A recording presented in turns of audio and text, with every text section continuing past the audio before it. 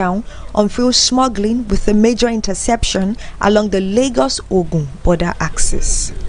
Speaking at a press briefing held on Friday at the Customs Training College, Ikeja, Assistant Controller General Hussein Kehinde Ejibunu, who is also the National Coordinator of Operation Wildwind, disclosed the latest seizure on behalf of the Controller General of Customs, Bashir Adewale Adeniyi.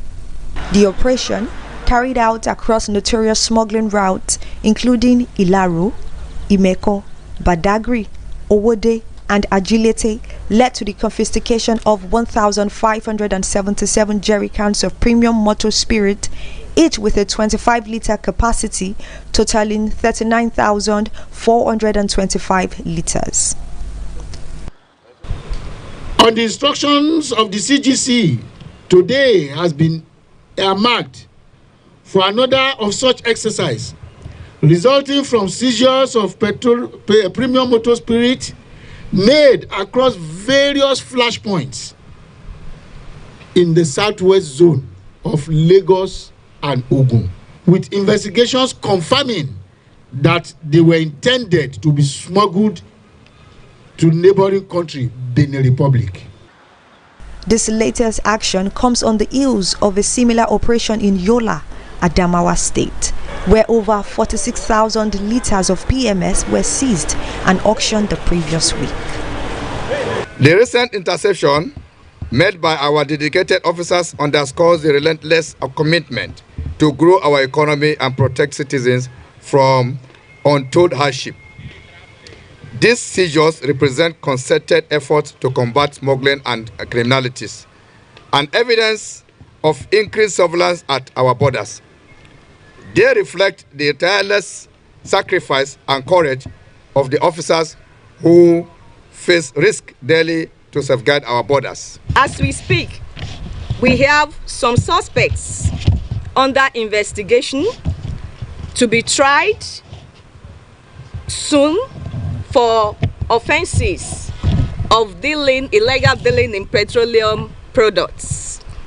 It offends the provisions of Section 1, Sub 17 of the Miscellaneous Act, and it attracts life imprisonment, and also sanctions of fines and forfeiture of the means of conveyance. In line with directives from the Controller General, the seized petrol will be auctioned immediately after the press briefing to Nigerian citizens at a subsidized rate of 10,000 per 25-liter jerrycan. The Customs Service emphasized that this initiative is part of the effort to make smuggled products available to the public at fair prices while discouraging illegal cross-border trade. Without you people's support, we cannot be achieving all these results that you see. Your contribution made the success. You always provide intelligence for us, among others, and they are credible intelligence. So we don't toy with it. We appreciate your support. It's important for us to sit, think deep, and give intelligence, immediate intelligence to security agencies.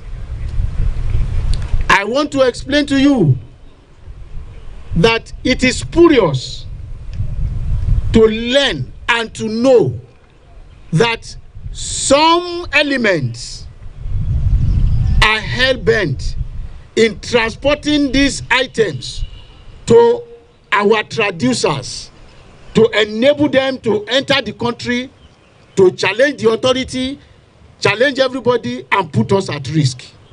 The Customs Service credited the success of Operation Wildwind to the dedication and resilience of its operatives, supported by strategic collaboration with agencies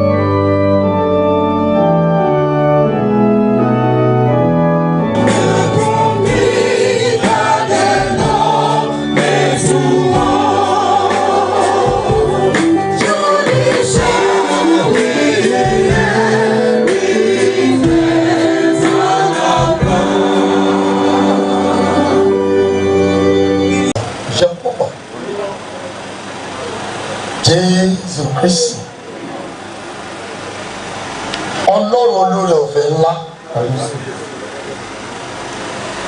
ó ní bí a wà láyé tìrẹ làwa ń ṣe, ó ní bí a bá dẹ̀ kú tí a sùn tìrẹ làwa ń ṣe. Àwa ń bẹ̀ ọ́ nínú àánú yín.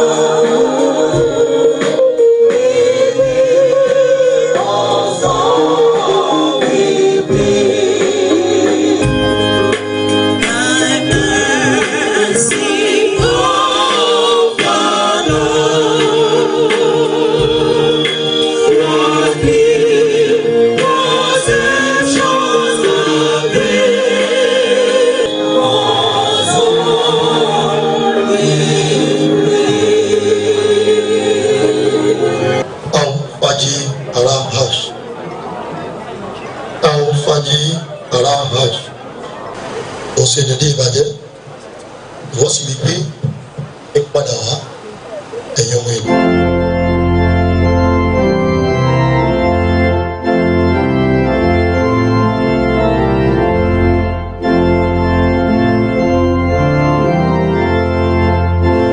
Ẹni pé a kì í pẹ́ kúrò a sì kúrò lọ. Ọ̀nà ọmọ agbára ìbínú rẹ gẹ́gẹ́ bí ẹ̀rù rẹ bẹ́ẹ̀ ni ìbínú rẹ̀. Bẹ̀rẹ̀ kí ọkọ̀ kọ́ wa láti máa ka iye ọjọ́ wa kí àwa pẹ̀lú máa fi ọkàn wa sí ọgbọ́n padà. Olúwa yóò ti pẹ́ tó yóò ọkùnrin padà nítorí àwọn ọmọ ọ̀dọ́ rẹ̀. Àwọn lọ sínú àdúrà ìlú mẹ́ta. Ẹni ìkíní táwọn rí àwọn supreme evangelist wa Israel Kẹ́hìndé tó kó sí. Àárín àwọn ọmọdé àti ẹ̀sìn wa Torres ní FBIC láti gbàdúrà fún gbogbo ìdí tó bá ga sàkánì lẹ́yìn papòdà wọn.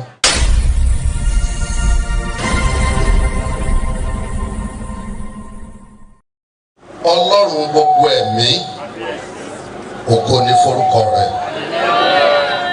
Ìjà àpéjọpọ̀ níwájú rẹ lónìí. A béèrè fún àánú látorí ìtẹ́ rẹ. Olúwa jẹ́ kán rí àánú gbà. Àwa képe Olúwa ọ̀run. Gbogbo ẹbí ará ìdílé pátá di ọwọ́ rẹ̀. Àánú rẹ má jẹ́ ó ká lórí ẹnìkan kan wa. Nítorí pé a ṣe yìí lónìí, ilé kankan má jà rí dààmú. Ìmọ́lẹ̀ rẹ kó jọba, ògo rẹ kó máa sìn wá lọ.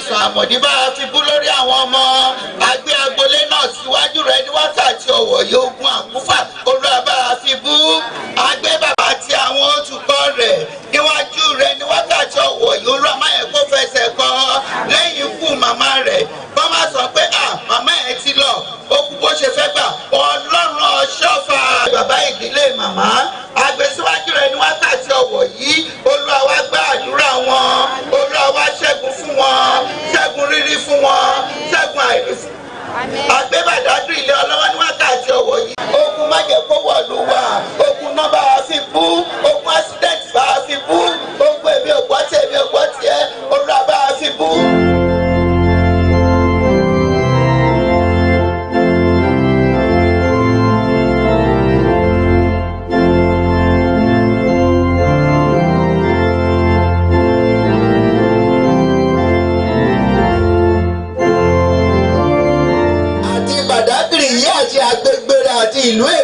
àti agbègbè rẹ̀. Ìrọ̀lẹ́ Ọlọ́run àti ìlú wa Nàìjíríà yìí àti agbègbè rẹ̀. Ní jẹ́ chairman fún wa ní Màdánìrí, Olúwa Ọlọ́run ààbò tó bàbá fi ààbò rẹ̀ bò ó. Nítorí ẹ̀ ní gbogbo èèyàn péjọ, a rí àwọn lọ́balọ́ba, àwọn olùṣọ́ àgùntàn, àwọn káàní, àlùfáà ńláńlá, àwọn ìjòyè ńláńlá.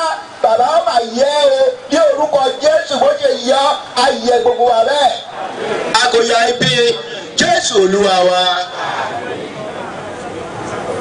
Ẹ jẹ́ ká dìde dúró ẹ má bínú ẹjọ́ standing ovation ní service rẹ̀ nígbà tá a máa kọrin ẹ̀kọ́ ìka tó jókòó ṣíṣe ìdún pọ̀ mímọ́ ní Jésù Kristi gbàdúrà olórí wà ní page 4.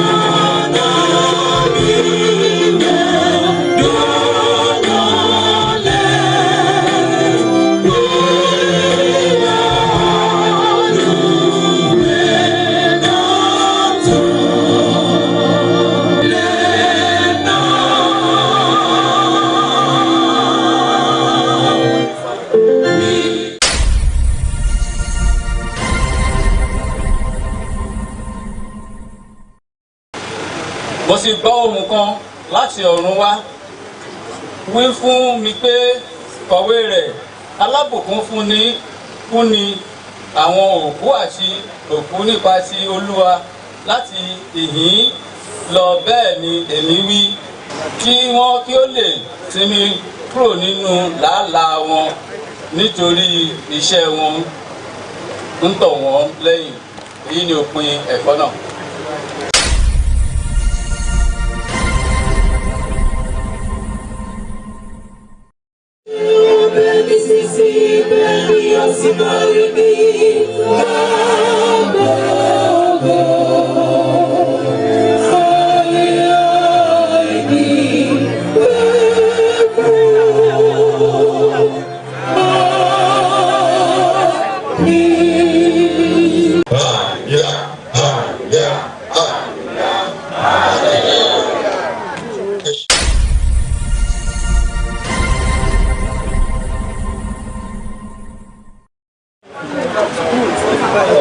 Lọ sí ibi tí wọ́n máa sùn sí. Bá a bá ti ṣe gbogbo ohun tí ẹ ká ṣe fún wọn gẹ́gẹ́ bí ìlànà wa. Lẹ́yìn àwa rẹ̀ sí ká ọjọ́ mẹ́ta òun ni àjíǹde wọn. A máa wà bí láti ṣe ẹ̀sìn àánú láti bì fún àwọn òfin àánú lẹ́yìn àjíǹde. Ọjọ́ keje àwọn wà bí ó bá ti lọ́jọ́ mẹ́jọ a ṣàkóso àkókò fún ní ìjọ ibi tí bàbá ti sìn. Àwọn nínú ìjọ ti sísìn wákàtí ìkórè harvest hour parish ní àdára àpètù. Tó bá dẹ̀ ti di amákàánìṣó títí dé ogójì ọjọ́ àmì ti tà lọ. Ó ti wà ní kíkà lọ. So ó wà lẹ́yìn rẹ̀.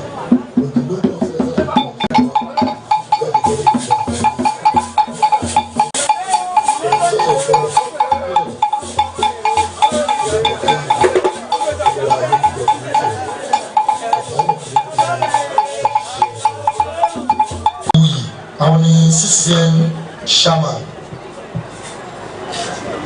Hallelujah.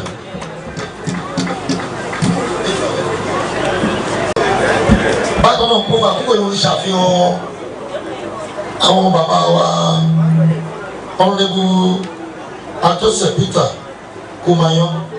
Mo ṣàfihàn Honorable Engineer Setonji David on in deputyship with the Lagos State House of Assembly.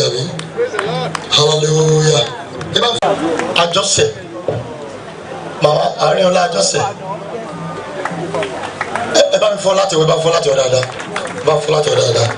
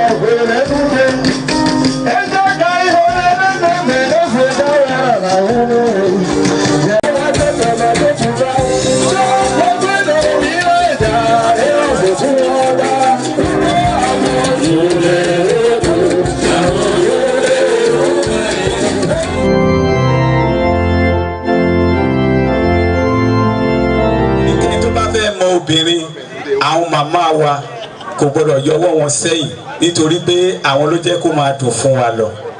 Àwọn ni wọ́n dúró ti àwọn aláṣẹ wa nítorí náà lẹ́ẹ̀kan sí wa a kí yín púpọ̀. Badagry local government, Ọlọ́rundá local government, Badagry West a kí yín púpọ̀. Lónìí a ò bá wọn kọ́ wa mo kí gbogbo ẹ̀yin aláṣẹ. Ẹgbẹ́ mo sì kí ẹ̀yin tí ẹ̀ ń bọ̀ lẹ́yìn wa.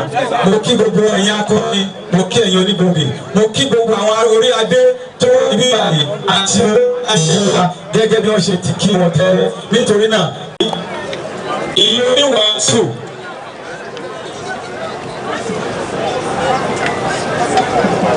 ìwé oníwàásù orí kejì ẹsẹ̀ ìkejì.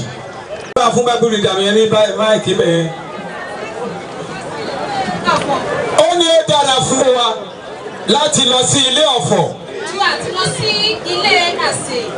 Ju àti lára wípé ní ọjọ́ kan a ó sọ fún wa Job 7:7 ó ní pé ha rántí pé afẹ́fẹ́ ni ẹ̀mí mi yóò sì fò jáde. Afẹ́fẹ́ ti màmá ti fò jáde ní ìṣẹ́jú kan Job 7:7 wípé a ó máa pa á mọ́ ní ọkàn wa wípé ọjọ́ kan ń bọ̀ bí a ṣe wá síbí báyìí ó rán wa létí ọjọ́ tí afẹ́fẹ́ tiwa náà yóò jáde gẹ́gẹ́ bí ìwé Job. Rántí pé afẹ́fẹ́ ni ẹ̀mí mi. Èmi àti ire tí a wà níbí báyìí ẹ jẹ́ ká rántí wípé afẹ́fẹ́ ni ẹ̀mí wa. Ojú mi kì yóò padà rí rere mọ́. Ojú màmá náà ni èmi àti ire. Kí ni a fẹ́ fi sílẹ̀? Tí a bá wo ẹ̀kọ́ kan ṣoṣo tí wọ́n kà fún wa ìwé ìfihàn yẹn ó sọ fún wa wípé mo sì rí. Mo sì rí áńgẹ́lì mìíràn fún ní agbede méjì ọ̀run. Áńgẹ́lì mìíràn wípé bẹ̀rù Ọlọ́run. Ẹ jẹ́ kí a bẹ̀rù Ọlọ́run àyèkáyè tí a bá wà. Olórí ìjọ ni ọ́ ni ohunkóhun ipò tó lọ́ bá gbé ọ sí fi ìbẹ̀rù Ọlọ́run sí ọkàn àyà rẹ. Fi ìbẹ̀rù Ọlọ́run sí ọkàn àyà rẹ. Ìwé Luke 16:19 arákùnrin kan wà ó wà ní ipò bí èmi àti rẹ ṣe wà ní ipò lónìí, ipò àlùfáà ìjọ, ipò olórí ìjọ, olórí ìlú, ohun gbogbo ní àyè tí wọ́n wà yìí. Ǹjẹ́ ọkùnrin ọlọ́rọ̀ kan wà tí ó ń wọ aṣọ ẹlẹ́ṣẹ̀ àlùkò. Ó wọ aṣọ ẹlẹ́ṣẹ̀ àlùkò. Gbogbo àwa ni ó yàn báyìí o. Gbogbo àwa tá a wà ní ipò ẹ̀kọ́ tiwa ni ó kà fún àyè. Àti aṣọ àlà dáradára. Àti aṣọ àlà dáradára. A sì máa jẹ dídùn dídùn. Ó máa ń jẹun tó wù. Agbára wà lọ́wọ́ rẹ, àyè wà lọ́wọ́ rẹ, ipò wà lọ́wọ́ rẹ. Alágbe kan sì wà tí a ń pè ní Lásárù. Alágbe kan wà.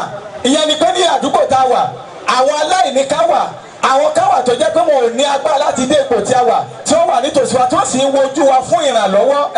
Wọ́n máa gbé wá kalẹ̀ lẹ́bàá ọ̀nà ilé rẹ̀. Wọ́n máa gbé wá kalẹ̀ ní ẹ̀gbẹ́ náà lẹ́wà tí a bá ní sìn àwọn sàmánú wa bí wọ́n ṣe wọlé ìsìn ọ̀pọ̀lọpọ̀ ènìyàn. Ṣùgbọ́n ní ìsinsìnyí aláàrọ̀ òun alábọ̀ wa rọ ìwọ tó wà ní ìlera lónìí, alábọ̀ wa rọ ìdí tó wà ní ìlera lónìí. Òun sì dúró àti pẹ̀lú èyí. Àwọn tó ń fẹ́ má bàa rí kọjá lọ sí ọ̀dọ̀ yìí. Tàbí kẹ́mẹ́ tí òun tọ̀ wọ́n wá. Ó wí pé ìjẹ́ rán lọ sílé bàbá mi. Mo ní arákùnrin márùn-ún kí ó lè lò fún wọn. Kí wọ́n má bàa ó ti tó. Ṣùgbọ́n sọ fún mi. Ìrántí wọn yìí. Joseph ìdílé yín dà. Gbogbo àwọn àlùfáà gbogbo ẹnìkọ̀ọ̀kan tó wà níbàyí ló ní Joseph kọ̀ọ̀kan o. Joseph kọ̀ọ̀kan yìí ó máa kọjá ní ìdààmú púpọ̀ nínú ẹbí. Ìwé Genesis 50 yín dà láti ẹsẹ̀ kẹẹ̀ẹ́dógún. Ìwọ Joseph ìdílé yìí ibi tó ti ka ẹni àtirẹ́ ni wípé wò ó kí ló ti kọjá nítorí nǹkan tá a ti ṣe fún, ìkà tá a ti ṣe fún, ààyè tá a ti ṣe, ìnira tá a ti fún, bóyá máa kórìíra wa. Sọ gbogbo ibi tí a ti ṣe fún. Yóò sì wá gbẹ̀san gbogbo ibi tí a ti ṣe fún. Deborah sì pẹ́ ń pẹ́. A dúpẹ́ lọ́dọ̀ ẹ̀yin bàbá wa nínú Olúwa. Ẹ ṣé púpọ̀ fún àyè tẹ́ fi sílẹ̀ látàná láti wá bá wa ṣayẹyẹ fún màmá wa. Mo tún dúpẹ́ lọ́dọ̀ àwọn tó wá láti ìjọ tèmi náà àti bishop diocese of Badagry Methodist mo kí yín dádì ẹ pẹ́ fún wa sà ẹ ṣé púpọ̀ púpọ̀ ẹ wáyè láti inú kò sáyè ẹ ṣé mo dúpẹ́ ẹ pẹ́ fún wa o pé àwọn tó wá ṣàṣojú bishop tèmi náà ń bí ẹ ṣé o mo dúpẹ́ o mo kí gbogbo àwọn chairman tí wọ́n wá chairman Ajérọ̀mí tó jẹ́ akọ̀wé gbogbo àwa chairman ní West 2 ẹ ṣé púpọ̀ mo dúpẹ́ chairman Ọlọ́rundá ẹ ṣé o mo chairman West náà àwọn náà wọ́n á ti súnmọ́ bí ẹ̀yin àtàwọn ìyàwó wa mo kí yín o ẹ ṣé púpọ̀ mo kí àwọn ẹbí màmá wa láti Tòsàríkọ́ láti Gbọ̀jẹ̀ láti sí Ọ̀yọ́mẹ̀ gbogbo yín pátápátá ni mo kí ẹ ṣé púpọ̀ mo kí ẹ̀yin kábíyèsí wa àwẹ̀ nǹkan àwọn ẹbí ọ̀hún mo mọ̀ ọ́ lóore o ẹ ṣé o gbogbo àwọn onífìlà funfun gbogbo baálẹ̀ gbogbo ìyàwó kábíyèsí gbogbo yín mo kí o a mọ̀ ọ́ lóore o a kí gbogbo àwọn lọ́gàálọ́gàá nínú òṣèlú a kí yín o ọ̀gá wa Joseph Bangbose a kí yín sà honorable wa a kí yín o leader wa ẹ ṣé o ẹ kú dìde o mo kí honorable Onílùdé tí wọ́n jẹ́ alága tó dìde fẹ́mi pé kí n jókòó ẹ ṣé sà mo kí màmá Sànní Akínsànyà Jọ́sẹ̀ màmá ẹ tún wáyè láti wá ẹ ṣé mo mọ̀ lóore o àti ìyàwó wọn ti wà nígbà látàná láti Ìfàkọ̀jayé Honorable Owólabí Emisha ẹ ṣé mo dúpẹ́ sà thank you very much. Bàbá Ògúnbí náà wà ń bí àtàná làwọn náà ti wà ń bí àwọn ní nọ́mbà 1 wa ní gbogbo Badagry ní pátì bàbá ẹ ṣé ẹ pẹ́ fún Honorable Sẹ́júrò ẹ ṣé ní pàtàkì mo kí ẹ̀gbọ́n mi Honorable Sẹ́tọ̀njí David àwọn ni member House of Assembly Badagry Federal Constituency 2 Deputy Chief Whip ẹ ṣé sá mo dúpẹ́ sá. Mo ti kí àwọn sí Ọ̀yọ́mẹ̀ ọmọ pé dáàdì mi nìyẹn màmá mi ni ẹni tó ní kí n tún kí yẹn because àwọn ni wọ́n jẹ́ ìyá kan náà pẹ̀lú màmá so àwọn náà wà nípò màmá fún wáǹsì ẹ ṣé sà àti mọ́mí wa ẹ ṣé àti gbogbo àwọn sisters wọn tó wà ní ẹ ṣé àtàwọn brothers wọn akínyìn o akí olórí ẹbí tiwa náà wọ́n wà ń bì pásítọ̀ Ngẹ̀fù àtìyàwó wọn wà ń bì ẹ ṣeun sà àdúpẹ́ sà mo kí gbogbo àwọn èèyàn wa ní agboolé tiwa náà Òsèǹfìè mo kí gbogbo yín o ẹ ṣé ẹ kú àdúrótì o ẹ̀yin kwaya mo kí yín o ẹ̀yin oníbodè mo kí yín o ẹ ṣé púpọ̀ o mo kí gbogbo wa ok undertaker mo kí yín o àwọn tó ṣe vote mo kí yín o mo fi CM city council engineer gbogbo wọn àti gbogbo ẹṣọdì pátápátá gbogbo wọn náà wà ń bí látànà ẹ ṣé mo dúpẹ́ o wọn tún ní team Húnpẹ́ mo kí yín team whatever mo kí councillors gbogbo wọn náà wà ń bí látànà mo kí yín o alága pọ̀pọ̀ mi náà wà ń bí vice chairman mo kí yín o chief of staff mo kí gbogbo everybody mo kí o ìjọ Ọlọ́run mo kí yín o ní pàtàkì mo kí ìjọ Ọlọ́run torí pé màmá fúnra wọn kí wọ́n tó kú ni wọ́n ti lọ sílẹ̀ pé kúṣìkà ló máa ṣe ẹ̀yẹ ìkẹyìn fáwọn o pé ọ̀dọ̀ kúṣìkà nìkan lọ so adúpẹ́ lọ́dọ̀ náà ẹ ṣé púpọ̀ adúpẹ́ ẹ ṣé. yàtọ̀ sí àwọn ẹbí nìkan ló máa tẹ̀lé wa lọ síbẹ̀ àti ìjọ àwọn atafẹ́ ṣiṣẹ́ nínú ìjọ àwọn ọmọ ológun gangan nìkan ló máa tẹ̀lé wa.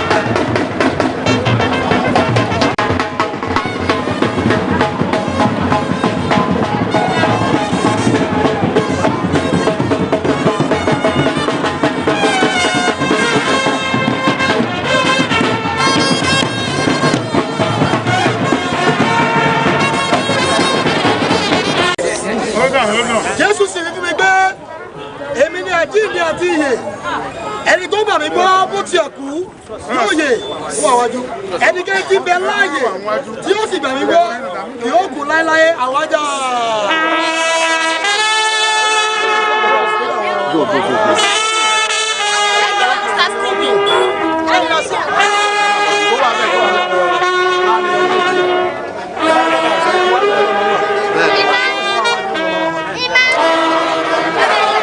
That's it. Where is she? Oh, you're cold. That's far.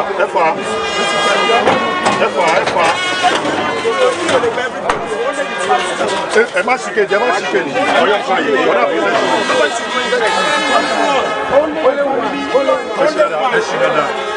Please, don't let it come.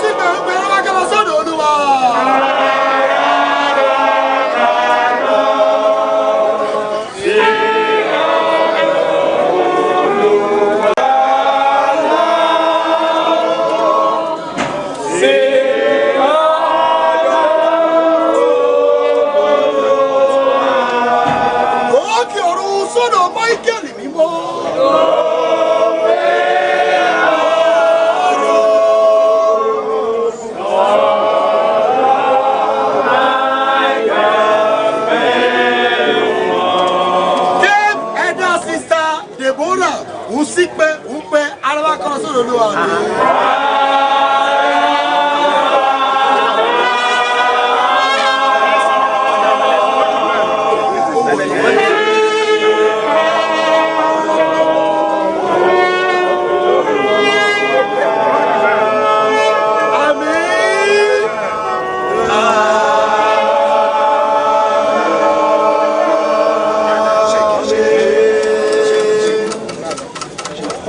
Mímọ́ Jésù Kristi mímọ́ Michael mímọ́ Ọlọ́run ọba aláàánú jùlọ a dúpẹ́ fún rẹ̀ lórí wa bí a pàtàkì fún àtó mú màmá wa sílé ìkẹyìn ó dẹ̀ ń sọ tí a ti mọ ọjọ́ rẹ̀ pé ìjọ mọ́ kùtù wá tí wọ́n ti ṣe ìbọmi ni kó sin ọ̀wọ́n èyí tí amúlé náà ṣe lónìí yìí pẹ̀lú tí sọmọ rẹ̀ àti ẹbí ará àti ọ̀rẹ́ ti Ọlọ́run agbésílẹ̀ kẹ̀yìnà wákàtí Ọlọ́run aláàánú wájú kó dára ẹ̀yin náà máa kó bàjẹ́ ẹgbẹ́ àdúrà wa ẹlẹ́dàá àsìkò tó lọ ilé náà kó bẹ̀ sí rójú ọ̀nà náà kó bẹ̀ sí ráyè ọmọ náà tó fi sílẹ̀ gẹ́gẹ́ bí àpẹẹrẹ ọjọ́ òní nílùú Badagry tó jẹ́ ẹni àkọ́kọ́ ní Badagry náà jẹ́ kó mọ̀ ṣe Ọlọ́run àsìkò ẹ̀jẹ̀ kó dára fún wa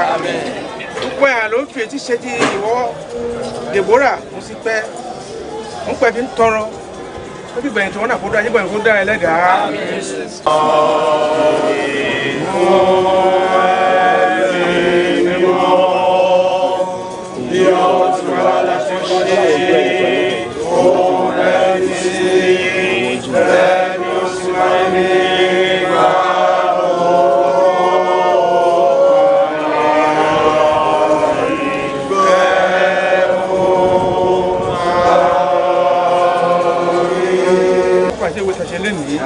Olùdarí láti wọn síbi òkú bíbí láàṣẹ lọ òun lè fi rí wàtá fún wa ní dúró tó kú ẹkú tètè ránṣẹ́ ẹ̀kọ́ àwọn náà ń bẹ̀rù gbàdúrà pé tí wọn náà kó dára ni nípa ìbẹ̀rù wọn yóò dára wọn ní ẹ̀yọ̀ máa dára fún wa ṣe ọmọ wọn náà tó ṣe olórí àkọ́kọ́ ní ẹ̀ka gbogbo Badagry wákàtí ọdún yìí náà tó máa wà Ọlọ́run máa wà pẹ̀lú ẹlẹ́dàá jẹ́ kó ṣe dáadáa Olúọ̀run ọbẹ̀ kọ́ mọ̀ ọ́ ṣe àwọn ẹbí ara àtọ̀rọ̀ wà pẹ̀lú wọn ẹlẹ́dàá ìjọ Ọlọ́run yẹ fi wá sílẹ̀ ẹgbẹ́ akọ́lá yẹ fi wá sílẹ̀ ẹ̀ṣẹ́ ìjọ ọ̀run wò wá ọdún náà ló bá kó di wa mẹ́rù ẹ̀kọ́ alá.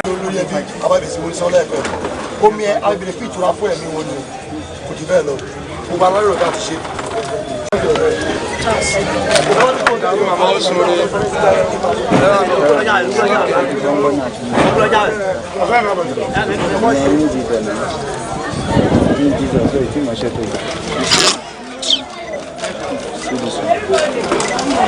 I say you just start. Push it down.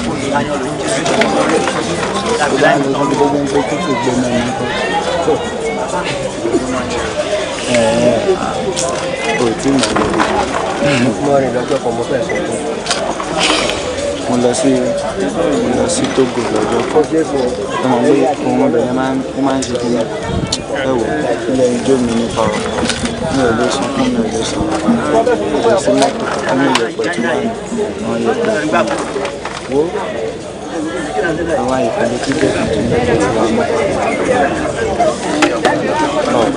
obìnrin náà ní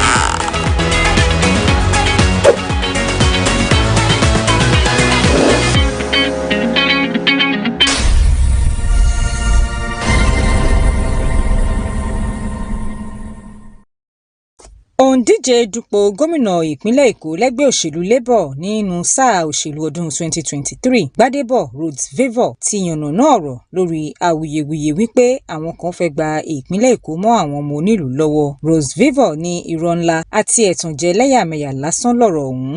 Ọ̀dọ́mọdé olóṣèlú náà tó jẹ́ ọmọ bíbí erékùṣù Èkó ìyẹn Lagos Island ló ṣe àfọ̀mọ́ ọ̀rọ̀ náà lórí ètò ìfọ̀rọ̀wérọ̀ kan tó ṣe pẹ̀lú àwọn oníròyìn lẹ́kọ̀ọ́. Rhodes-Vivour táwọn èèyàn tún mọ̀ sí GRV ṣe àlàyé wípé àwọn olóṣèlú oníjẹkújẹ tí wọ́n ń jẹ nídìí màdàrú ẹlẹ́yàmẹ̀yà àwọn aráàlú ló wà nídìí ọ̀rọ̀ náà. Rhodes-Vivour ṣe àpẹẹrẹ wípé tó bá jẹ́ lóòótọ́ ni àwọn kan fẹ́ gba ìlú Èkó mọ́ àwọn ọmọ onílùú lọ́wọ́, ó yẹ kí a rí àrídájú ṣáká nígbà tí àwọn tí kìí ṣe ọmọ Yorùbá jẹ́ gómìnà ìpínlẹ̀ náà. Ó ní lásìkò tí kọmọdọ̀ Ndòbísí Kánù àti kọmọdọ̀ Èbítù Ukiwe jẹ́ gómìnà ìpínlẹ̀ Èkó, kò sí ìgbà kankan tí wọ́n gbìyànjú láti gba ilẹ̀ onílẹ̀ lọ́wọ́ wọn. Bó tilẹ̀ jẹ́ wípé ọmọ bíbí ìran Ìgbò ni àwọn gómìnà Èkó yìí jẹ́, wọn ò fi ipá sọ ilẹ̀ onílẹ̀ di tiwọn. Ó fi kún ọ̀rọ̀ rẹ̀, ó ní àwọn tó ń pariwo wípé àwọn kan fẹ́ gba ìlú mọ́ onílùú lọ́wọ́ gan ni wọ́n sọ dúkìá ìjọba àti ilẹ̀ aráàlú di ti ara wọn nìkan nípínlẹ̀ Èkó. Ó ní ẹ̀tànjẹ lásán ni ẹ̀sùn wípé àwọn kan fẹ́ gba ilẹ̀ onílẹ̀. But when they say Lagos for Lagos, tí wọ́n máa ń sọ wípé kípínlẹ̀ Èkó ṣiṣẹ́ fáwọn ọmọ Èkó, ìyẹn Lagos for Lagos, gbogbo ara ni mo fi mọ́ wọn. Gómìnà méjì ló ti jẹ nípínlẹ̀ Èkó yìí rí tí wọ́n sì jẹ́ ọmọ bíbí ìran Ìgbò, bó tilẹ̀ jẹ́ wípé ológun ni wọ́n. Bẹ́ẹ̀ àwọn kan sọ wípé ìran Ìgbò fẹ́ gba ìpínlẹ̀ Èkó mọ́ wọn lọ́wọ́. Ṣé àwọn gómìnà yìí ni wọ́n fi ìwà àjẹbánu sọ dúkìá ìjọba di tara wọn nìkan? Ṣé àwọn ni wọ́n gba ilé ìjọba tó wà ní Bodilon tí wọ́n sì sọ ọ́ di ti ara wọn nìkan? Àbí ilé igbákejì gómìnà tó wà ní Queen's Drive tẹ́nìkan ti sọ di ti ara rẹ̀ la fẹ́ wí ni? Ẹ tiẹ̀ lọ sí àwọn agbègbè bíi Badagry, Ẹ̀pẹ́, Ìkòròdú àti bẹ́ẹ̀ bẹ́ẹ̀ lọ. Ẹ lọ béèrè lọ́wọ́ àwọn ọmọ onílùú wípé ta ló ń fi ipá gba ilẹ̀ wọn. Ẹ jẹ́ kí n fún yín lápẹẹrẹ kan. Ní Ìbẹ̀jú Lẹ́kì lágbègbè Amen Estate, ẹ lọ béèrè lọ́wọ́ àwọn ọmọ onílùú, wọ́n á sọ fún yín wípé ìyàwó ààrẹ ló gba ilẹ̀ náà láti fi ṣe New Era Foundation tiẹ̀. Wọ́n kàn lọ síbẹ̀ lọ́jọ́ kan, wọ́n sì ní àwọn fẹ́ gba ilẹ̀ náà pẹ̀lú ìlérí wípé àwọn yóò sanwó tàbọ̀àtàbọ̀à fún àwọn ọmọ onílùú.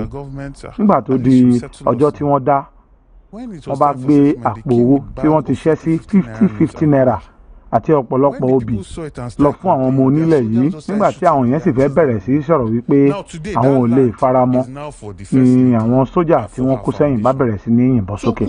Ilẹ̀ tí à ń wí yìí ti di ti ìyàwó ààrẹ tó wà lórí àlééfà lọ́wọ́lọ́wọ́ yìí. Tàwa ni ajagunbalẹ̀ báyìí. Ṣé àwọn tí kìí ṣe Yorùbá ló sọ ilé Bodilon tó jẹ́ tìjọba ìpínlẹ̀ Èkó di tara wọn? Ẹ lọ wo gbogbo àwọn dúkìá ìjọba ìpínlẹ̀ Èkó lẹ́yìn tí wọ́n ti gbé olú-ìlú Nàìjíríà kúrò l'Ékòó. Ẹ lọ wo àwọn tí wọ́n ti sọ àwọn dúkìá náà di tiwọn.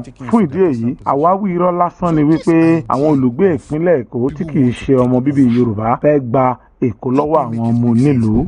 Ṣebí ọmọ Ìgbò kan ti gbé àpótí ìdìbò gómìnà ìpínlẹ̀ Èkó rí lábẹ́ àsíá ẹgbẹ́ òṣèlú APGA táwọn èèyàn gbàgbọ́ wípé ẹgbẹ́ òṣèlú àwọn Ìgbò ní ẹgbẹ́ náà. Ẹ lọ wo iye àwọn ọmọ Ìgbò tó dìbò fún un. Agbára káká ló fi rí ẹgbẹ̀ta ìbò ṣàjọ nínú ìdìbò náà. Àwọn ọmọ Ìgbò pàápàá ò dìbò fún ọ̀gbẹ́ni náà. Adíje dupò PDP ni wọ́n dìbò fún, léyìí tó jẹ́ ọmọ bíbí ìpínlẹ̀ Èkó. Ṣé tó bá jẹ́ lóòótọ́ ni wọ́n fẹ́ gba ìpínlẹ̀ Èkó mọ́ wọn lọ́wọ́?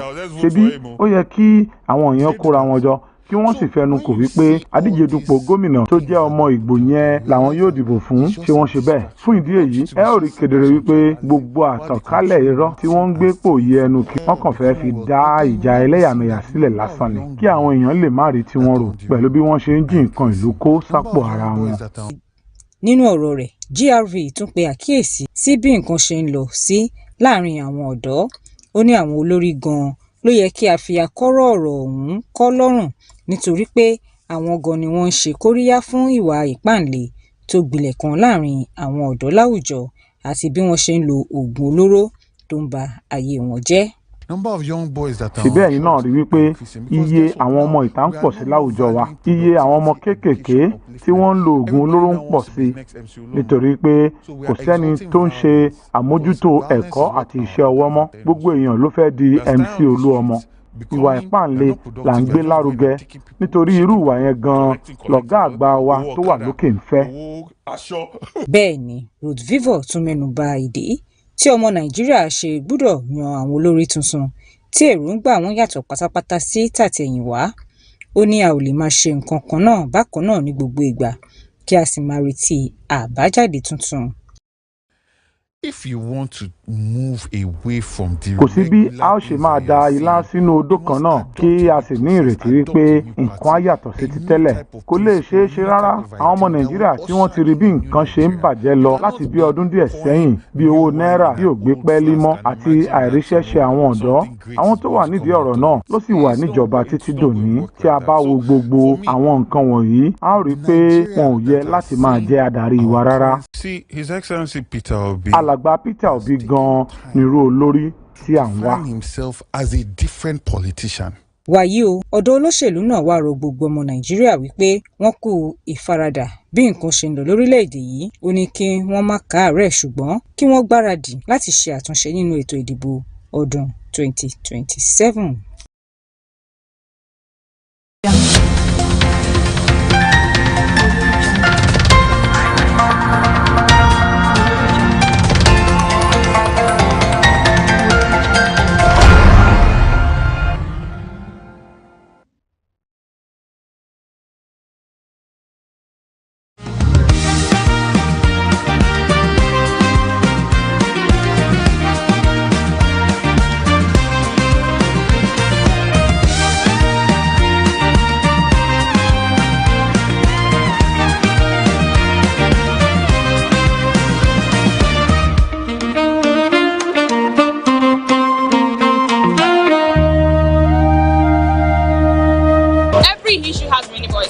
Before the experts debate them, before the politicians defend them, we hear it directly from the people.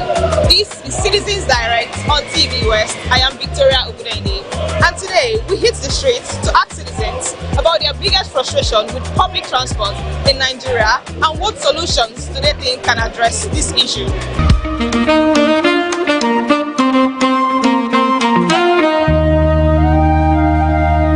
The daily commute is a routine millions understand, but it doesn't always come easy. With transportation, it's a different story every day. Today on Citizens Direct, we hit the streets to ask citizens about their biggest frustrations with public transportation and what solutions do they think can address this issue. Let's go.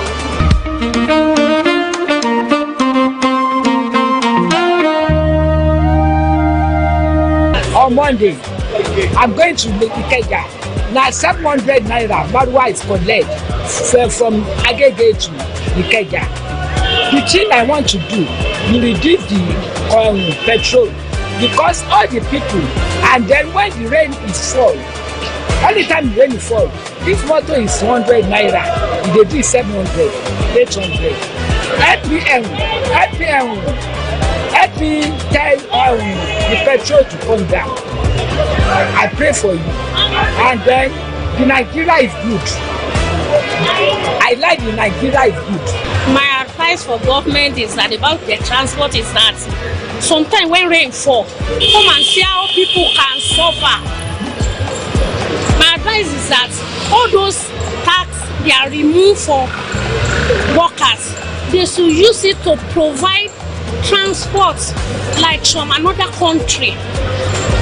They provide enough BRT, enough korope, enough motor for streets, for road, so people cannot suffer about the transport. Like when rain fall, people can suffer.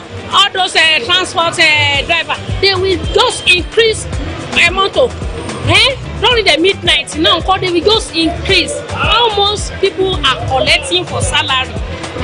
They are so far the transport money it always collects our salary and it's too much.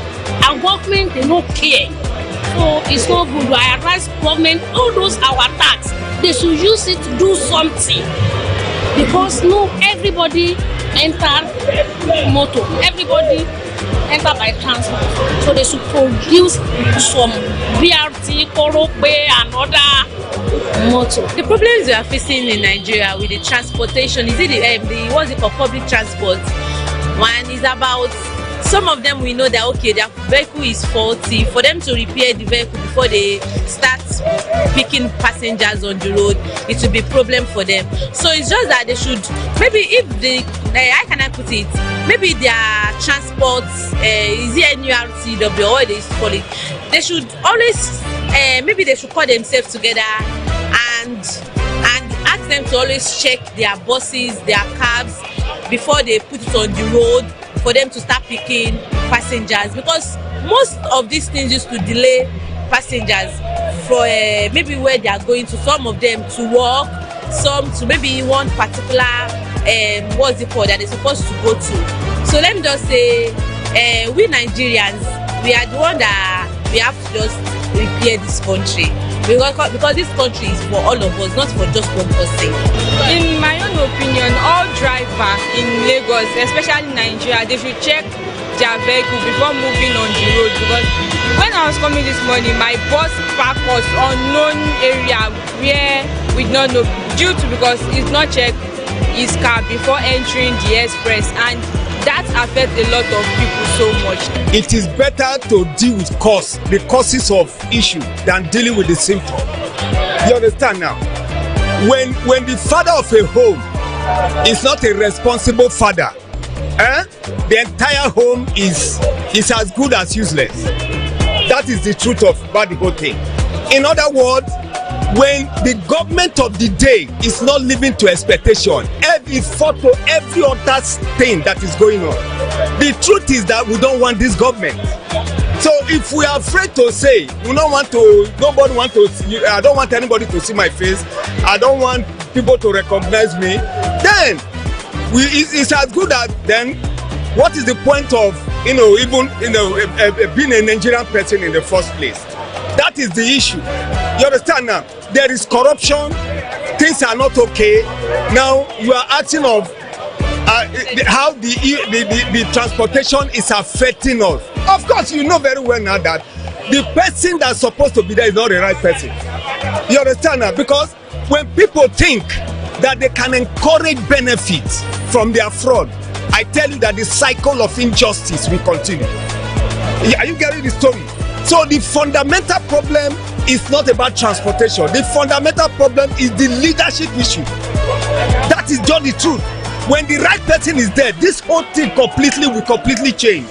You will see it now. There will be somebody that will be on that throne now for the next 3 months or so. You will begin to feel the impact. That dividend of democracy, you begin to see the good thing, the reason why we go out to vote, you begin to see it. But when you have the wrong person on the throne, definitely the people there will groan. The Bible said in the book of Proverbs that when a bad king is on the throne, he said the people groan. And that is the truth. So it is not about transport issue. It is not about whatever. The issue is that it is a leadership system and leadership problem. And when that is done, that is treated and handled, every other thing will fall in place. I think it's a system problem. I think it's not a system problem. It's a system that was designed for it to function that way, and it is doing what it was made to do, right? So plus because the dependency of petroleum, the rate at which we adapt to developments and improved technologies to make things better is really slow. We are getting what we've actually, the system we designed basically, and a lot of us are not really aware of the system. That's why we have people in the seats of power drawing these whole things out, mapping it out to their favor. It is directed towards a select few and not the masses. Those few are the primary beneficiaries of these things. The masses are basically the sources of income, basically. So I think the whole thing is with the system. The system needs a revamp. I also speak to people that are exposed to innovations, and there are ways we could actually put all of these things. It doesn't have to be a government thing. We could work on better ways. There are options of electronic vehicles. We work it would improve the power system, because some of these things need to be powered, right? But however, there are people making up of the lack of power. So the chain is long. So it's not just the transport. The transport is just a ripple effect of something that is way beyond our country.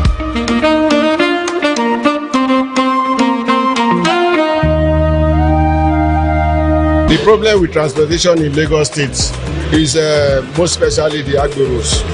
When they see crowd on the bus stop, they are the one dictating the fare. They will tell the passenger that, they will tell the driver that this is the amount, you should increase it suddenly because of the crowd. So I think there should be a regulation between the agboros and the government. They are just increasing the fare uncontrollably. There should be a control between the driver and the government. The bus driver has nothing to do with it. When it comes to public transport, especially in Lagos State, is the ways and manners they are doing it here. There, you can somebody from here to Okpa, they will call in 500, 400, and in the morning, just if price are varies. You ask them, they say because Agberos is collecting money from there. Agbero is one that is fixing price. What I'm seeing there is that people that are now walking, they don't own vehicle, they are the one fixing price on how people that own vehicle will be carrying people just sit on one side and be eating money. The other one that are walking, they will be collecting money from there. At the end of the way, you look at what those drivers are doing is the money they pay, buy fuel and pay Agbero. At the end of the day, if you're flying the life of the average Nigerians, they will start paying at just price, paying to a fare that is supposed to be not more than 200 naira. They will be paying 500, 400 naira. That's one of the things I explained for public transport in Lagos State here. Because Agbero is one of the major problems here. Because the way the Amanas, they are collecting money from those motorists, and they are now putting the life of the unpaid Nigerian in this country, they are now adding into it. I think it's what government needs to do is totally scratch these people, allow the system to flow naturally, so that those people that are actually working, those drivers, the money they are working, they can take it home, so that somebody cannot just be working. One people will sit down, one beer parlor, one bet Nigeria place, and be eating the money and be eating the money just like that. That's one of the challenges we face in this country. That some people are working, some people are just eating the money. If they can strike this national unit, I believe this transition will be okay in Lagos State. One of the experience I had with public transport is all this Agboro. These people collecting money, calling themselves tax force. So there was a time there was a heavy downfall. So due to people rushing and people finding means of going home, so those Agboros started increasing the fee. Not even from the driver, but them particular started increasing the fee. So that day was very annoying and so. So my solution or advice I would give is that government should find a way to even remove them totally from the road. Totally. If it is possible for commercial vehicle to go and buy their tickets, book it online or pay it online, they should find a way doing that. Not them staying on the road, causing more hiking or making people to be more discomfort. Because to me they bring discomfort to people. They are just there collecting money, unnecessary money. So that's my own solution. And it's roads. You know, when the roads are not okay, you understand, they tend to put the burden on the people that enter their buses. You know, because of maintaining the vehicle, they will now put everything on us. Just for example, where I'm coming from, around somewhere in Ojo, in my estate, somewhere we used to take back like 500 naira, but because it's rainy season and the road is not okay, everywhere is flooded. So from 500 naira, the thing went up to 1,500, 2,000 naira. So all those things, bad road also is a factor. I think if the government should, sit up, help us with good roads, accessible roads, I think it will go a very long way. And also in the aspect of fuel, I think if the government can do something about it, and bring down the cost of fuel in the country, I think it will also help. For bad roads, I think bad roads and good drainage system also, I think that's the major problem of bad roads in Lagos especially. My biggest problem when I have coming out is vehicle. Coming out in the morning, going to work in the morning, you'll be standing, sometimes you'll be standing, there is no vehicle on the road, and the situation find yourself entering inside the bus, and the bus you will see, it will be closer. Going from here to the island, they will tell you 3,000. That's more closer, and what I advise the government to do they should provide more vehicles for us so that to be able to carry both bus stop to bus stop, and also the increase of fuel, they should reduce it, because that's what causing the scarcity of vehicle on the road sometimes. And transportation fares on the high side now, and it's really frustrating because it's a thing to leave home with an amount of money, and getting to the park is another thing to meet another price, another addition, and you know, like it's frustrating, and you'll be pissed like you are with this particular money. Yesterday you enter this particular location for an amount of money, getting to the park the next day, and you are adding to that money again. And also for drivers, that they will know that their vehicles are in bad condition, and they will still go ahead with that kind of vehicle. All this, what I think government should do is that they should please help to decrease the price of fuel, because that's what both drivers are saying. Because any slight opportunity, they will just increase the transport fare. They will say that epo won, this, that. There's a fun ìjọba kí wọ́n dín owó epo kù. Share, understand? So government should please, they should reduce the price of the fuel so that the drivers too can be considerate with the transport fare. First and foremost, already we are all aware that the situation of this country is so precarious that first and foremost, we are aware that the situation generally is not favorable to anyone. And then secondly, this transportation issue is something that should go a long way to be supplemented by government in terms of making buses available at a fixed price and at affordable rates. I'm telling you, if that is done, it will go a long way to bring relief to both government and private workers. The people in the public transport, that is what frustrates me about them. Sometimes they usually do air pollution in the public transport, congestion, and mostly the government should find a way to solve it. I don't know how to solve it, but the government know better, and the government know how to do it.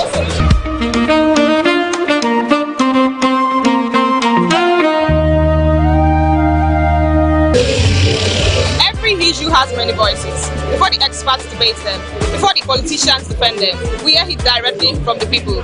This is Citizens Direct on TVWest. I am Victoria Ogudende, and today we hit the street to ask citizens if you had the opportunity to advise leaders on one thing about the economy, what would it be? I asked the driver why. You just inflate the money suddenly. Yesterday, I bought it 500 naira in the morning. When I came there today, they say it's 900 naira. How comes? What could have brought the sudden increment? He told me that once there is hold up on the road, they must surely inflate it. I say, why? You people are just doing whatever you like concerning the masses. Things are not done that way. What if I did not equip myself? Like maybe I budget the normal monies that I normally used to enter, and I get there, you inflate the money. How will I get to my destination? The driver was giving me unnecessary excuses that, okay, what if they get to the road and they meet hold up? That hold up is cause of their inflation. Things are not done that way. People are not that convenient. If the rain is falling, you will suffer a lot. Because the transport you enter 100 naira, they will have triple or quadruple it. Things are not done that way. They are inconvenient the masses. I think everyone can proud themselves that they can be going with their motto, and they will have known their certain budget. But we masses, we are suffering, and we are not convenient. Maybe, and the only person, people that can intervene to make it regular is government, because we cannot just tell them that they should do whatever that is not favor them. So those are the things those drivers are using to lie. So, and which we cannot do anything. we can only dance to their tone once we cannot afford to go anywhere than to enter the transport. Most especially in Lagos. You understand? The only thing I can say the challenges we are facing in Lagos is this unavailability of the proper parking system. You know, these garages of it. The volume of the transport, public transport vehicle in Lagos is far higher than the available parking places. I mean, the garages created by the government. That is one of the things that is giving us problem in, but it's always in Lagos. But I also dwell in Oyo State, in Ibadan, to be precise. You understand? Something similar to this is happening in Ibadan as well. You see where the public vehicle and the commercial commuter will be parking beside the road. They will be causing the kind of hold up or parking, and in the sense that it will disturb other road users from moving freely. That is one of those things that is creating problem in Nigeria public transport system. You understand? And going to that kind of Oyo State, we need government to invest more in public transport system. Like Lagos State, we have BRT, we are even having this train system in Lagos State, but in Oyo State, it's not like that. Everything in Oyo State is almost 80%, 90% on private public transport system. From Bega to Agege here right now, there's a bus you enter and they are telling you 500, 600 naira, and there's some other buses that you enter and they feel like 400 naira, and also all of that. So basically, what I think the government should do is, I think they should regulate it. Should have a fixed price. Have a fixed price for public transportation for a particular location, so that we'll not be having all these random. It's not. You don't have a particular fixed price for it. So should have a fixed price, because sometimes maybe we have fuel, the increase in fuel price, and some drivers may decide to take their price very high, while some may maybe also consider it. So I think fixing it in a very fixed price will help to curtail.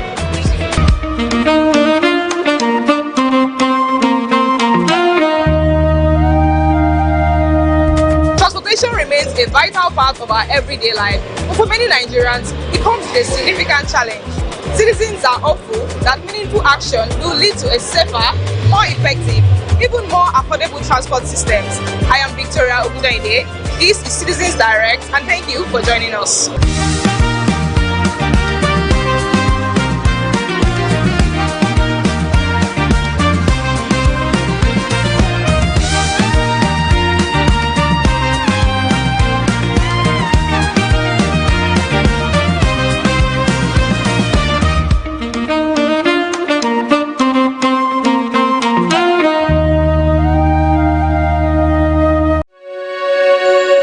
You are watching the test transmission of TVWest. Don't forget to follow and subscribe to our social media handle @TVWestNG across all social networks. Thanks for staying with us. TVWest. Reporting the West, inspiring progress.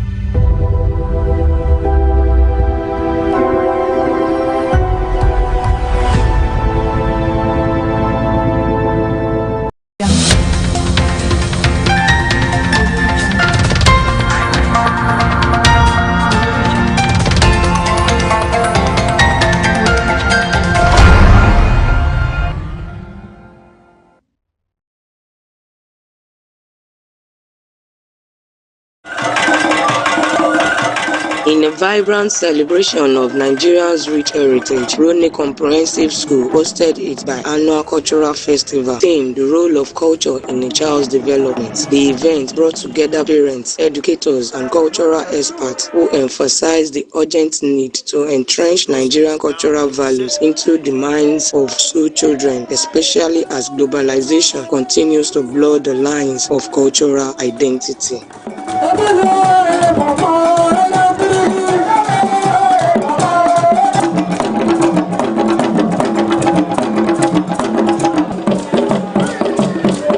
Speaking at the event, parents, cultural experts highlighted the importance of exposing children to indigenous traditions, noting that such practices foster a strong sense of identity, moral values, and belongings. They share the perspective that when children understand and embrace their heritage, they grow into well-rounded individuals who can confidently navigate the global stage without losing their roots. Parents echo these sentiments, calling on schools to integrate cultural education into the curriculum to prevent the erosion of Nigeria's rich heritage. The parents believe that children are the custodians of culture and that it's the responsibility of the parents to ensure the children understand and appreciate it.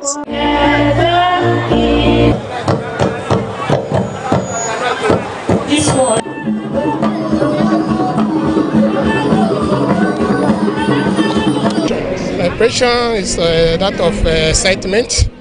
I'm highly elated to see our children performing in a very wonderful ways and all that. The culture so displayed is a sign of how rich Nigerian culture is. And our children, even those from different cultures, were able to showcase and even exhibit some things that are beyond my own imagination. I'm highly impressed. I support every move they have performed here, and I believe that next edition will be better. Yes, some parents are not here because of work, some are not here because of distance, but I believe that every parent will always wish the best for his or her child. For those that are not here, next session they should do their best to participate. I overjoyed because it's good to present our culture. At least people outside the country will see it and know that Nigerians, we have cultures no matter what. Culture is one of the priority of our country, you know. And every state here has their own culture. You can see different cultural dances. It's fun, it's very fun. My message to some parents that does not do that today is they should learn. Because if you don't speak your language to the children, they will not even understand where they're coming from. Even they will come back to the village, people will be insulting them with the language, but they will not know. Even if they're asked to run, they will not know they're telling them to run. So it's very important to teach our children our language and also tell them, make them to understand this is their culture, this is their traditional wear. When you see Hausa man, you would identify. When you see Igbo man, you will identify it. So it's very, very important to do that. I am advising many parents that are not doing that they should learn from what happened here today. It's a very good thing to do that. So we are proud of our country anyway, and we are proud of our cultures. The festival was a colorful display of Nigeria's diverse traditions, featuring music, dance, attire, and cuisine from various ethnic groups. Students took center stage, performing traditional dances, reciting folk tales, and delivering poetry in local languages. The event also showcased a variety of Nigerian dishes, offering guests a taste of the country's culinary diversity. Victoria Duru, principal of Roni Comprehensive School, expressed pride in the student performances and reiterated the institution's commitment to promoting cultural awareness. She says the festival is not just a celebration, it is a reminder of vital roles culture plays in shaping the minds and character of the children. Today we celebrate our cultural diversity. It's our cultural day, the 7th biennial cultural day. So we do this every 2 years, bringing all stakeholders, the students, the parents, well-wishers, neighbors. We bring them all together to celebrate our rich cultural heritage. You know that culture is the totality of the way of life of a child, and in shaping any child's life, if culture is missing, then we as parents have missed out. Language is very important, so what we're emphasizing here again, reminding parents, please make sure that you speak indigenous languages to the children at home. Even in school, we promote it in school. We do not want to raise westernized or Americanized Africans in our schools. So that is why we're projecting our culture today. Language is very important. Even in the way of dressing as well, you can see the array of rich cultural clothes worn by our children. We do not want them to be carried away by all that is happening in this. Well, we know they are of this generation, but we do not want them to forget where they are coming from. So that is very important. Even in the food as well, the food they eat plays a huge role in their cultural well-being. We don't want them eating Chinese and forgetting eba, amala, masa. You see that during the various cultural groups that have displayed today, food was what was on display. Some parents from some students from other cultural groups may not even know food from other places. But today we can see we showcased all this in our cultural event. I saw brilliance in them. I saw a bright future. I saw the future of this country. There is hope in it because these children were very excited about the culture of their country and they reflected the diversity we have in this country. It was really good. Culture is very important. It gives you the identity and it shows you values. When you have the values of your culture, you will not lose your identity and you'll be proud of it and it will guide you through life. Government is interested in culture. You know, we have a course called civics and you are supposed to know about your culture, about your country and everything there. Government is trying and the schools should also try to find a way to practicalize what the children are learning, just like as it is done here today. It should be part of it and there should be diversity in the schools so that the country is having diversity. So the things they do in the school should bring them together so that they will know that no matter what is the diversity, it should be something that pulls us together. And you see our new anthem is a very good one to show to us the importance of culture. I think government is trying. As the world becomes increasingly interconnected, events like Roni Comprehensive Schools Cultural Festival serve as a timely reminder of the importance of preserving and promoting Nigeria's cultural heritage for future generations. The festival concluded with a call for action for parents and educators to continue nurturing cultural pride in children, ensuring that children's traditions remain alive and thriving. Omolola Adiri, TVWest, Lagos.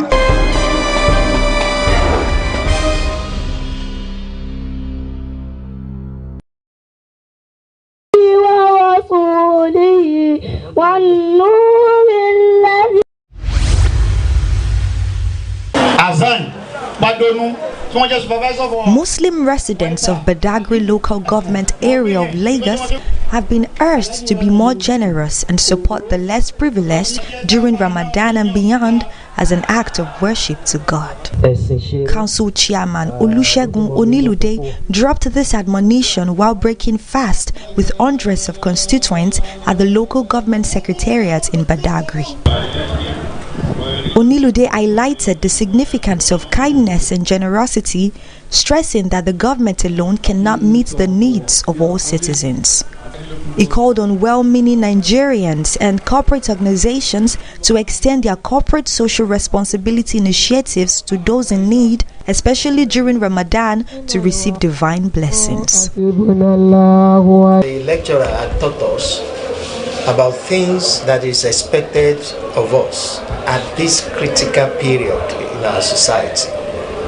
He said the first thing is patience. He said the next thing is prayer. Then faith should be in God. And lastly, we should fear God in all our dealings. If such, 4-5 virtues can be kept, then we'll definitely get over all the problems we have. Firstly, I have to thank the chairman of the government for being with us all this while. Ever since he emerged as the chairman of the local government, I heard in the past that he has been standing with them both spiritually and financially. And I pray Almighty God continue to increase him in knowledge, in position, in wealth, in sound health, and abundance of wealth. Adúpẹ́ lọ́wọ́ Ọlọ́run lọ́la ń pé chairman wa yìí ó try adúpẹ́ gan Olúwa bá wa aṣọ ó bẹ̀rẹ̀ láti ọdún kẹjọ èyí tó dẹ̀ fẹ́ fi parí ẹ̀ yìí kò sẹ́ni tó máa sọ pé òun rí aburú ẹ̀ ní ṣíṣe ó ṣe dáadáa local government Badagry. Kò sí ohun téèyàn lè lóhun jẹ́ láyé lẹ́nìí Delivering a sermon at the event, Islamic cleric Sheikh Abdurrahman Azakawi emphasized the essence of Ramadan, which includes sacrificial giving and spiritual purification. He urged residents of Badagry to promote peaceful coexistence regardless of religious, ethnic or political differences. Our Muslim brothers should take away the things the lecturer has delivered. By so doing, our community, our local government, our state, our country will be a better one for everybody to live.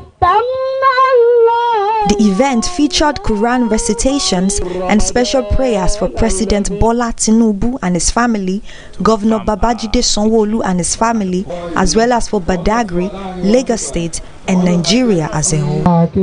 Beyond spiritual guidance, residents say Onilude has demonstrated a strong commitment to community development.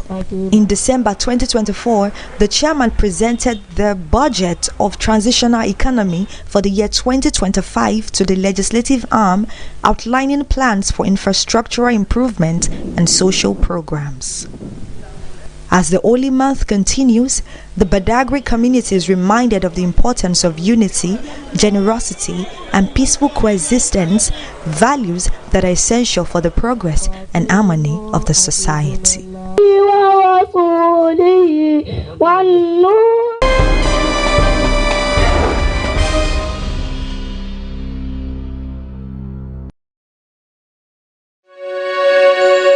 You are watching the test transmission of TVWest.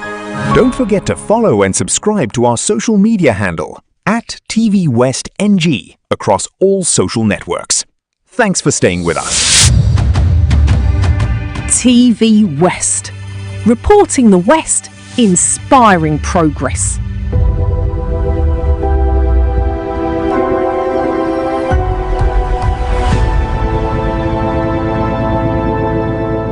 We now bring you details. President Bola Tinubu will receive the Executive National Policy Bill for review on September 3rd, the presidency has reviewed. The government also unveiled a public information portal for Nigeria to submit memoranda on the legislation before it is transmitted to the National Assembly. Chief of Staff Bajabiamila, who chairs the Presidential Working Group on the bill, says the 7-week exercise runs from July 27th to September 14th. He added that the final package would include schedules, a fiscal note, and a state readiness framework. You're watching News Radar. The public portal went live on Monday and will accept submissions for roughly 2 weeks. State Bajabiamila says the cost of Tinubu's system will be evidence-based and determined open for input, and state lawmakers await its transmission. Speakers of state legislatures have ordered the Lagos Assembly to transmit the bill village to 36 states. Construction begins. Motorists urged to avoid Chairman Dennis Bugo says lawmakers at the state level cannot begin deliberation until Organized Labour pushes for a meeting with the Finance Minister over outstanding wage awards and a 40% allowance. Warning that continued delays could spark industrial action are occurring in the state and appeal to President Bola Tinubu to intervene. Tens of speaking at an mall in Gaza as 112 victims, including dozens of children and women, with authorities reporting 157 still that he and his party will bring you the details shortly for another term ahead of the 2027 election and urging to play a fatherly role by protecting residents. The governor accused the police of taking side in the political crisis ravaging the state. President Bola Tinubu will receive the Executive National Policing Bill for review on September 3rd. The presidency has reviewed. The government also unveiled a public information portal for Nigeria to submit memoranda on the legislation before it is transmitted to the National Assembly. Chief of Staff Femi Bajabiamila, who chairs the Presidential Working Group on the bill, says the 7-week exercise runs from July 27th to September 14th. He added that the final package will include schedules, a fiscal note, and a state readiness framework. The public portal went live on Monday and will accept submissions for roughly 2 weeks. Bajabiamila says the cost of the new system will be evidence-based and determined state by state. Meanwhile, the Conference of Speakers of State Legislatures have urged the National Assembly to transmit the bill to the 36 State House of Assembly for consideration. Chairman Dennis Gubo says lawmakers at the state level cannot begin deliberations until the bill is formally received. Osun State Governor Ademola Adeleke has alleged the extrajudicial killings are occurring in the state and appealed to President Bola Tinubu to intervene. Speaking at an Accord Party campaign rally in Osogbo on Monday, Adeleke said the president must not turn a blind eye to the development. He reminded Tinubu that he and his party had already endorsed him for another term ahead of the 2027 elections and urged him to play a fatherly role by protecting residents. The governor accused the police of taking sides in the political crisis ravaging the state. He warned that the kind of crisis that engulfed the region in Oyo State the 1983 general elections must administrative activities at two institutions. Adeleke declared that any plan to manipulate the August 15th governorship poll would be frustrated by the electoral increase. He said addressing journalists in Ibadan on Monday, the union said agreed retirees would begin daily mass protest from August 18th at Ladoke Akintola University of Technology, Teaching Hospital in Ogbomoso, and Emmanuel Alayode University of Education in Oyo.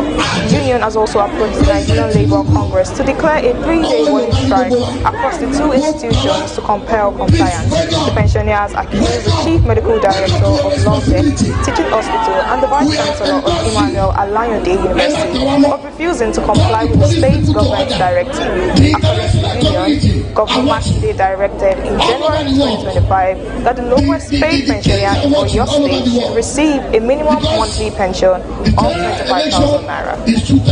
The Lagos State government has announced a temporary traffic diversion plan to facilitate ongoing reconstruction works at Anthony Village bus stop.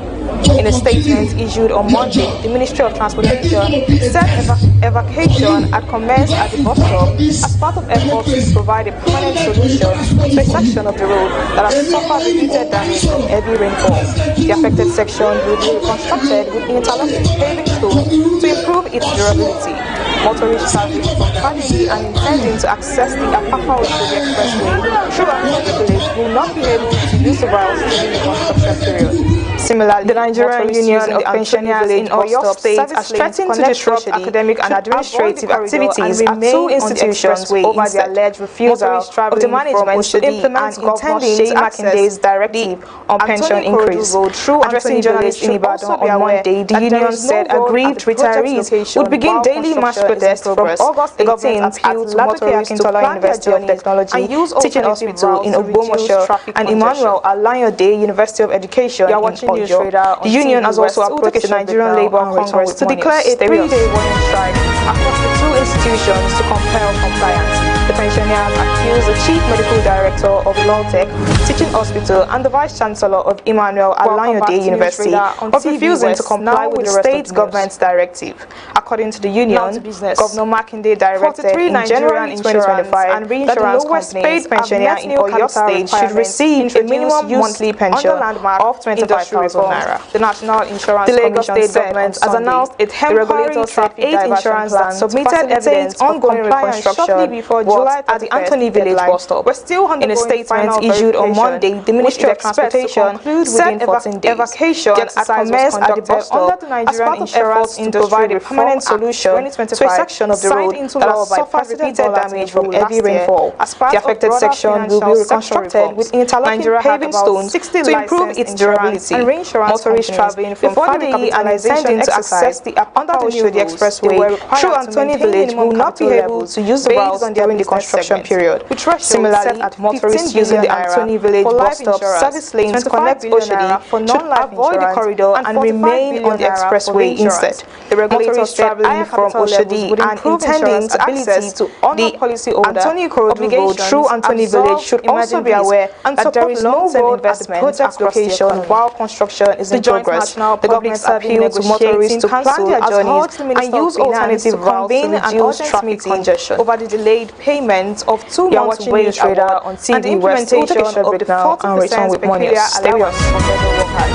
In a letter addressed to the minister, the union said it was seeking an audience on or before before August 11th, warning that failure to resolve the issues could spark unrest among public servants. Now with the expressed disappointment that two previous letters on the matter had received no response. 43 Nigerian insurance and reinsurance companies have met new capital requirements introduced used under landmark demands and reforms and the National Insurance Commission said on Sunday. The regulator said 8 insurance that submitted evidence of compliance shortly before July 31st deadline were still undergoing final verification, which it expects to conclude within 14 days. The exercise was conducted under the Nigerian Insurance Industry Reform Act 2025, signed into law by President Bola Tinubu last year as part of broader financial sector reforms. Nigeria had final 60 licensed insurance and reinsurance companies before the recapitalization exercise. With only 3,000 they were required to maintain minimum capital levels based on their business segment,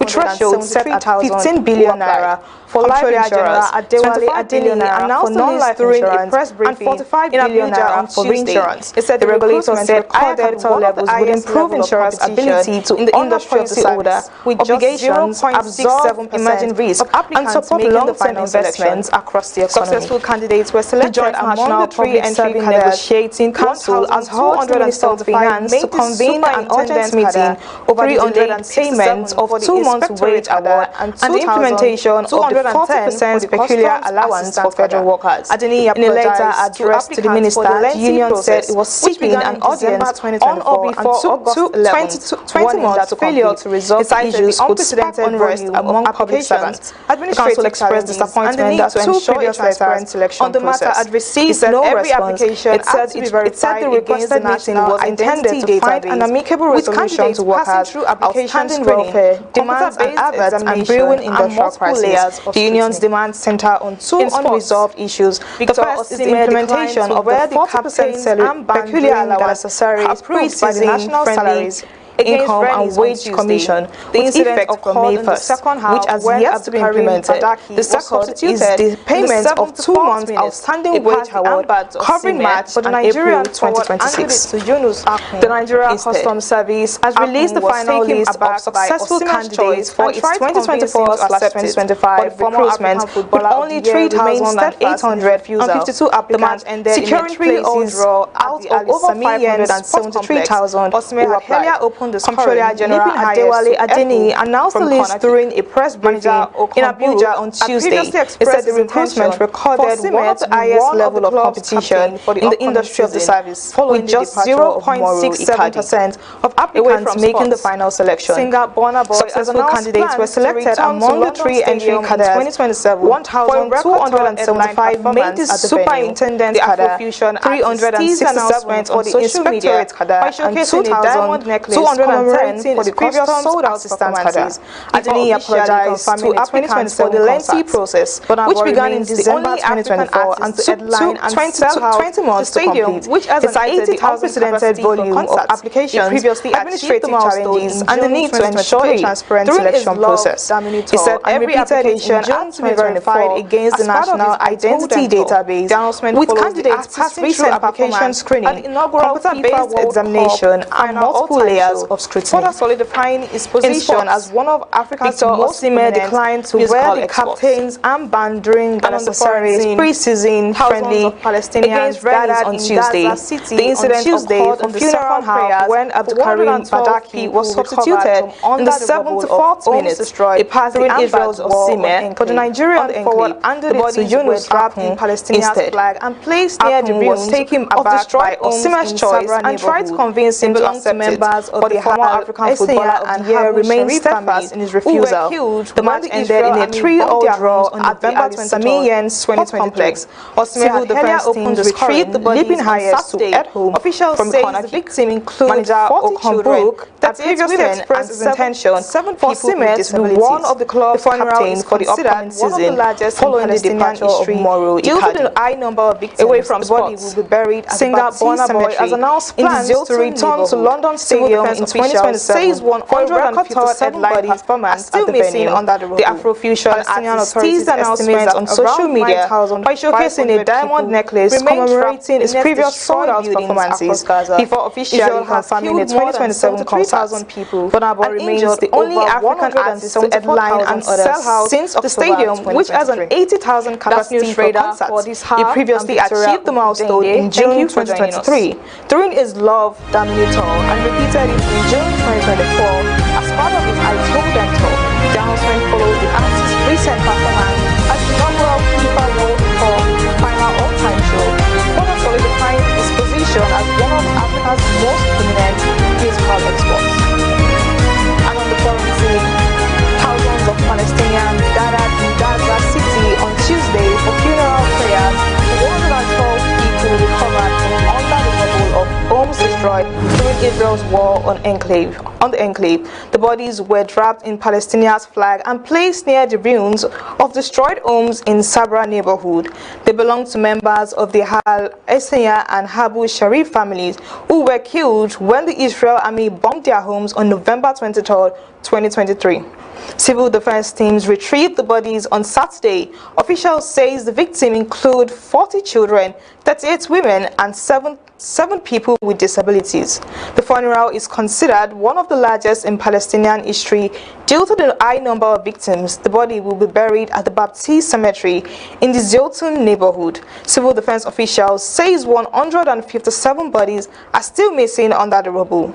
Palestinian authorities estimate that around 9,500 people remain trapped beneath destroyed buildings across Gaza.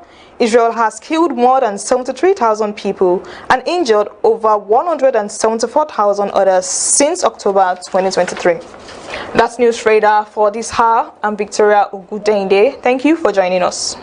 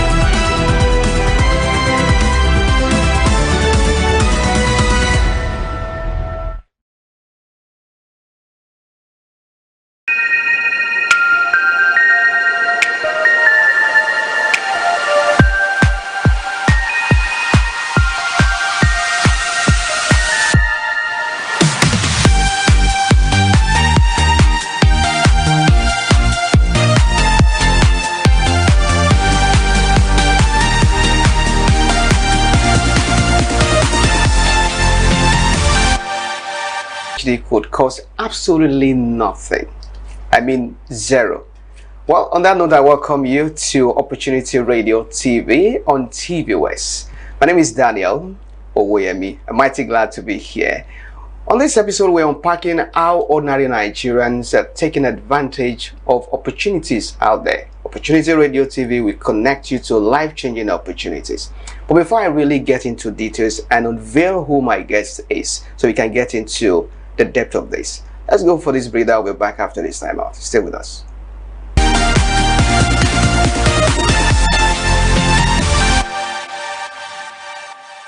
Alright, welcome back. You're still on to TVWest, and this is Opportunity Radio TV. Before we went on that break, I told you we're going to be unpacking how Nigerians go into full scholarship.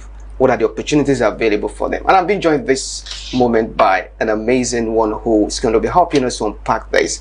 Good morning, Mrs. Olajumoke Makonjola, representing Study Across Globe. Good morning, sir. Glad to have you on Opportunity Radio TV. Same here, sir. So let's look at this. Opportunities for Nigerians abound, but not many people are looking at full scholarship. So you want to ask, many Nigerians believe that this is actually impossible. Is it true to have full scholarship, I mean, at zero cost? Yes, it is. It's very much possible. In sense that we have some partners of body that actually help students or as a nation to actually make the whole study easy. If at all you don't have the financial means, you don't have, but so far you are very intellectually sound, you have much opportunity there, because those people actually look at some categories of things to work with before issuing out a scholarship. And we have a scholarship body that actually help students per se to make it very much easier to achieve your dream in other countries. So is there anything as full scholarship? Yes. So but some you hear scholarship and they don't give you full. Is this still scholarship? Yes, it's still scholarship. What do you call that? Partial scholarship, and we have full scholarship. Okay, so who pays for this scholarship? I mean, you go to school, you don't pay anything. Who pays for that? They say there's nothing free anywhere, even in Freetown. So how come there are towns something is free? Who pays? Okay, so we have some bodies that actually helps. They take care of that. That's the government part of the whole scholarship. Bodies of NNPC, Chevrons. We have other people that actually helps with the whole full scholarship part. We have the Irish government that actually, help students with the whole full scholarship funded. So you want to ask which countries offer the best of the scholarship?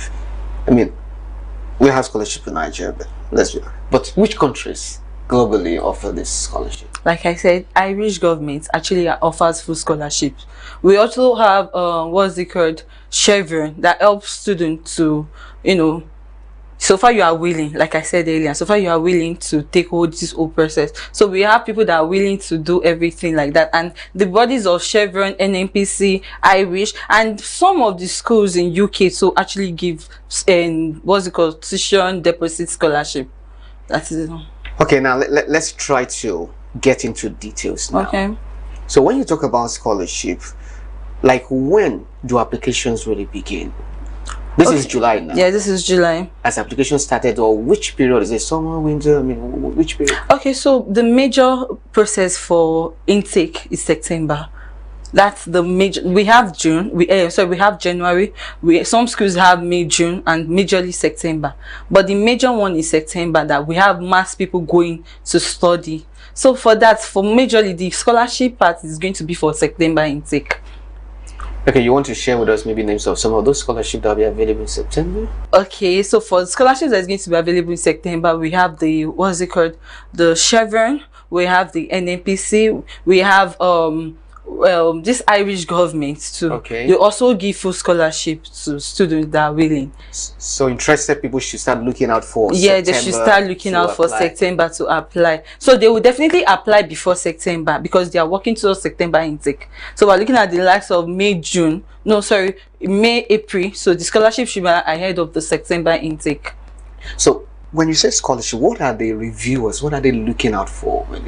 Because we're still going to be looking at details, but like just mention one or two things that they are looking out for. Okay. Thousands of people are applying from different parts of the world. So when we are talking about full scholarship, we're talking about how responsible is the person going to be to handle the whole process, because I mean they are doing the person a big favor, huge favor. You have the willingness to actually study, but the means are not there. You understand? So this body is actually, they are looking forward to someone that is intellectually sound, someone who is very, very brilliant. You understand? Whereby your financial status is actually low. I mean, you cannot give full funded scholarship to someone that has it. But talk to me. The value is not going to be there. Why do some people? I just want to put myself in the shoes of someone who is watching and is wondering, oh, I've applied several times. So what made people? I mean, what makes people get rejected? Why are some people rejected? Okay, so like you said, there are thousands of people that are going to apply. Different qualification, different things they've actually put in it. So they look into few things. How responsible is this person? I mean, we attended universities. Are you committed? Do you have maybe a particular club you join or something that makes you responsible? Do you do community service? So even activities such as extracurricular yes, it's a factor. But for someone who did all of these things, I mean, submitted the CVs, the personal statements, and they still got a no, what could be that thing that they may not pay attention to that may be getting them disqualified? Like I actually said earlier, we have 1001. different qualifications, different. So there'll be a particular thing these people are looking into. Like I said, extracurricular activities, intellectually sound, and if the person does not have the means but is willing to learn. Fantastic. So does it matter whether you graduate with 2-2? Can you still get scholarship? Okay, so most of the scholarships they do with 2-1. 2-1. Yes, okay. That's what I'm saying. You have to be I'm not saying 2-2 is actually not good or third class. No, I'm saying that we have thousands of people doing into this. We have thousands of applicants. So we have first class, we have 2-1, we have 2-2. So definitely they want to pick out the outstanding ones. I'm not saying 2-2 is not outstanding. I'm not saying third class. But with the whole competition thing, I feel from first class to 1. And we have that of what's it called, third class, second class, lower, that can also apply to. That's the partial scholarship with the school. So most of the schools actually help international students to reduce the tuition. You know, let's assume you have a particular tuition fee of maybe 21,000 and you're giving a discount of 5,005 or probably 7,000. It's something. You understand? But we're looking at full funded scholarship whereby you don't need to pay tuition fee, you don't need to do living expense, your health fee, everything is going to be taken care of. So I mean, it's a world of competition. Well, you have been in this terrain for quite a number of years. That's your brand. So you'd like to share with us, have you seen anyone who has gone through this, or have you seen anyone through the process of application for full scholarship and the person came out with yes? Have you seen such a yes Oh, tell us about okay, so in my agency, that was last year September, Study Across Globe, we have one of our students that applied to University of Austin, located in Birmingham City. So we have that person last year September. The person actually got full funded scholarship from the university. 100%. Yes, 100%. And you took the person through the whole application? We actually took the person through the whole application process and everything. So we have thousands of people that actually applied. Can you let us into something spectacular that you do when it comes to applying that? Of course, I mean, for that person now that made the person get a yes. I mean, something spectacular. Okay, so the person applied very early.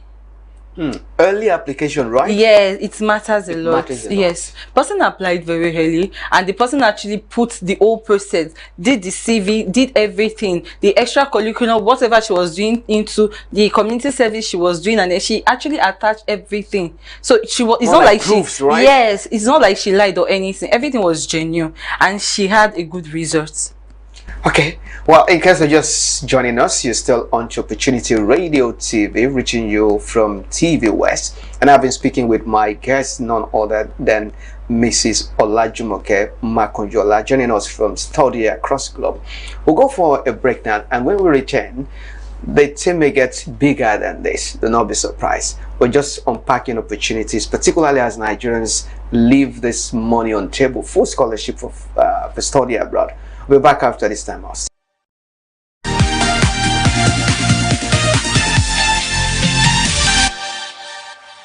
Welcome back. You're still on to TVWest, and this is Opportunity Radio TV, and we have been looking at opportunities abound in applying for full scholarship.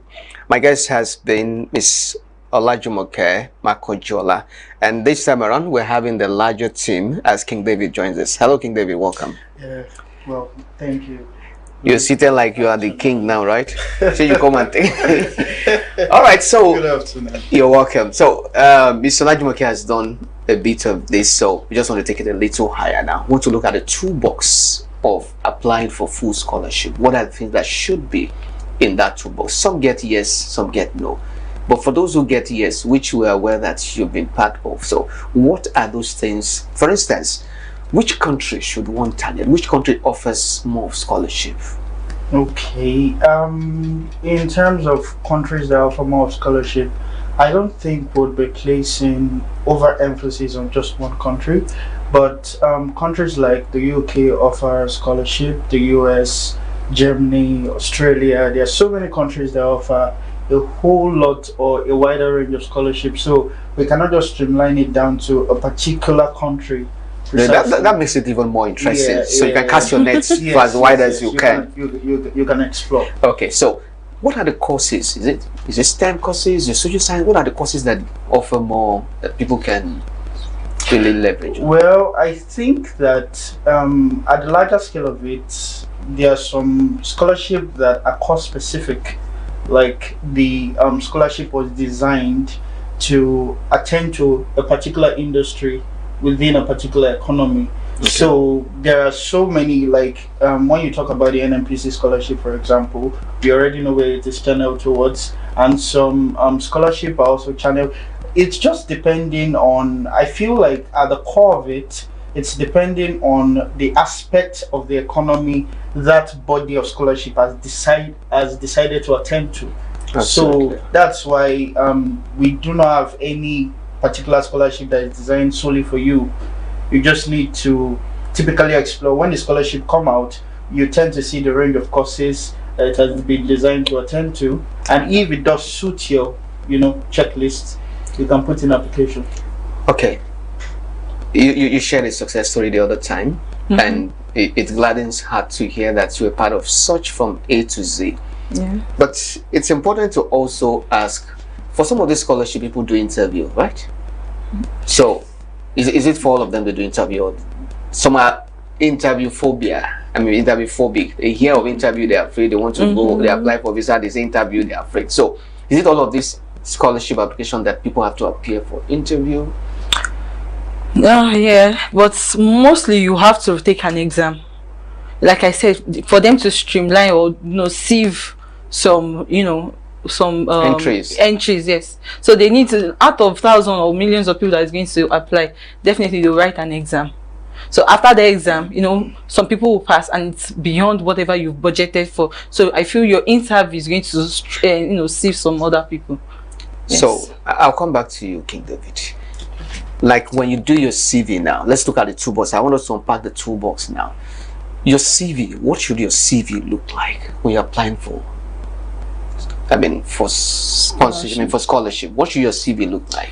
Okay, for the CV is meant to be a document that exposes intricate details about you, starting from who you are, your detailed assessment of who you are, what you believe in, your values, and what you stand for. Then after that, they want to see your educational qualifications. They want to see the level you've gotten to academically. Of course, you need to also be detailed in your CV, because you're applying for a scholarship, you're in competition against so many people, probably in competition against the world. So you would want to place yourself at a bit, and at the core of it is the fact that we tailor our CVs to suit the opportunities we want to apply for. So you need to tailor your CV to suit the opportunity you're planning to apply for. So you would want to place in academic qualifications that are typically relevant to that opportunity. And after that, there is also the experience range. There are some scholarship programs and there are some courses that does require you to have particular real life experiences in some particular field, and you would need to, of course, highlight that significantly with details on your achievement within those roles, as that when you help them. So tailoring your CV to suit what you have applied for places you at a better advantage to getting the scholarship, because what they want to see more is they want to see details, very, very strong details about you as a person. Okay, now CV is just one out of many things that should be in that toolbox for application. So what are those other things? Like, I want to apply for full scholarship now. What are the things that the document, the credentials, the things that Okay, just like you said, the CV is just one out of many. There is the academic certifications, your transcript, the WAEC, and some other academic qualifications you would want to add up to it. There is the personal statement. What is that personal statement? It's like there is your personal statement. What is personal statement? The personal statement. Let me be realistic. Okay. The first time I had personal statement, in fact, they didn't call it personal statement. They call it PS. Okay. And in my campus, they used to call PS permanent site. So I was like, what does permanent site have to do with? Some people call it statement of purpose. Statement of purpose, yeah. SOP. I thought it was song of praise. So, personal statement. What is it all about? What is it? Okay, just like the name does imply, it is called personal. So it's just a statement. it's not just a statement. Like when you go to police station, they say right statement. That statement is just not one statement. Even the statement within the Nigerian country is more than a statement. Okay. Okay, so just like it states, it's a personal statement. It means that it has to do about who you are, what you represent, and why you are a viable investment for that scholarship. They want to see that there. And that means that to a large extent, you must have done your research. You must have researched about the scholarship program, what the program is all about, what benefit is included, and what results they want to see after you've undergone the scholarship. Wow. And so all of these details is what would help you and guide you and inform you about what to put in your personal statement. But at the core of your personal statement is they want to see who you are, they want to see your future ambitions, they want to see prospect, your future prospect. So your personal statement, like I said, is personal. It gives details about who you are, what you represent, and before you actually jump to write your personal statement, you need to make a very detailed research about what you're writing your personal statement for. Yeah. Oh, impressive. In case you're just joining us, you're still onto the program, which is Opportunity Radio TV, and we have been looking at how Nigerians can leverage on full scholarship, and we have been joined by people who have hands-on experience taking people through how they apply for scholarship and they got a yes. So we'll be right back after this time out, but in a moment, if you have interest in applying for something of this nature, I think you should wait for the next segment, which I'll be unpacking some other interesting approaches to this. We'll be back after this time out.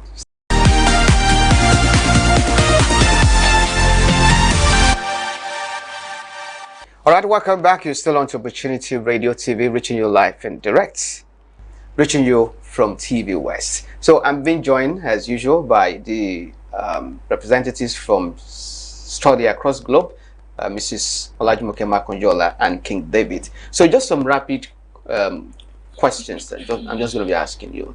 Number one is, the biggest mistake Nigeria makes is what on full scholarship application? With you, Mr. Olajumoke, the biggest mistake Nigeria makes?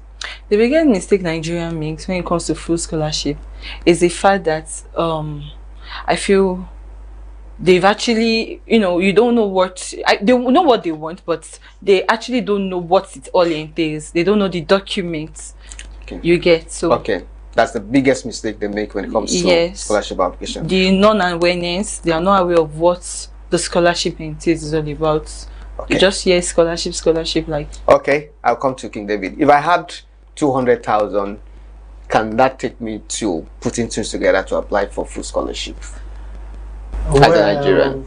Well, I would say no. And the reason why I would say no is because scholarship are different from each other. There is need-based scholarship and there is merit-based scholarship.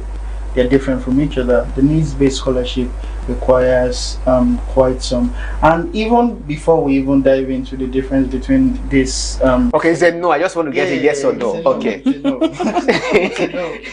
Okay, I'll come to me. So okay, the easiest country to target is what?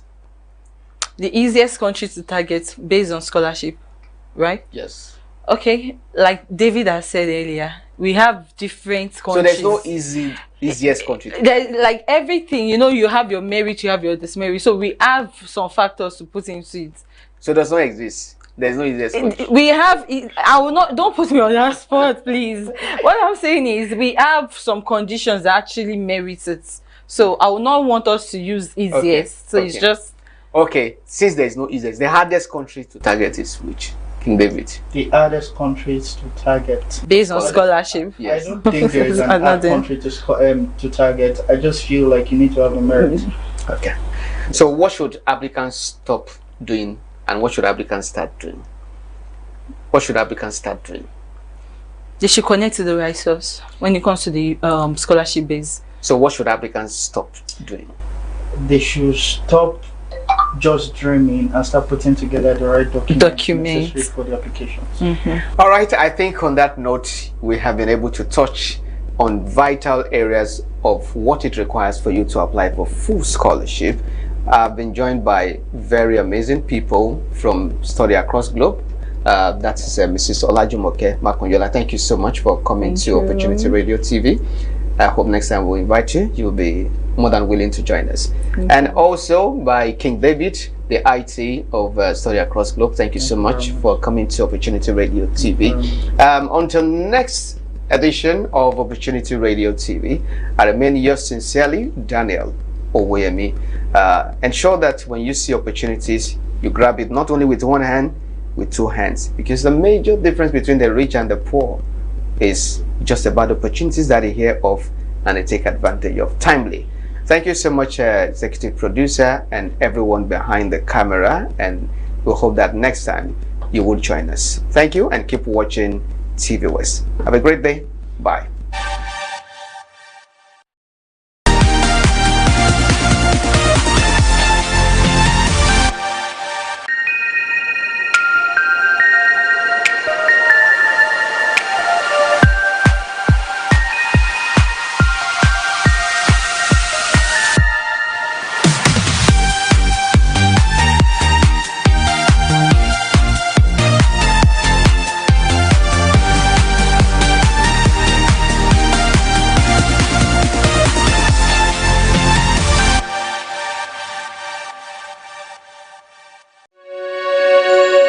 You are watching the test transmission of TV West. Don't forget to follow and subscribe to our social media handle at TVWest NG across all social networks. Thanks for staying with us. TV West. Reporting the West, inspiring progress.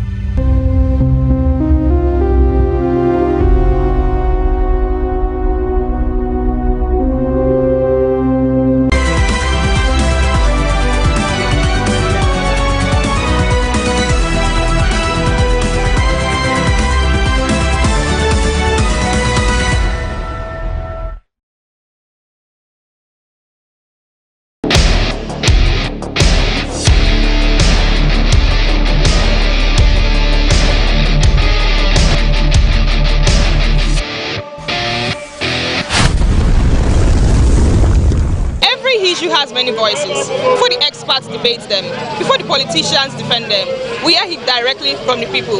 This is Citizens Direct on TV West. My name is Victoria Ogudende, and today we ask citizens what they think could be done to address the issue of insecurity in Nigeria.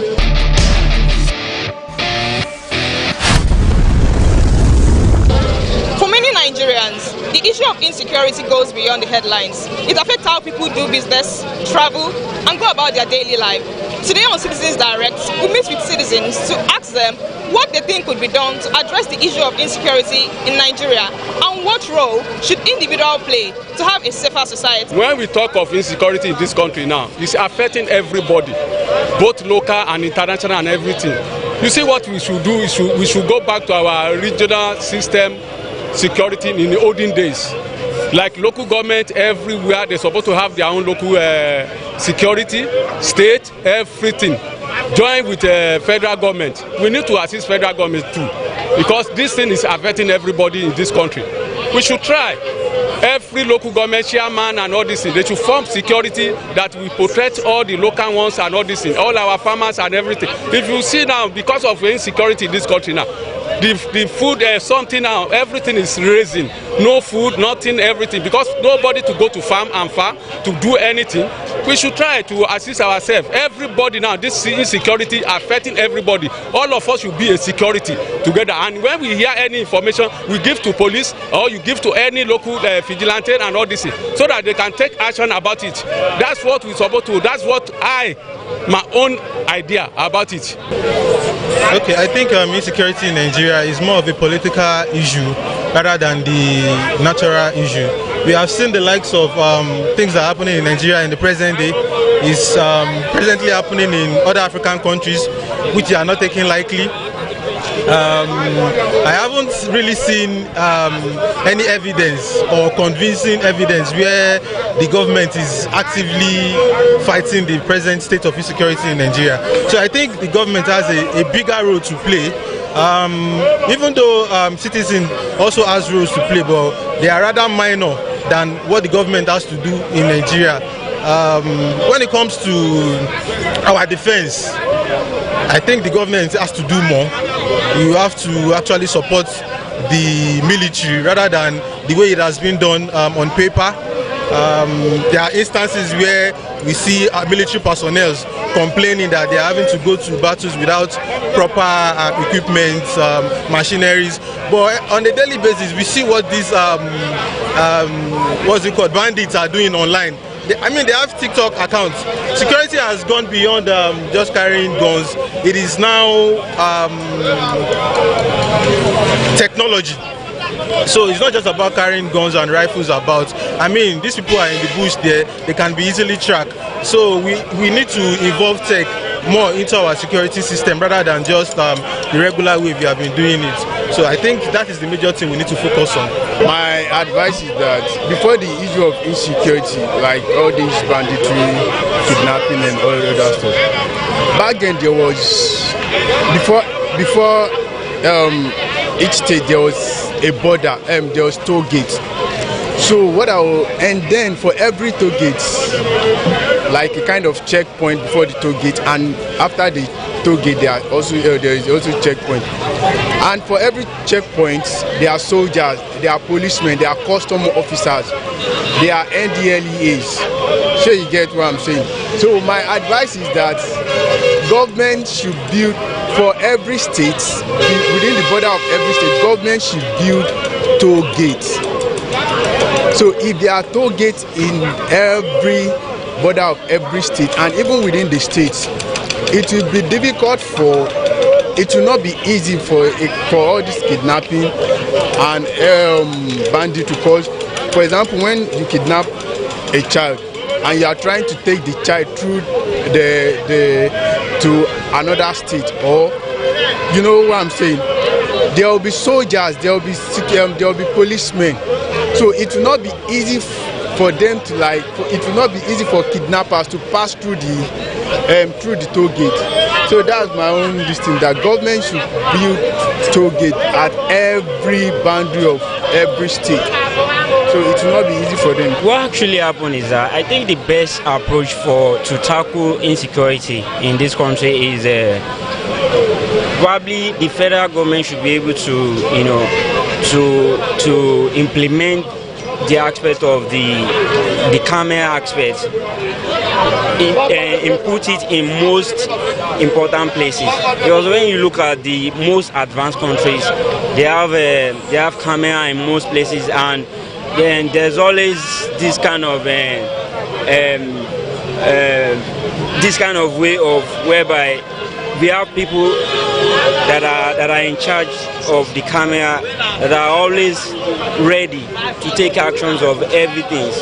So, and also I think the implementation of these state policing, once it takes effect, there will definitely be changes. So these are some of the things that, and even we ourselves as citizens, we can always report everything, any kind of suspicious aspect in any environment, inform the security agency in as much as the information is important and needed as soon as possible. So I think with that, things will change gradually. For me, I would say if Nigeria is going to be better tomorrow or today, I would say that we should learn how to be loving, which means Nigeria should unite. We should be able to do things together, because right now all I can see is division. Nigerians are really, really divided. Nigerians are very, very, very, very greedy. I'm from the western part of Nigeria, and I can tell you that my tribe is one of the greediest tribe ever in this country. Nigerians are very, very greedy, and we really need to stop that selfish mentality. It's not me, it's my neighbor. You know, all of those things. No worry, if it affect my neighbor, it no go affect me. That type of mentality. So I would just say Nigerians can do better. If we are not doing better, we'll continue to live like this, and it won't stop. It won't stop. Nigerians don't know how to stand up for themselves, and we get carried away easily.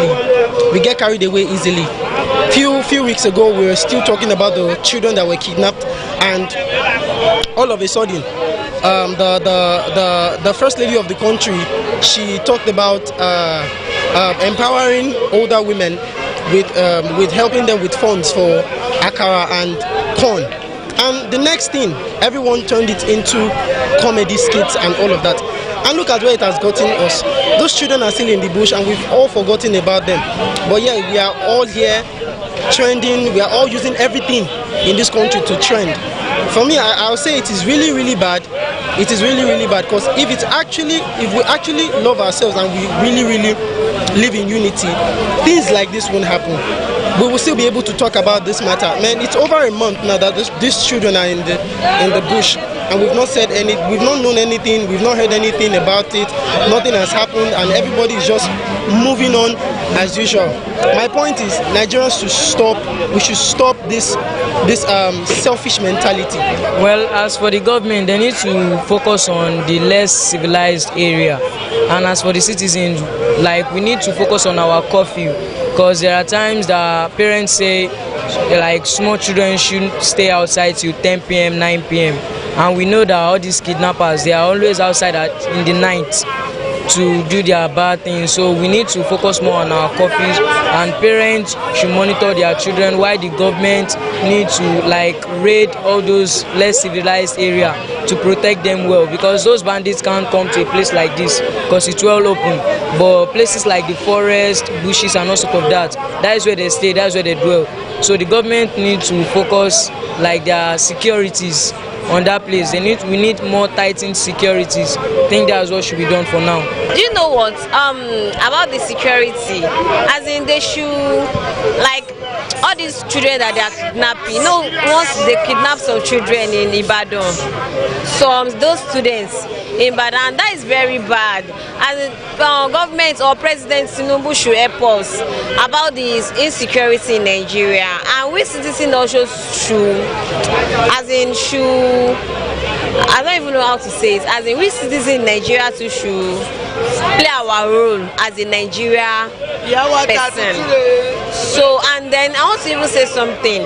Some guys used to beat a woman in Nigeria. So, government, President Tinubu should find something to do about that. It's not allowed for a man to be beating a woman. I witnessed it in my area at Cage today. So they should not be beating those women. And then the children that they are kidnapping, that is this is not Boko Haram time again. So President Tinubu should find something to do about that, and government also. So I'll not say more than that. When I talk about the insecurity in the country, my sister, it's so challenging. It's so bad. We can't even travel to our own state. Like me, I'm from Benue State. It's so bad that we're in this Lagos. It's like we travel like every year like twice or 3 times in our state, but like we can't travel anymore, because when they kidnap us and they ask us to bring like 100 million, 200 million, who can we call for that? Who can we call? Most of my brothers and sisters are civil servants. They are civil servants. How much is their salary? So we decided to like remain in Lagos. We just stayed in Lagos, and I think Lagos is overpopulated because of the insecurity of the thing. So please, we like call on our governments to at least we have army, we have police, we have a lot of agencies. Let them help us and chase these people out of our road to our state, so that we'll be able to like have peace in our state. Although this insecurity in Nigeria, it has been like for like 10 years, 15 years now. Boko Haram, this, before now the bandits now.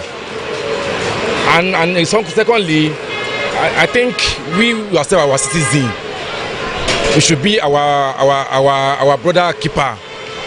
I mean, we should be getting ourselves, and our neighbor, our colleague, our work. You should see something. Anything you see that is not good, or for like insecurity, like you see someone carry a bag or sack into any neighborhood, speak out. Don't fear. Even in a bus, say anything that this thing is like strange something. Please speak louder. Because number one, federal government, they cannot come down from Abuja to your room or to your neighborhood. But we ourselves, we are here to secure ourselves, protect ourselves, even in the mosques or church. Although our pastors and our imam, they are trying their best, at least by making police around us. on Sunday and Friday yet. But we as a member, we should try as much as possible to be looking around us, being a church, because olden days they will say if people are fighting, once you enter to church they say you are saved or mocks you, but now that change. So please, and I'm hugging our leader in politics, work, banks, all our elders. They should please try to add more to the security for us, because I think we masses, we don't have much energy to speak up, but we that we have money at least. And also please, I thank our military men in Nigeria, the soldier, the police, they are doing well. Even all this our Amatekun, you can see, because every day in our news today I mean they go inside bush, because someone like me now, I can't go to bush. The power to go bush, I don't have it. But then the soldier men, they have family, they have future. Yes, they will go to inside bush to go and fight the bandits. So kudos for them, our military men. I really thanks to them very well. But yet they should add more for us, for the security. And our president also, this coming election also, I think they are planning to campaign for us. But please, insecurity, food, lights, water. Although Lagos government and Ogun State, they are doing their best, because I'm living at here now, Ojudu Bega. Like 15 years ago, Ojudu Bega road is no good at all. Even to that land there, but now it's good now. So our governor Dakwabiyodun is trying their best. Our governor in Lagos State, they are doing more. Thanks to even our lights is okay now, because now we can use like 18 hours now for lights now. Yes, they are trying their best. So please, I'm begging them for this security in Nigeria. And we also, we the masses, should also to help our friends, our neighbor, our colleague in our area. So God bless you. Okay, we talk about the security. I think number one is state police. We all start from there, state police. Then after that, I think even ourselves, we can start to secure our environment. Like now, if I see something wrong happen in our environment, I call the police. I call the nearest police station to come and check what is going on there. So that's what I think. It's really devastating to see that Nigerians continue to live in fear. However, we hope that the voices of citizens are heard and worked upon on the issue of insecurity. This is Citizens Direct on TV West. My name is Victoria Ogudaide.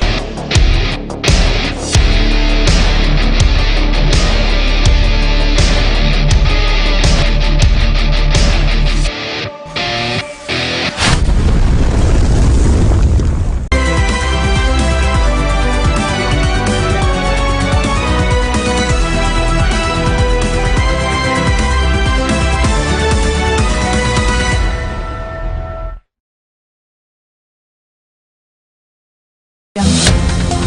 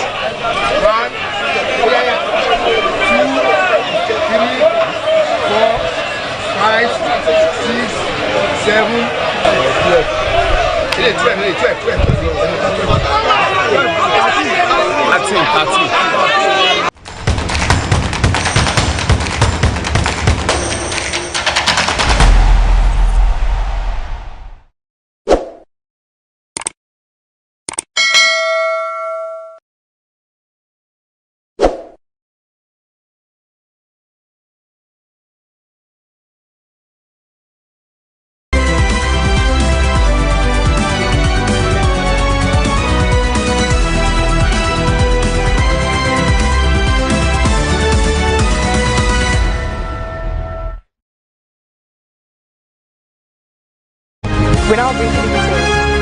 President Bola Tinubu will receive the Executive National Policy Bill for review on September 3rd, the presidency has reviewed.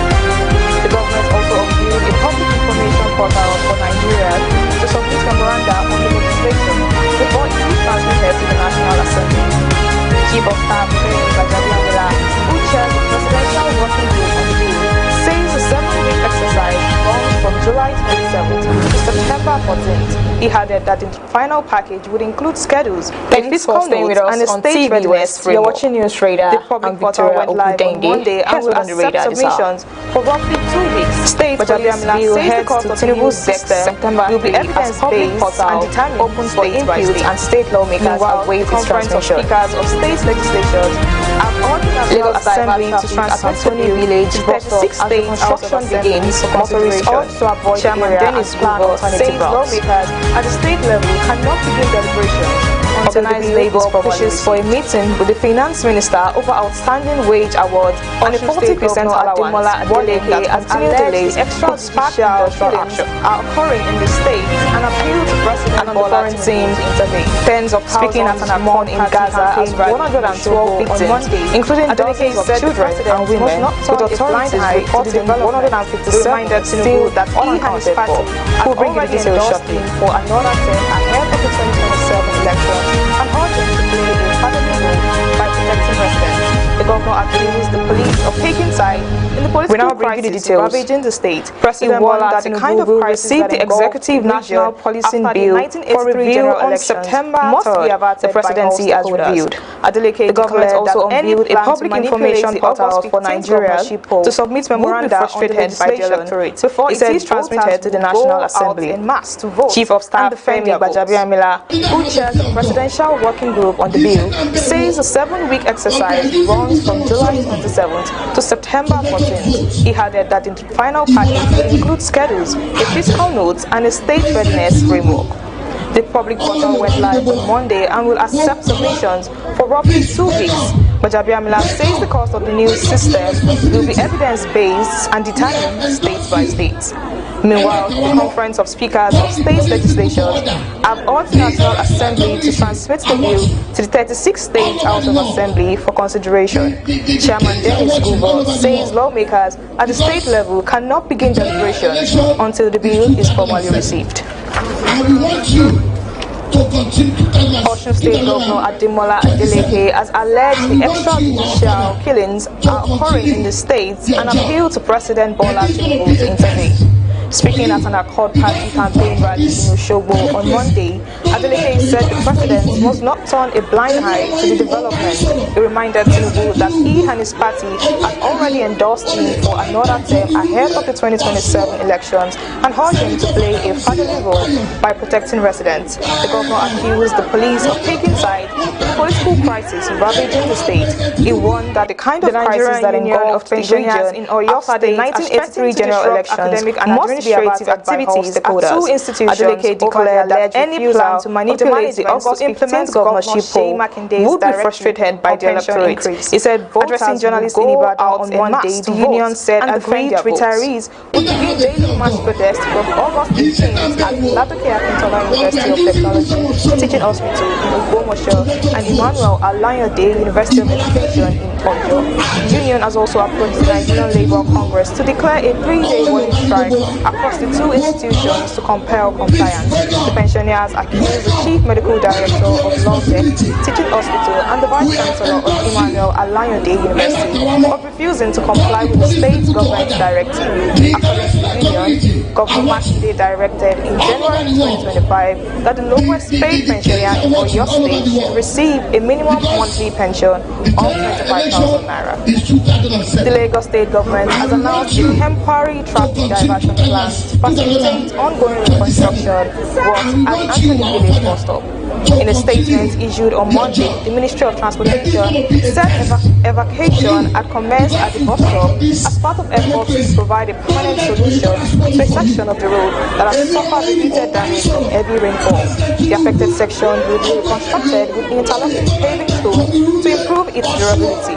Motorists traveling from Fadili and intending to access the Apapa-Oshodi Expressway through Anthony Village will not be able to use the route during the construction period. Similarly, the Nigerian Union of Pensioners in Oyo State has threatened to disrupt academic and administrative activities at two institutions over the alleged refusal of the management to implement Governor Seyi Makinde's directive on pension increase. Addressing journalists in Ibadan on Monday, the union said agreed retirees would begin daily mass protests from August 18th at Ladoke Akintola University of Technology, Teaching Hospital in Ogbomoso, and Emmanuel Alayode University of Education in Oyo.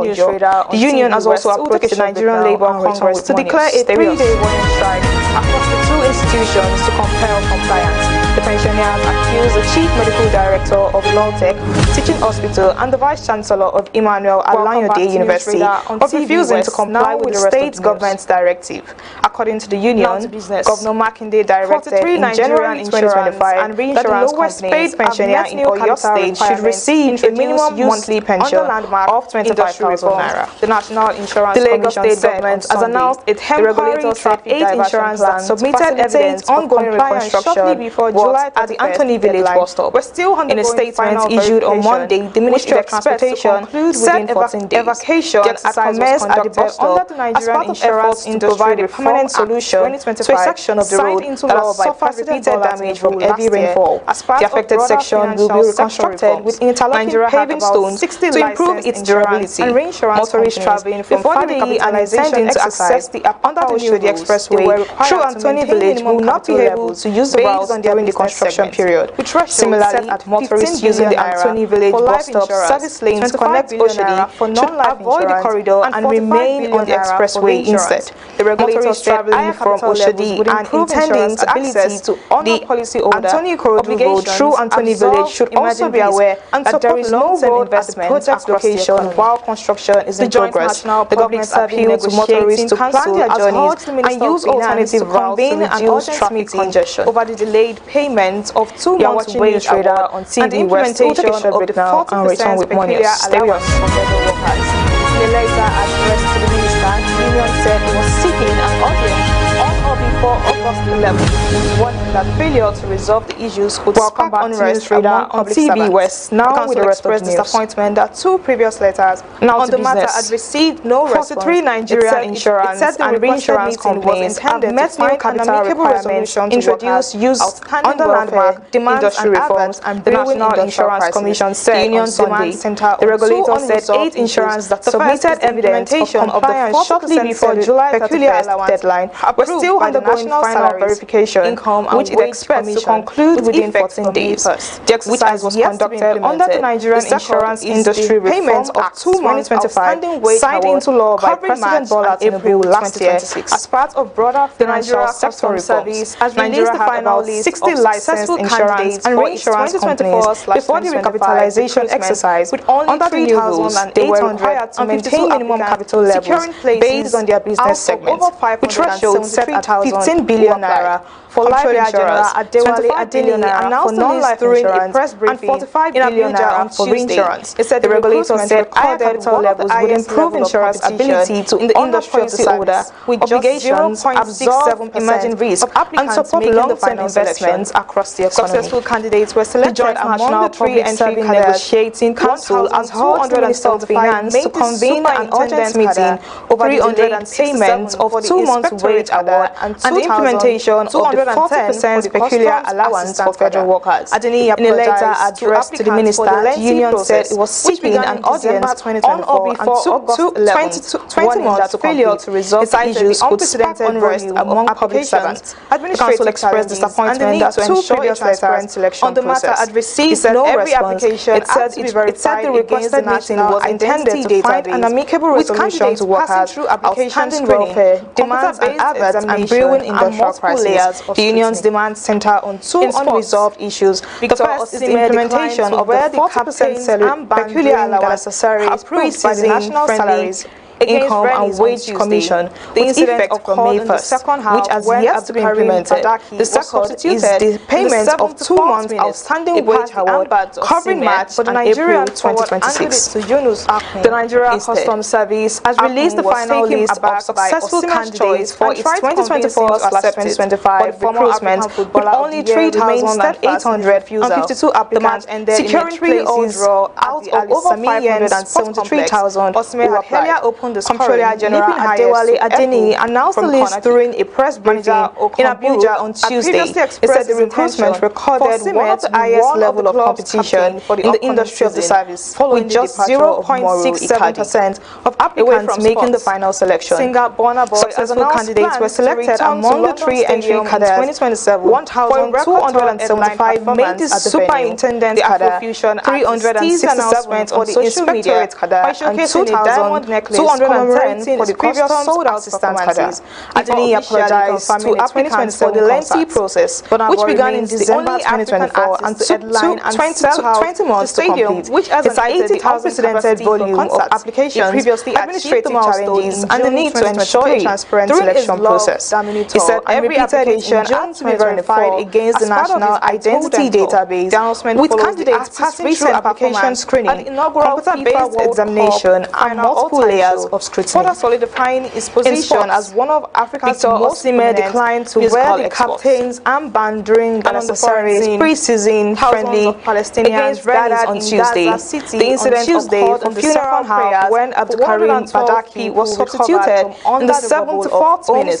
He passed during Israel's Osimhen, but the Nigerian forward handed it to Yunus wrapped in Palestinian flag and placed near the rim, was taken aback by Osimhen's choice and tried to convince him to accept members of the former African footballer and here remained steadfast in his refusal. The match ended in a 3-all draw at the Al-Samiyan 2020 complex. Osimhen had earlier opened the scoring, leaping highest to at home. Officials from say the victim includes 40 children that previously expressed his intention for Osimhen to be one of the club's captains for the upcoming season, following the departure of Moro Icardi. Due to the high number of victims, away from the body will be buried at singer Burna Boy has announced plans to return to London Stadium in 2027. Says 157 body performance still missing under the rubble. The Afrofusion artist teased announcements on social media by showcasing a diamond necklace commemorating his previous sold-out performances before officially confirming the 2027 concert. Burna Boy remains the only African artist to headline and sell out since the stadium, which has an 80,000 capacity for concerts. He previously achieved the milestone in June 2023 during his Love Damini tour and repeated it in June 2024 as part of his I Told Them tour. The announcement follows the artist's recent performance at the inaugural FIFA World Cup final all-time show, further solidifying his position as one of Africa's most prominent musical exports. And on the foreign scene, thousands of Palestinians gathered in Gaza City on Tuesday for funeral prayers. 112 people recovered from under the rubble of homes destroyed during Israel's war on Enclave. on the enclave. The bodies were wrapped in Palestinia's flag and placed near the ruins of destroyed homes in Sabra neighborhood. They belong to members of the Hal Essaya and Habu Sharif families who were killed when the Israel army bombed their homes on November 23, 2023.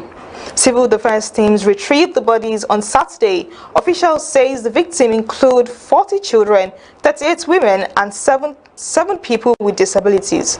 The funeral is considered one of the largest in Palestinian history due to the high number of victims. The body will be buried at the Baptist Cemetery in the Zilton neighborhood. Civil defense officials say 157 bodies are still missing under the rubble. Palestinian authorities estimate that around 9,500 people remain trapped beneath destroyed buildings across Gaza. Israel has killed more than 73,000 people and injured over 174,000 others since October 2023. That's News Radar for this hour. I'm Victoria Ogudende. Thank you for joining us.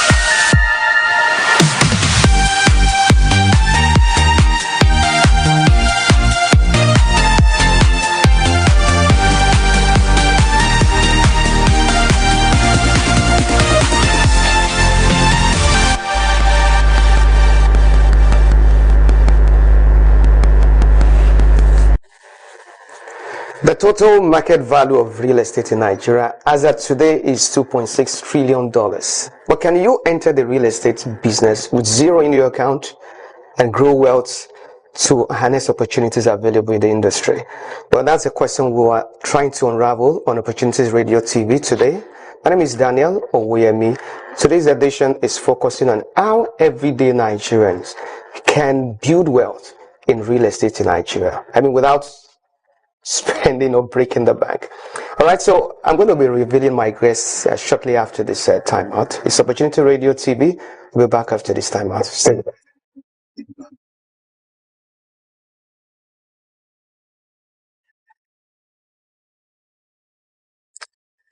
All right, welcome back. You're still on to Opportunity Radio TV. Before we went on that break, I did let you know that we're looking at how everyday Nigerian can build wealth in real estate. I mean, have your own share of national cake or whatever it's called.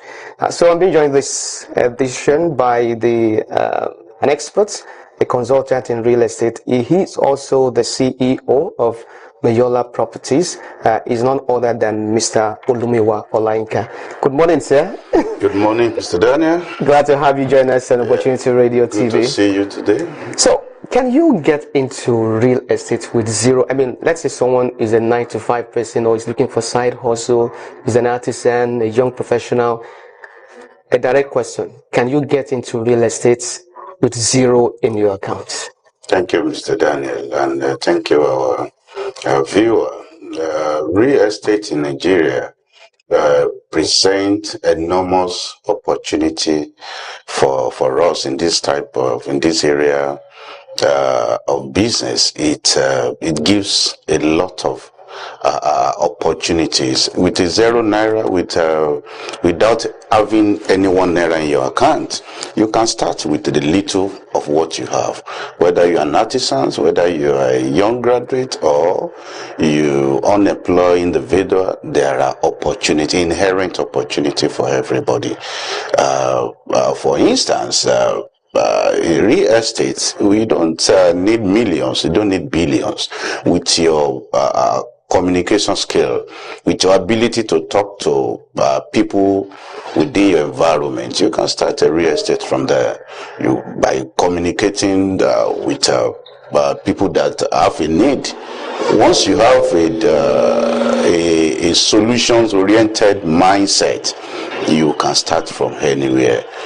So now there are diverse aspects of real estate. Yes, there are different areas. So, but can you take us through the very specific ones that someone who does not have a kobo in their account can venture into? Which aspects can you start with? For instance, marketing, sales and marketing of real estate properties. You don't need millions naira for you to start. The most important thing is for if you have a strong interest to back whatever you want to do. Are you ready to stay the curve? By talking to people within your cycle, maybe your friend, your family that needs property, and you must start from that because it is a need oriented solutions that we need to go with. Without any 1 naira, people around you that needs property, you can have a relationship with a good real estate firm that they will offer you the opportunity for you to start with, and that's marketing. But also, most of this online of a thing, instead of wasting our effort on gisting on the internet, on just reading gossip, you can also seek for people that they have interest in the property. Maybe they are having challenges. You can team up with a real estate firm, established real estate firm, walk into their office, and a kind of apprenticeship, a kind of mentorship. They will take you through the rigorous aspect of this real estate. By spending some months or a few times with them, you will know the available opportunity, and by then you start communicating with people. What I said is you can start from anybody within your sphere, maybe your family, your friends that has the need for this thing. By doing that, you start earning what we call commissions in terms of your returns on your efforts. You start earning as little as thousands before you start talking about millions. But it all depends on the effort that you put in it. That's just it. Okay, so now you have taken us through what it requires for you to go into sales and marketing. Are there other aspects, peradventure, that may just require a bit of commitment? The one you talked about now requires communication skill. Yes. All right. So are there other aspects that may not just require just communication skill, but may require just a little of commitment, like is there land banking you call it, or I mean, what other aspects aside this sales and marketing? Like the land banking you are talking about, it requires experience. Just to be don't let people scam you with you can just buy anywhere, because when we are talking about real estate, it's that is why the word real is attached to it. It's a reinvestment. There are a lot of things that you need to know that is behind that real estate in terms of title and locations, right? You can do land banking, but a lot of people, they have ventured into it and they've burned their hand. Therefore, in doing land banking, you need an experienced person to guide you in that regard. You can't just jump because you are interested in that business and just go to anywhere and start buying. A lot of land, a lot of property, they have a lot of challenges. That is the need for you to work with established real estate firm or people that you know that they have experience in this industry, so that at the end of the day you will not burn your hands, because a lot of people, they had a bad experiences. That's why most of them, they are saying they're having different problem, different story to tell. But in going into land banking, you need to work with an experienced fellow or the real estate firm that you know they will guide you and they are trustworthy. You can do your scanning, and that That is where the expert and opinion of people that are experienced in the industry are very, very important. You can't just jump into it, because if you just jump into banking, land banking, you will jump out. Definitely. Okay, can you just give us specific mistakes, some likely mistakes that people who go into land banking or sales and marketing make, specific mistakes, so that people don't get their fingers burnt due to the passion to, make a change? Yeah, the major mistakes that a lot of investors or enthusiastic people that want to go into property, they make is that they don't follow the right people that know the right channel in the industry. There are a lot of unprofessional in the environment, and they will just see any opportunity anywhere. They start calling people that bring this also amount, bring this. That is the area of professionalism. You need to work with people that have track record, so that you will not go and buy property that is not in the market, or the property that has a government regulations that you cannot sell. But those people that want to market it to you, they will not tell you a lot of things that's underneath. I strongly advise whoever that want to go into this thing, so that they will not burn their hand, they should go to the right channel. That is why the associations of real estate agents of Nigeria are running. Is very, very important. And also in Lagos State, there is what we call LASERA. They are the one managing the affairs of estate agency in Nigeria. Don't say because you have your resources with you, you just want to go into it. Go through the right channel. Look at the people that you can track. They have a track record in the industry. You can have their name search on the internet before you commit your money. 1 naira lost could mean millions of opportunity that ordinarily should have accrued to you. Therefore, be guided with people that you want to work with in the industry. Ensures that you do your own due diligence on the people that on the either the firm or individual that want to guide you in that venture. That is why we in our own office, Mayola Properties, we can tell you that with our track record in the industry, we have done this for a lot of people in terms of land banking, in terms of investment in their property. We have given people value, and that trust is very fundamental. Anybody you want to work with, please, that is the fundamental aspect of it. Not just to have the money, but the people you want to work with, they have the capacity to guide you accordingly. Absolutely. So one of the very profound things you have said is that ensure that you join a community. Very important. You call them association of real estate. Yes. So join a community so that you can share ideas and know what truly obtains. But then now I'm trying to picture someone who, or the person has his communication skill. Here's a property that is available for sale, and he has a market, whether from his immediate network or whatever. But what does that person need to find out? Specific things. Can you just run us through specific things? We'd like to speak to specificity now. Like there's a property now that they say, okay, they want to sell. What specific things do you need to find out as a marketer, so that your buyer will not be asking you some question and you're like, oh, I'm sorry, I just started. So what specific things? As a newbies in the industry that want to go into sales and marketing, in the banking industry, there's what we call KYC, know your customer. The product you want to offer, you should know it before you start offering it to people. Therefore, the basic one is for you to familiarize yourself with that property you want to offer to people by knowing whether the property is in the right locations, whether the property has a correct So what do you title. mean by the right location? For instance, somebody can tell you that the property is in New Okoba, for instance. Is the property not close to the canal? Is the property not under power line tensions? All those things is very important. Then the aspect of title is germane before you offer the property to your client that want to buy. There are property that they don't have the right title. And title is very, very important in real estate because it is the title the client is buying.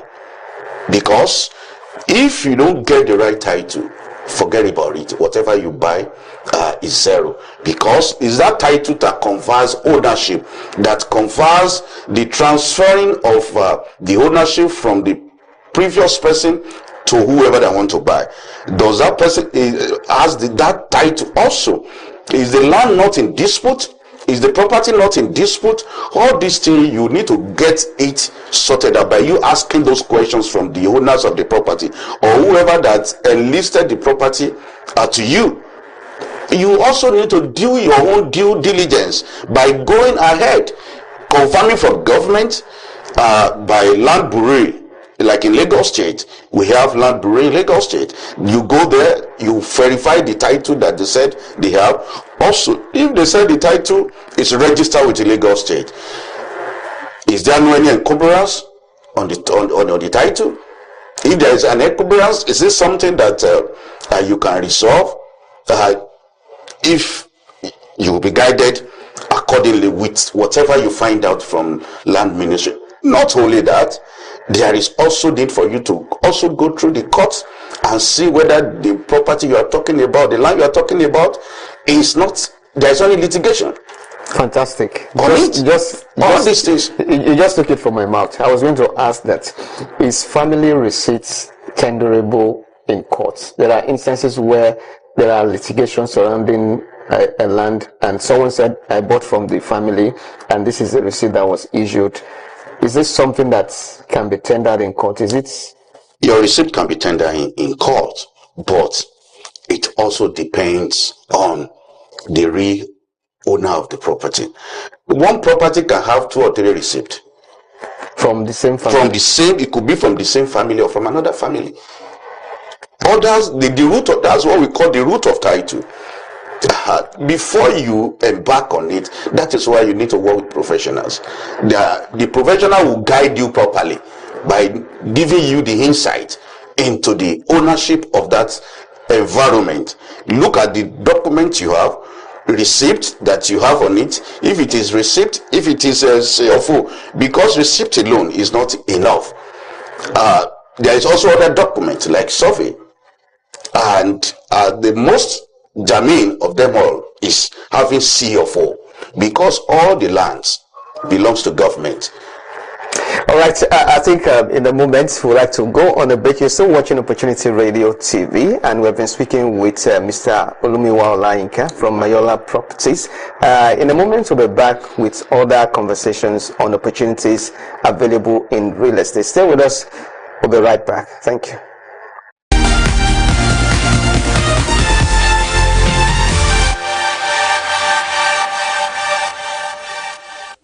Alright, you're still on to Opportunity Radio TV, reaching you from TVWest, and the conversation has been how everyday Nigerian can build wealth in real estate without having millions of naira sitting in your account. With zero, what can you achieve? What can you do in real estate?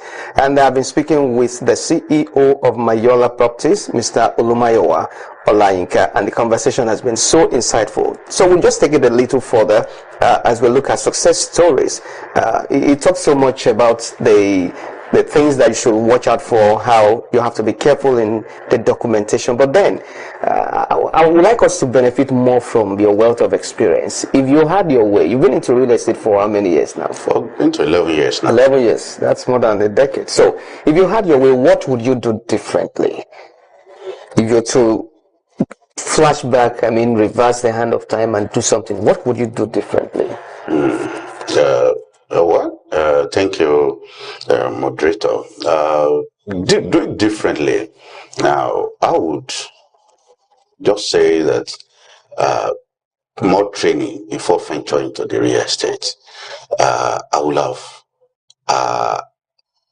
involved myself in a better training before I really started, because when I started out, fine, I did a few trainings, but and I just felt like the little training I had was sufficient enough.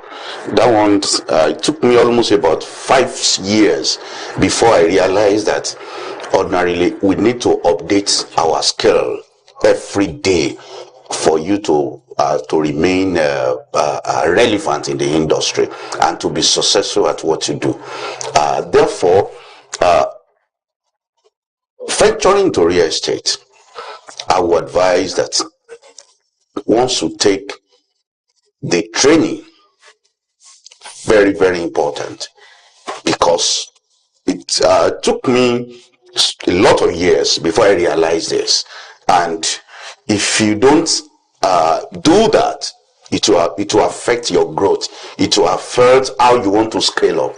It's just about a few years to this time around now that we started involving ourselves in different trainings everywhere, and thank God for those opportunity that I have now. It has exposed us to a lot of modern tools and a lot of communities, a lot of opportunity, and a lot of network that ordinarily I did not have before. Therefore, training, I see it is very fundamental, and before you venture into real estate, very important. So for a newbie, what are the likely challenges that they should prepare for? There are challenges everywhere. Even you're sleeping and waking up every day, it comes with its own challenges. What is fundamental is for you to get prepared. Preparation is everything. There is a challenges as you are waking up. New government policies is a challenges. A marketing environment is give you a challenges. A lot of things that day by day. Before the issue of this tax of a thing, most of the real estate companies, they don't see it, but now it's a challenge. You need to navigate all these things. There are the opportunities available in the industry, the challenges, then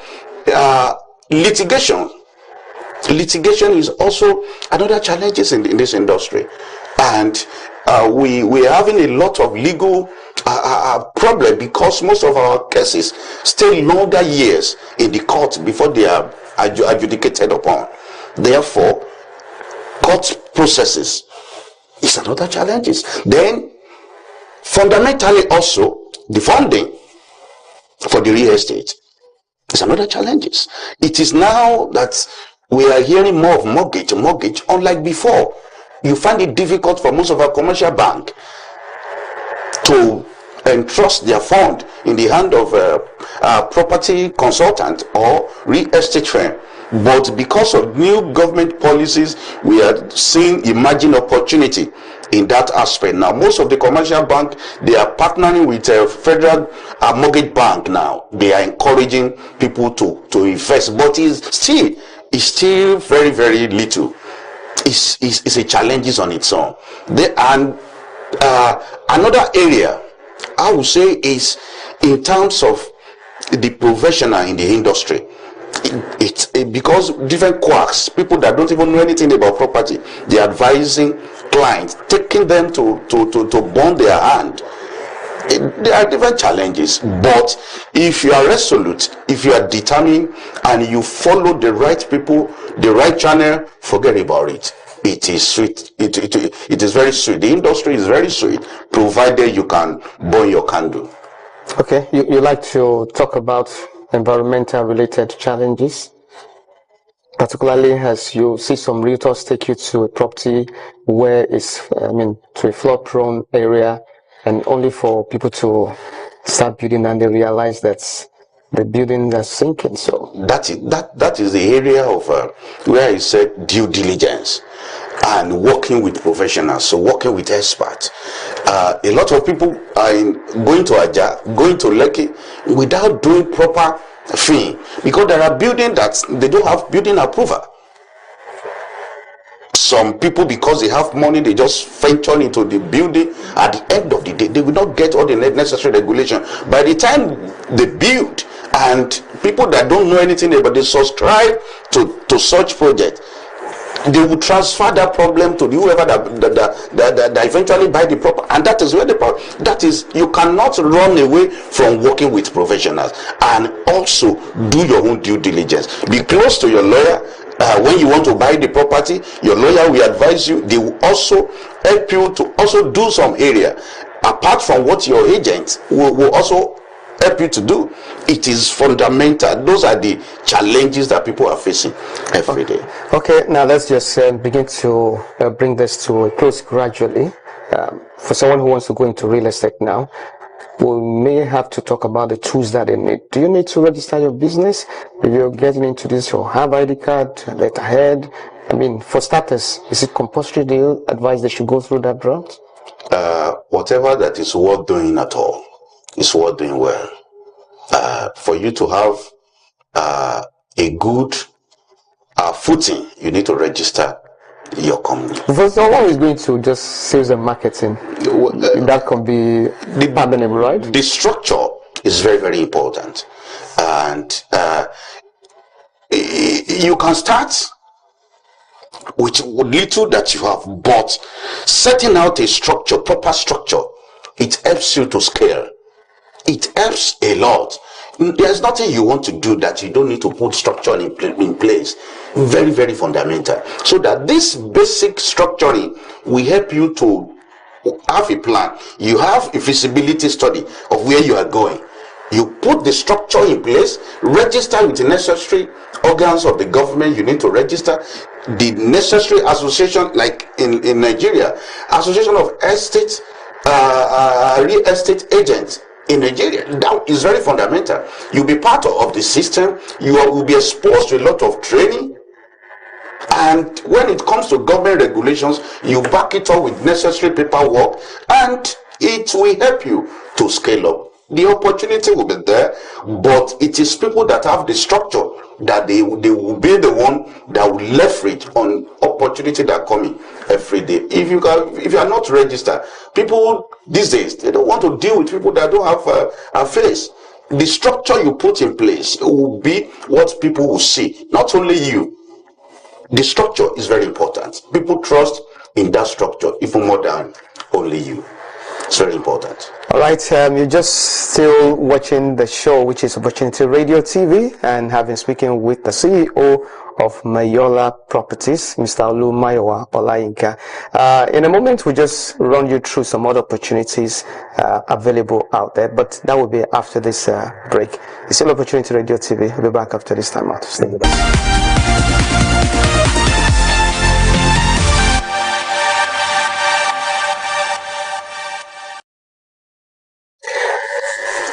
All right. Okay, you're still on to Opportunity Radio TV. This is the moment, in fact, one of the most interesting moments, because we just look at opportunities from different parts of the world, some education, some business and all of that. So I'll just touch on a few of them, and so Mayowa can just share his thoughts on some of these opportunities. Let's just see how well this works. So the first on the list is the NELFund Student Loan.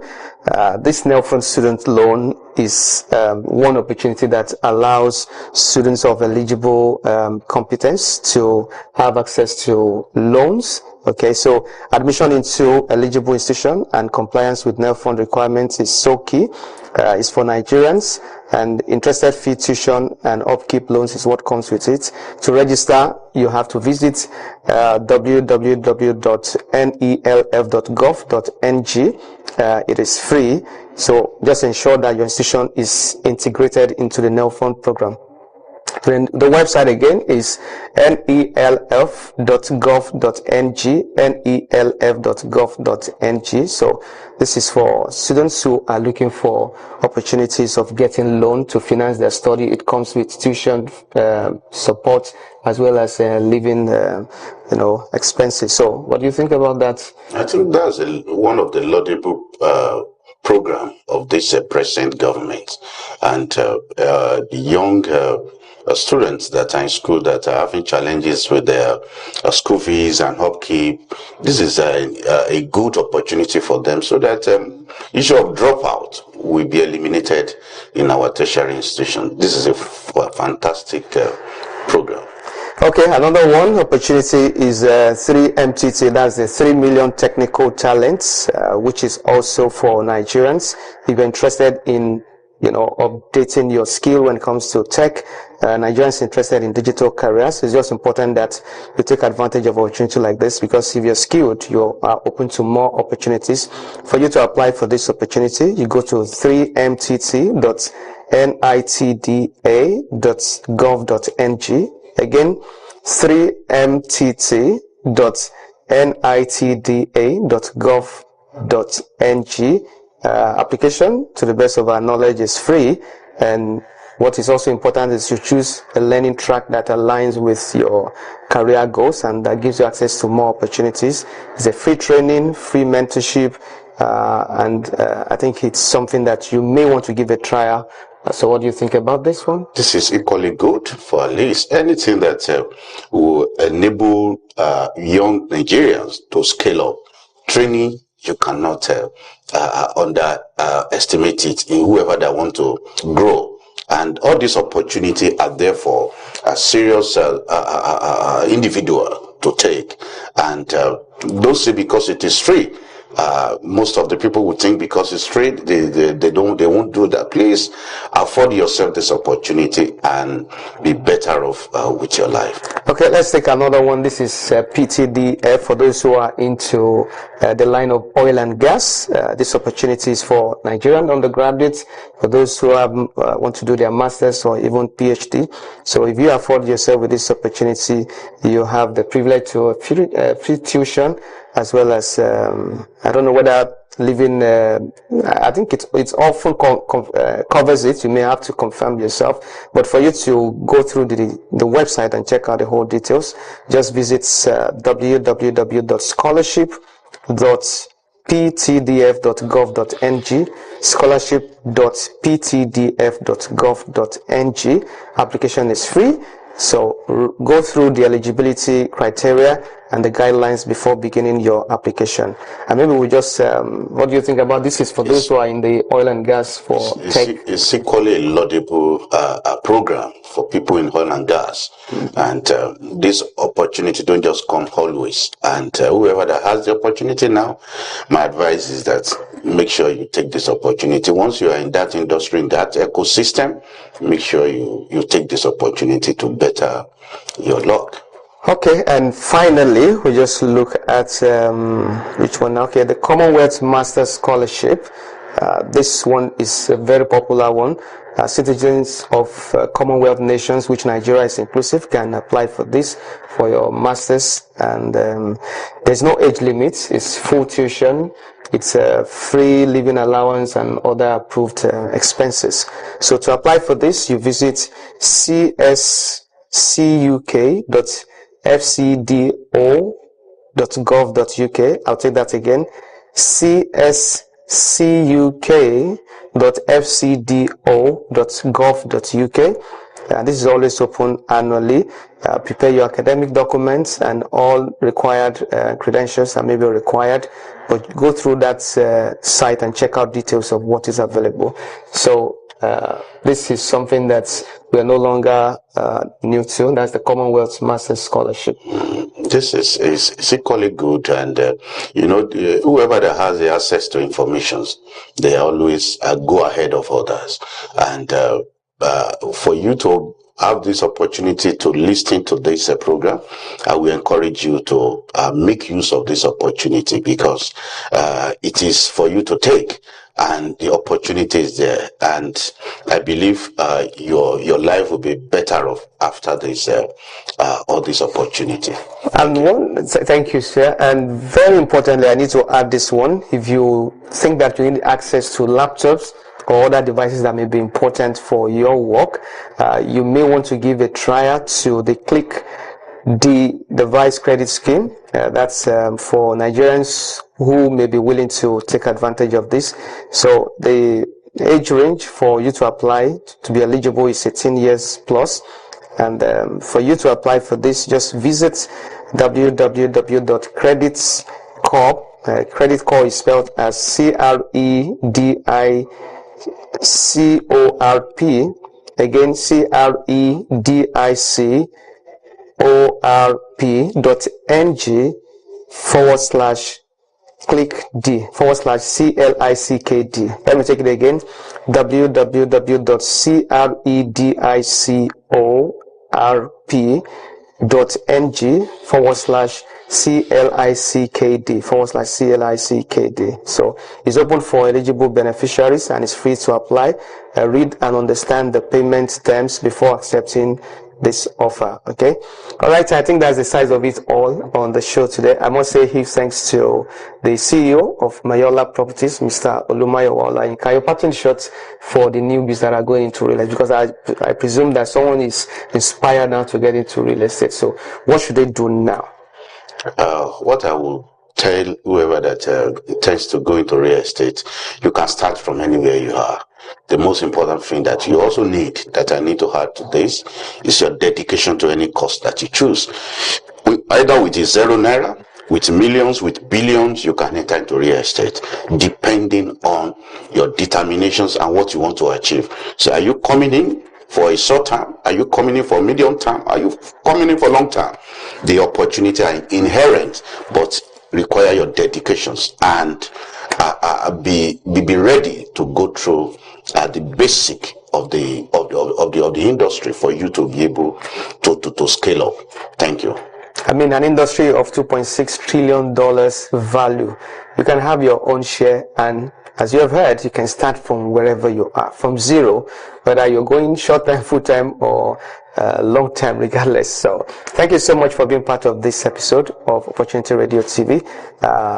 Just stay tuned. Some other shows are coming shortly. Thank you. I'm Daniel Owemi. Enjoy the rest of your day and keep going for opportunities. It will help you. Bye. Thank you.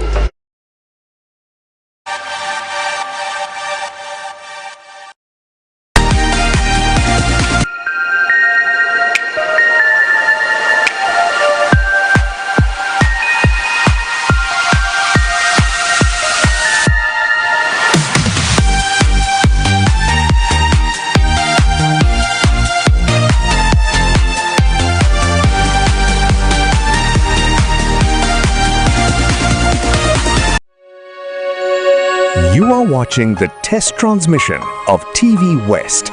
Don't forget to follow and subscribe to our social media handle at TVWestNG across all social networks. Thanks for staying with us. TV West. Reporting the West, inspiring progress.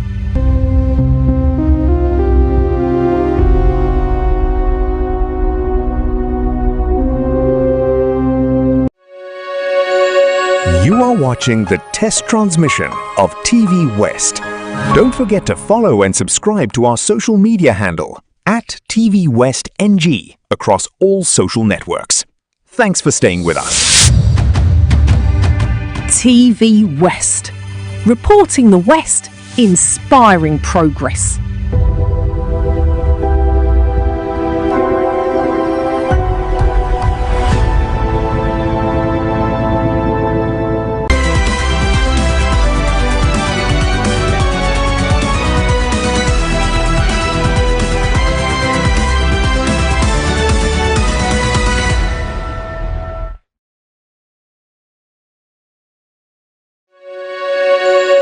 You are watching the test transmission of TVWest. Don't forget to follow and subscribe to our social media handle at TVWestNG across all social networks. Thanks for staying with us. TV West. Reporting the West, inspiring progress.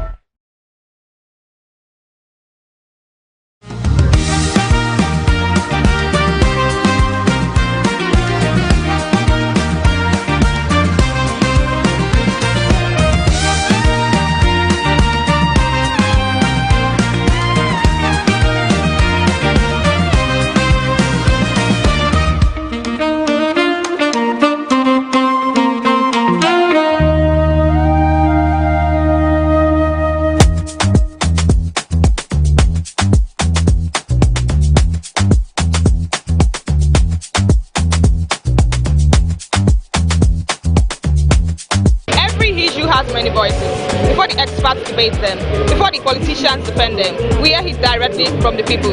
This is Citizens Direct on TVWest. I am Victoria Ogudende, and today we hit the street to ask citizens if you had the opportunity to advise leaders on one thing about the economy, what would it be?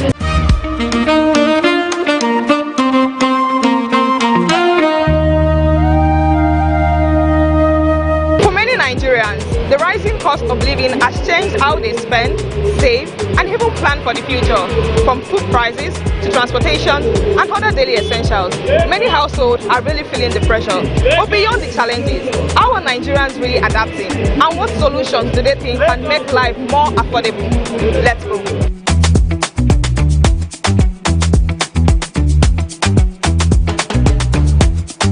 Good morning, Nigerians. If I have the opportunity to talk to our government, I will tell them to. I feel our government are too careless about our lives, about how we live in Nigeria. There is no price control. Government should be able to come up with the policies that control the prices of things in the market.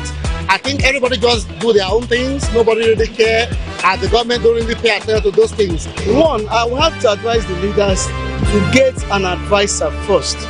Advisor that knows things about finance. One. Then another thing is to check the population of the people you are leading. Their population matters to know how you balance things. So until our government can be able to come to the point where they put eyes to what is being sold in the market, what is being produced, how much is being produced, how much are they selling. So to be able to have the price control. Because to import goods, to clear them, all this add to the cost of prices of goods. So these are the three things: to get a good advisor on finance, to check the population of the people you are leading. Then the third one is cost of importation of goods. The condition of Nigeria today is not the condition we met 4 or 5 years ago. The hardship in Nigeria today is getting too much. You cannot buy anything in the market, and the Nigerian government are not doing anything. We want them to look into the hardship in Nigeria. The living in Nigeria, to live in Nigeria now is very, very high. Ordinary man cannot even eat maybe one square meal in a day.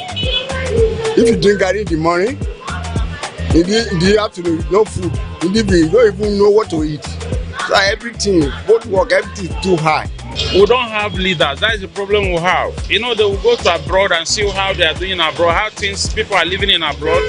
They will go there and buy houses, buy cars, buy bulletproof, buy private jets. The only thing I want them to know is they remember that when they die, they will not bury them without private jets. They will not bury them without houses. They will only go. If a Muslim, they will not bury you with a casket. If a Christian, they will bury you with a casket. But they should know that God is recording everything they are doing. The country is not going. Everybody know how much is fuel. Well, fuel is 1,000 something. Understand? People are suffering. We are able to Nigerian government that to provide food for ordinary man in the street. At least we are dying. We are dying gradually. We are dying. Nobody, no food, nothing. We will work, no work, nothing. They are just suffering. Tomato is 1,000 or 1,000. Pepper 15 naira now is almost 1,000. It cannot cook. Things are going wrong, and government don't want to do anything. They know what they're supposed to do. They care for their pocket. They don't care for people. To our government that to provide food for us, to provide good health, good accommodation, good electricity to give us, so that you can live as a human being. So I don't want them to do good for us. That's it. I think you need food, and transportation alone is killing us, especially in Nigeria. So at least anything they can do about the food aspect, the feeding aspect, and the transportation, I think we are cool. They should change and remember that it's God. Understand? Now they're talking about 2027 election. They're not talking about how people they're kidnapping everybody. They cannot travel. Now, if you are traveling, you'll be praying for God to save you, but we'll have leaders. Because a lot of people are suffering. I mean, rent is expensive, feeding is expensive, even to transport yourself down to work is very expensive. Because some places that we usually go at the rate of maybe 300, some now it's getting out of hand, some 500, some 600, and also we just ask the leaders, they are doing well, the fuel have started dropping, but they should still try it. The average Nigerian is really suffering, and I really wish the government can look into the things that we Nigerians are going through and find a solution to this. If it's to try to regulate the prices and make it very easy for us. We Nigerians, we don't really need to advise the government, rather we need to cry out so that the government will look into the cost of the living, like the housing, the road, the lights. There are things government need to do, especially in Lagos State. The average salary earner is earning like 70k. Imagine you now putting down a price of 1 million naira for rent. How do you expect the person to afford it? People can no longer afford one room to live in. The cost of living now has gone higher, and people are living now from hand to mouth. Looking at the situation in the country and the minimum wage, and back to your question that what would be my advice to the leaders, to the government, is number one, there should be consistency in paying their salaries. And looking at the cost of buying things, even people that are earning minimum wages are not able to afford certain things, many things. So I will advise our leaders to look at the cost of commodities, most especially the cost of bringing things into the country, which I believe is the most of the reason why things increases. And also they should put some regulation into the cost of buying things. I will advise them to bring down the cost of fuel, because the reason why things are expensive is fuel. If they come down, the cost of living will be a bit reduced. Because look at things that people are buying in the market. Once the price goes up, the sellers do not think they should bring it down again, even if the cost of bringing it in reduces. So there should be a check, regulation check, that the government should put in place, so that in case if people get the little salary they are getting, they will be able to buy things. The only thing, because they will tell you, oh, bringing goods, bringing rice or beans from the north is expensive, we pay this, we have to pay that, we have to pay all of this. Do you understand? So if they can reduce the cost of fuel, it will be a bit manageable. And if there is any other thing they can do, a lot of people are suffering. Some families barely eat. So what I'm going to advise the federal government is that they should make sure that there is price control for everything, because that one will enhance us, and aside from that is from generation to another generation. What I'm going to advise is that they should open more technical schools, so that people that are growing up, the children, they'll be able to have skill, because it's not everybody that will go to the tertiary institution. So if they have been able to have something doing, it will also help to manage the economic system. So that's the only thing I can chip in. Basically, the cost of living is telling on everybody. It's telling on moral values. It's telling on the way people run their day-to-day living. And from my own point of view, I feel the leadership should be more interested in the citizenry. They shouldn't just take decisions based on what they feel in the presidency, at the presidency level, at the government level. They should be in touch with the grassroots. And then when they are taking decisions, they should involve the masses, so that they don't just take it. Like the issue of subsidy. Subsidy is a very fine thing they did, but the process was very, very, very, very detrimental to the masses. There is so much hunger in the land. Some cannot even afford 1 square meal. So bring down the cost of things, fuel, transportation, and a whole lot.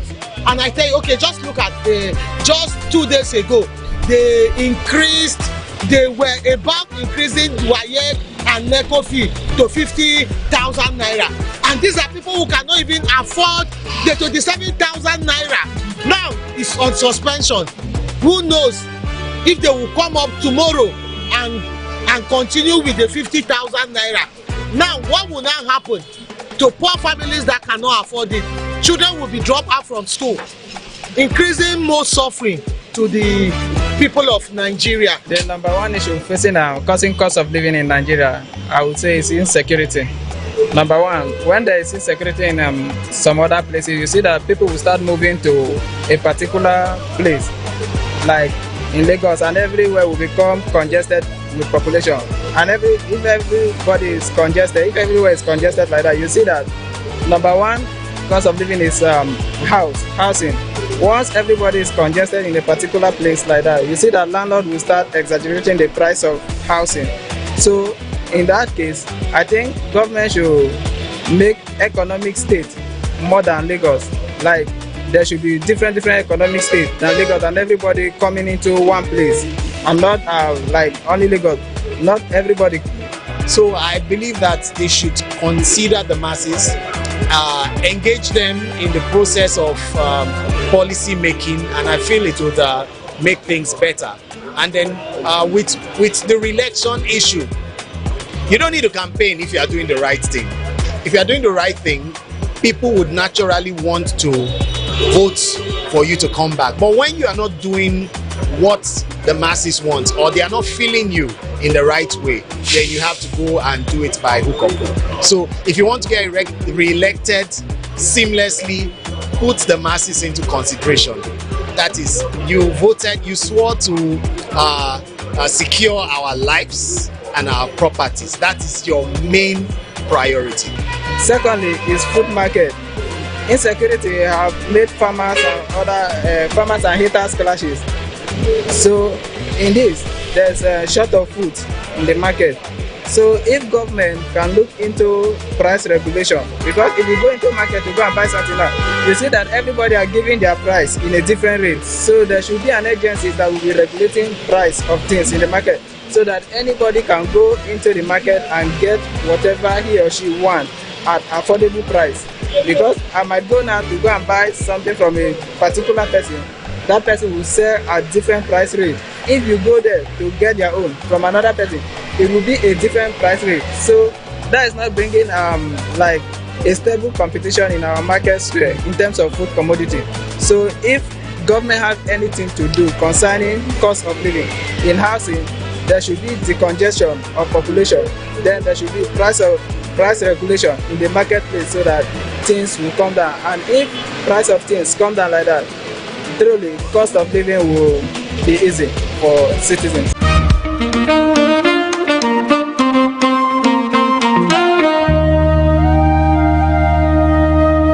As Nigerians continue to adapt to the rising cost of living, one message is clear: long-term solutions and numerous other solutions provided by citizens, price regulation, fuel reduction, and so many others. We can only hope that the voices of citizens are heard and taken into consideration on the cost of living in Nigeria. This is Citizens Direct on TVWest. I am Victoria Ogudende. Thank you for joining us.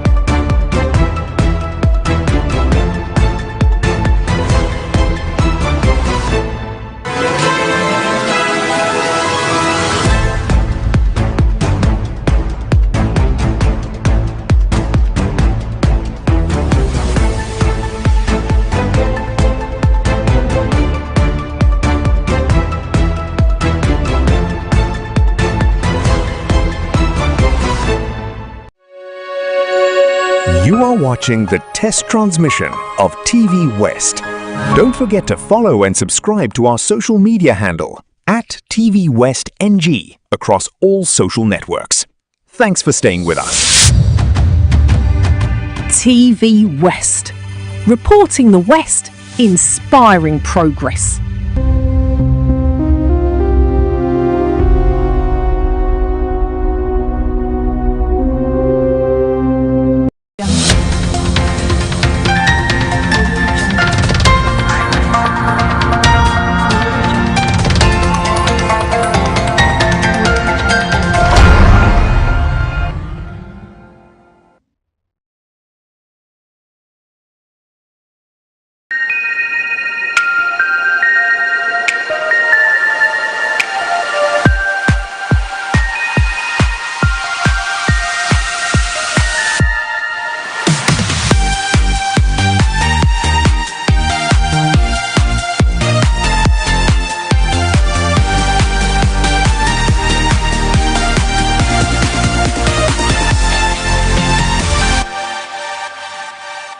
The TV station other than TV West. My name is Daniel Owoyemi. Welcome to Opportunity Radio TV.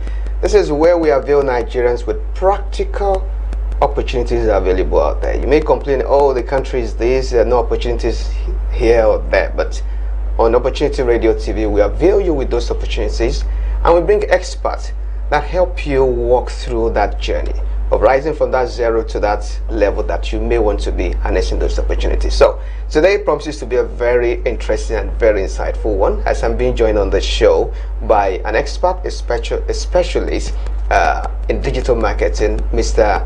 Segun Olayemo. Good morning, sir. Good morning, sir. Glad to have you join us on Opportunity Radio TV. Same here, sir. I believe there's a lot you're going to unpack for many Nigerians, because before we get into that, let's go for this breather. When we return, we get into the conversation proper.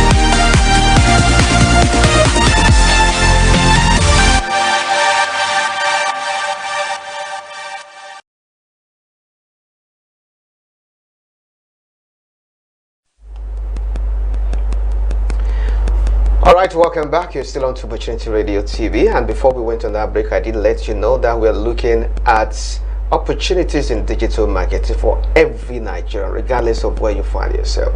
Whether you are a 9-to-5 person, or you're a business owner, or someone who is just still trying to figure out what to do, especially in this digital age where everyone is talking about AI. But what exactly is digital marketing all about? For someone who just knows the conventional marketing, the traditional marketing, now is digital marketing. What exactly does digital marketing entail? So someone begins to know what to expect. Okay, so digital marketing is actually majorly you bringing your business to the internet, using different technology like social media, and also different web techniques and even AI to actually promote your business and get visibility for your business. Okay, so it's strictly about visibility for your business using the digital tools available. So, are there opportunities in digital marketing? Actually, there are a whole lot of opportunities in digital marketing as a skill. We have opportunities in social media management, social media marketing. So what that entails is you helping businesses to manage that social media profile, be it Facebook, Instagram, Twitter, LinkedIn, YouTube, Pinterest, whatever social media. Is there numbers? All this one that you have mentioned exactly. now. Okay. So, and also we still have media buying aspect, which is you concentrating majorly on helping businesses run profitable campaigns to promote their business, to promote their goods, their services to the right audience, and also to the right buyers for them to be able to actually earn profit from the business. Then we also have content aspect of it, in terms of writing content for different businesses, for you to be able to promote your services through that aspect. It could be in form of blog content, it could be in form of content articles that people could read, learn, or even you could also earn from that as a content writer by monetizing your skill with AdSense on different ad levels. So there are a whole lot of opportunities. So you have mentioned three now. You have mentioned social media marketing. Yes. You have mentioned content writing. You have mentioned media buying. Yes. Please take us to. I know there's still more. Yeah. We still have funnel development. So what funnel development actually means is that you help businesses to streamline the structure at which they want to actually reach out to their audience. So it could be in form of you setting up a Facebook campaign that would actually have a landing page where people could actually visit to learn more about your business and your services. Then from there you could also integrate payments on that same page where they could actually check out immediately once they make decisions to buy from you, and you get paid, and they also get their goods or whatever services they are actually trying to buy from you delivered to them. So that's another specialization. Yeah, that's funnel. Why do they call it funnel? The reason why they call it funnel is simply because it's in form of the normal funnel that we know for you to actually maybe pour water gently without you wasting any of it. So it's a funnel in terms of it has 3 levels. We have the top funnel, the middle funnel, and the bottom funnel. So what it means is that not everyone that sees your ad or your campaign would buy immediately. So you keep them in that funnel for you to be able to nurture them. So the nurturing now has to do with you selling to them different category of your product. You could have products in different categories of maybe 1 million, 500,000, 200,000, 300,000. So let's say you're pushing out a product of 1 million to your audience and they are not buying. So you could also look at what other product can I push to those same people in the sales funnel, like maybe 500,000 product. If they are converted, you can now downsell or upsell your audience. So that's why you are giving a free masterclass already. Okay, so you have let us into the different dynamics of digital marketing now. Now, for a starter now, someone who is just hears about digital marketing. I mean, you see people who call themselves, why did I say who call themselves? People like you, digital marketing experts. Some of them, they don't go out, they just work from home, and people are wondering, what are they doing? They must be doing cyber fraud. Is it real that you can stay at home within the comfort of your house and you just make money? I mean, is it real? Of course, it's very real. I would say I've been working remotely since 2021 as a digital marketer, and they pay you. Of course. The money is not remote money, it's original money. Of course, it's real money, like salary. Yes, now you get paid for every gig or job that is being delivered. So for working remotely, it's in different levels. You could actually work as a freelancer. It means you'll be working and getting paid based on every project that is being completed, and you could also work on a full-time role as a remote worker where you work, but just that you don't go to the office. You wake up the normal time. A 9 to 5 person wakes up, you do your work, then you close at whatever time you agreed with the company. But the good thing about it is that it gives you liberty, and it's very flexible. You don't have to deal with the awful and buffle of jumping on buses and all of that. So it's that freedom the Lagos is actually hustling and bustling exactly. So you just have dominion over your time, and you could also control how you manage your time and even your resources.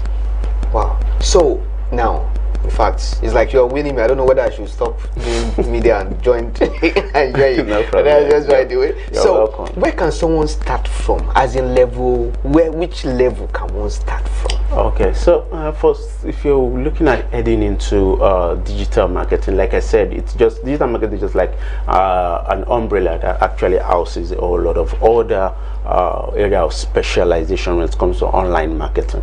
So if you're starting out, the easiest way to start out is starting out as a content writer or a copywriter.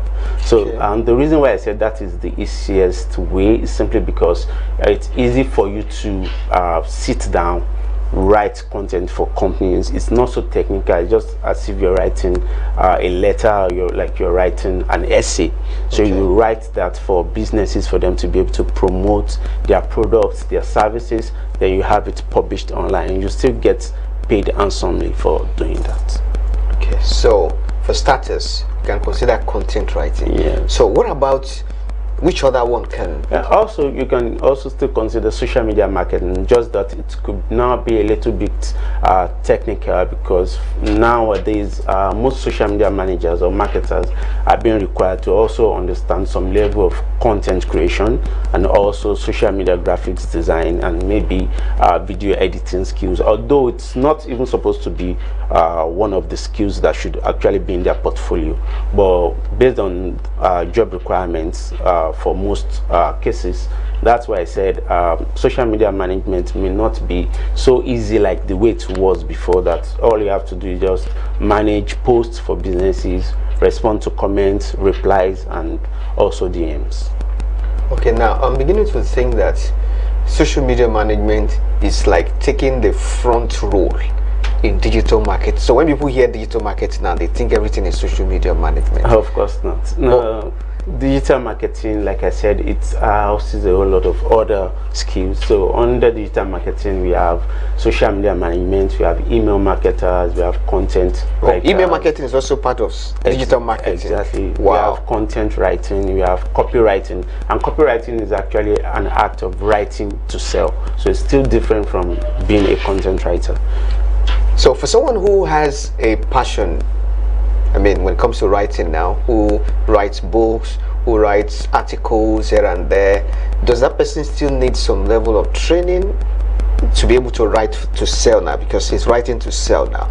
So what are the dynamics of writing to sell? Yeah, so for copywriting, like I said, writing to sell, it actually has a framework which we refer to the AIDA framework. So what that means is that is AIDA. So those 4 letters must be acronym must be very much present in your content for you to be able to sell. So it means awareness, interest, then desire and action. 3 masterclass: awareness, interest, desire and action. So it's present in your writing. Exactly. So it means you have to craft a content that would make people want to read more, want to know more about what you're trying to talk about, or whatever product you're trying to sell. Then the interest for them to be able to want to get to the last stage of your content, which is where the action is going to take place, has to also be there. Then now the desire to now willingly take action. Either you want them to maybe submit their email, you want them to submit their phone number, you want them to buy from you, you want them to make deposits, you want them to make direct purchase. Now has to do with the action being binded into the copy that you're actually writing, just for that act. It's getting really interesting now on Opportunity Radio TV, as we continually delve into opportunities available for Nigerians. And on this episode, we're looking at opportunities in digital marketing for every Nigerian. And my guest has been a digital marketing specialist, Mr. Segun Olayemo. Let's go for this break there. When we return, the conversation continues, as we shall be looking at some other areas that would interest you. We'll be back after this time out. Stay with us.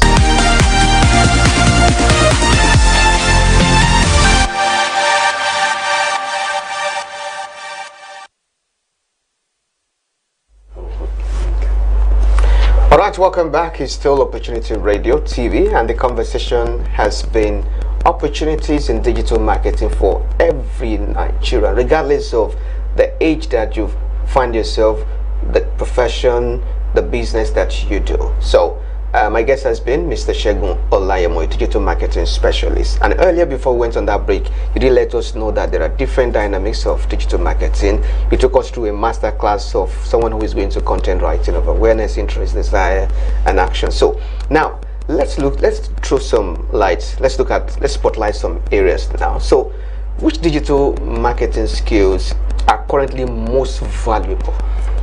Okay, so the digital marketing skills that are currently most valuable, one, I would say search engine optimization experts. Then I would say funnel what does that search? Okay. Is there an engine somewhere that we're going to be searching for something? No, it actually means that having your business visible on different search engines like Google, because if people want to actually get to learn or know about your business, most times they might not even remember what your website is or what your social media page handle is. The first thing they want to do is go to Google and search for the name of your business. So if your business is actually not visible on the search engine, they would never get to see your business or learn about it. So that's why it's very lucrative skill now, because most businesses want to be visible on Google, even other search engines like Bing, Yandex, and even now Pinterest is also being used as a search engine. Even social medias, you see different social media So content. Pinterest is not just for images. No, it's not. Pinterest is more than an image submission platform. It's actually a bulk of traffic acquisition website. You can actually move as much traffic as you want from Pinterest to your website or your offer, depending on the strategy. Okay, so you were responding to the question of the most valuable. Yeah, I said search engine optimization. Okay. One. Then the next thing is media buying. Everyone wants to promote their business. They want people to see their product. They want people to see their services. So media buying also, it's also a very lucrative skill now in digital marketing, like I said earlier, because you could actually use this skill to help businesses run ads that could actually attract sales and also increase their conversion. So now I'm thinking for someone who wants to venture into digital marketing, regardless of the subdivision the person is venturing into, and the person doesn't have a portfolio. Okay. Can one start without a portfolio? Of course, you could start without a portfolio, and the best way to start, like I used to tell people, is actually looking for internship offers, be it paid or not. What that would do for you is that it would actually help you work on live projects. You'll be able to work on projects that you could actually use to develop or build your portfolio, then bid for jobs that could actually pay you well. Okay, so how should someone like that now approach a business or an organization that, I need to do internship, but in the event that such an organization feel that they are not willing to, they will not be paying such a person, do you think it's still worth it? Yeah, it's very worth it. Like I said earlier, the best way to actually approach them is make them understand that you are just starting out, you are at the entry level of your career, then you need to build your portfolio, whereas you could actually use your skill to actually help the business grow. In returns, you work on live projects with them, then you hand that as the reward for whatever job you've done for them. Okay, so what course or what background or what educational background should one have before one can really do well in digital marketing? And for me, your educational background is not relevant. And the reason I said it's not relevant is simply because I've seen people that are school cert holders, I've seen people that are ND holders, I've even seen people that actually studied food tech, food science, but now they are a developer, a full stack digital marketer, or majorly an SEO expert. So your educational background has nothing to do. The only thing is you just need to acquire the skill set. And even majorly when you look at the international market, based on personal experience or the jobs I've worked on, none of them has ever asked me for my school certificate or whatever. But you've been working for years now, and none has ever asked for your credentials. Exactly. So what they are actually after is deliverables. Once you have the skills and you're able to prove that you can actually do what they want, that's all. So being a graduate or not has nothing to do with learning or earning from digital marketing. Okay, so like, what can you take us through the price range, like the remuneration package? What is the popular one, like for social media manager? Like how much do they get paid? For SEO, like how much do they get paid? Email marketing, you know? Okay. For social media managers, and sorry for interrupting. Okay. If you have these packages across, I mean cross-border, like in Nigeria and for other countries, you have worked with different clients beyond the shores of this country. So like in other clients, like how much do they pay them in Nigeria? Like what do they offer, and what is it supposed to be? Okay, I would like to put it this way: if you're working for a foreign client, and also working for a Nigerian client, you can't compare the salary range. It's the gap is massive. You can, for let's say for a social media manager, you could actually be earning maybe $500 per month from a foreign client. But $500 is like, that's around 600 and something. 600 something thousand. Okay. But for a Nigerian client, they could actually be offering you maybe highest 200,000. You are too used to those.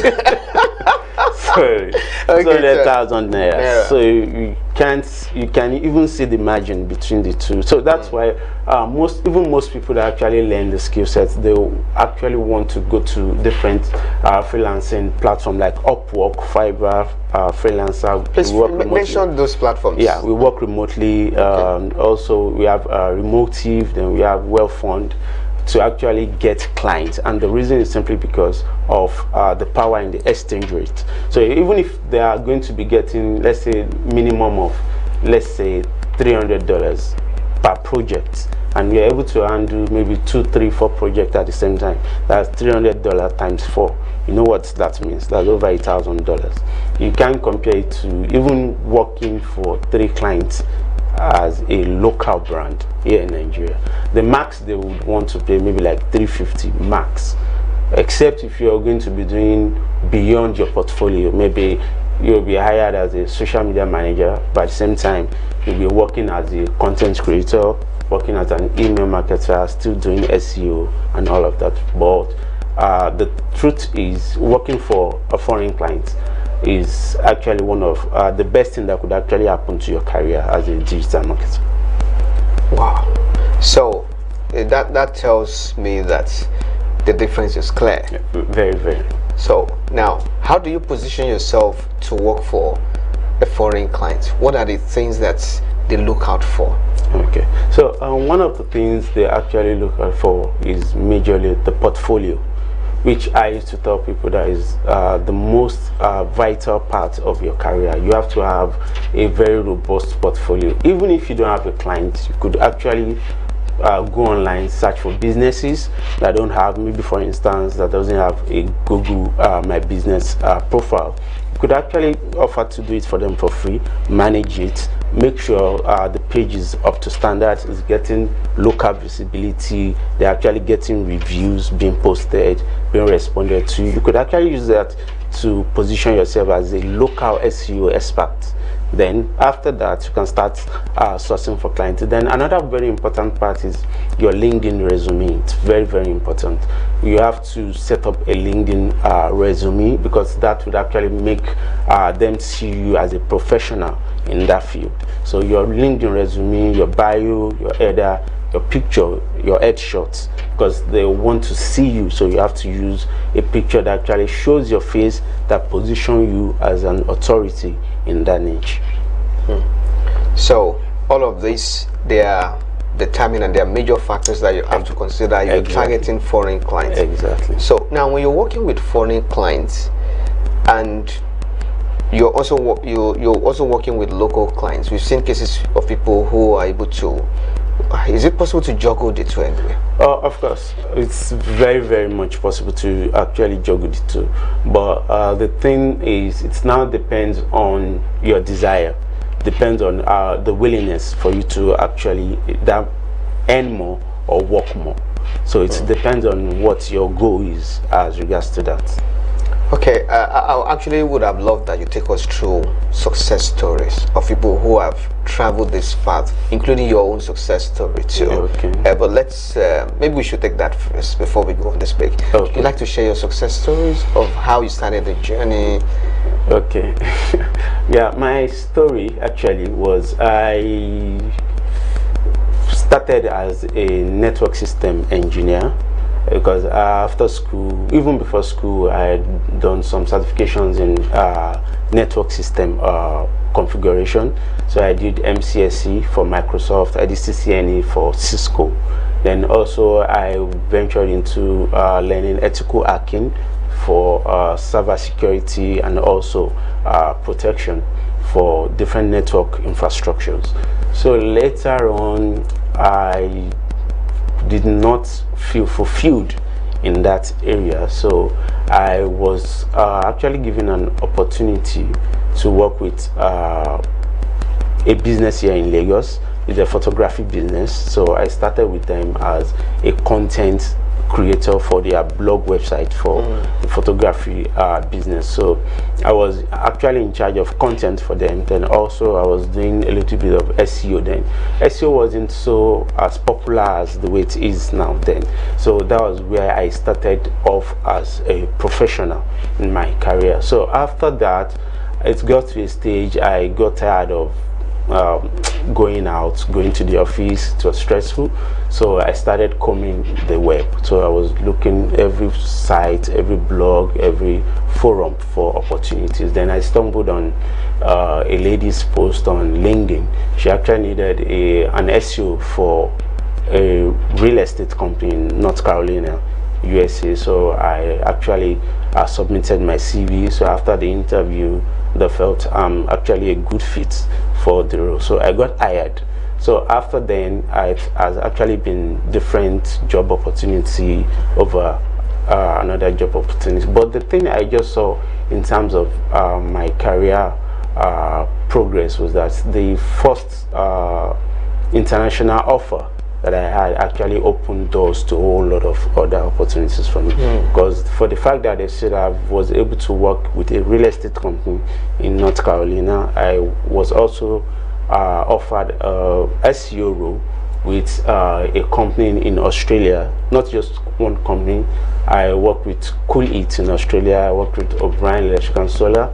Also your story is a book, and we cannot finish that book on this show today. Exactly. But what is so evident and profound is that it is possible, regardless of where you're starting from, whether you have a first degree or not, whether all you have is just your school set, whatever it is that you have, whenever your age, you can start from that level and move to the next phase. So we'll go for another break, and when we return, we'll get into opportunities happening now that you can jump on and leverage on, and that is after this break. We'll be back shortly. Stay with us.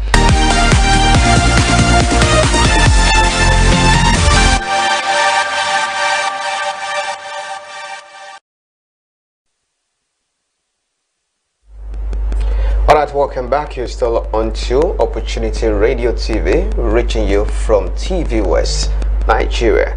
And my name is Daniel Owoyemi. The conversation has been opportunities available in digital marketing for every Nigerian, and it's been so insightful. A lot has been learned, and now we get into yet another very interesting part of the show, which is opportunities happening now. What are those opportunities that you can jump on?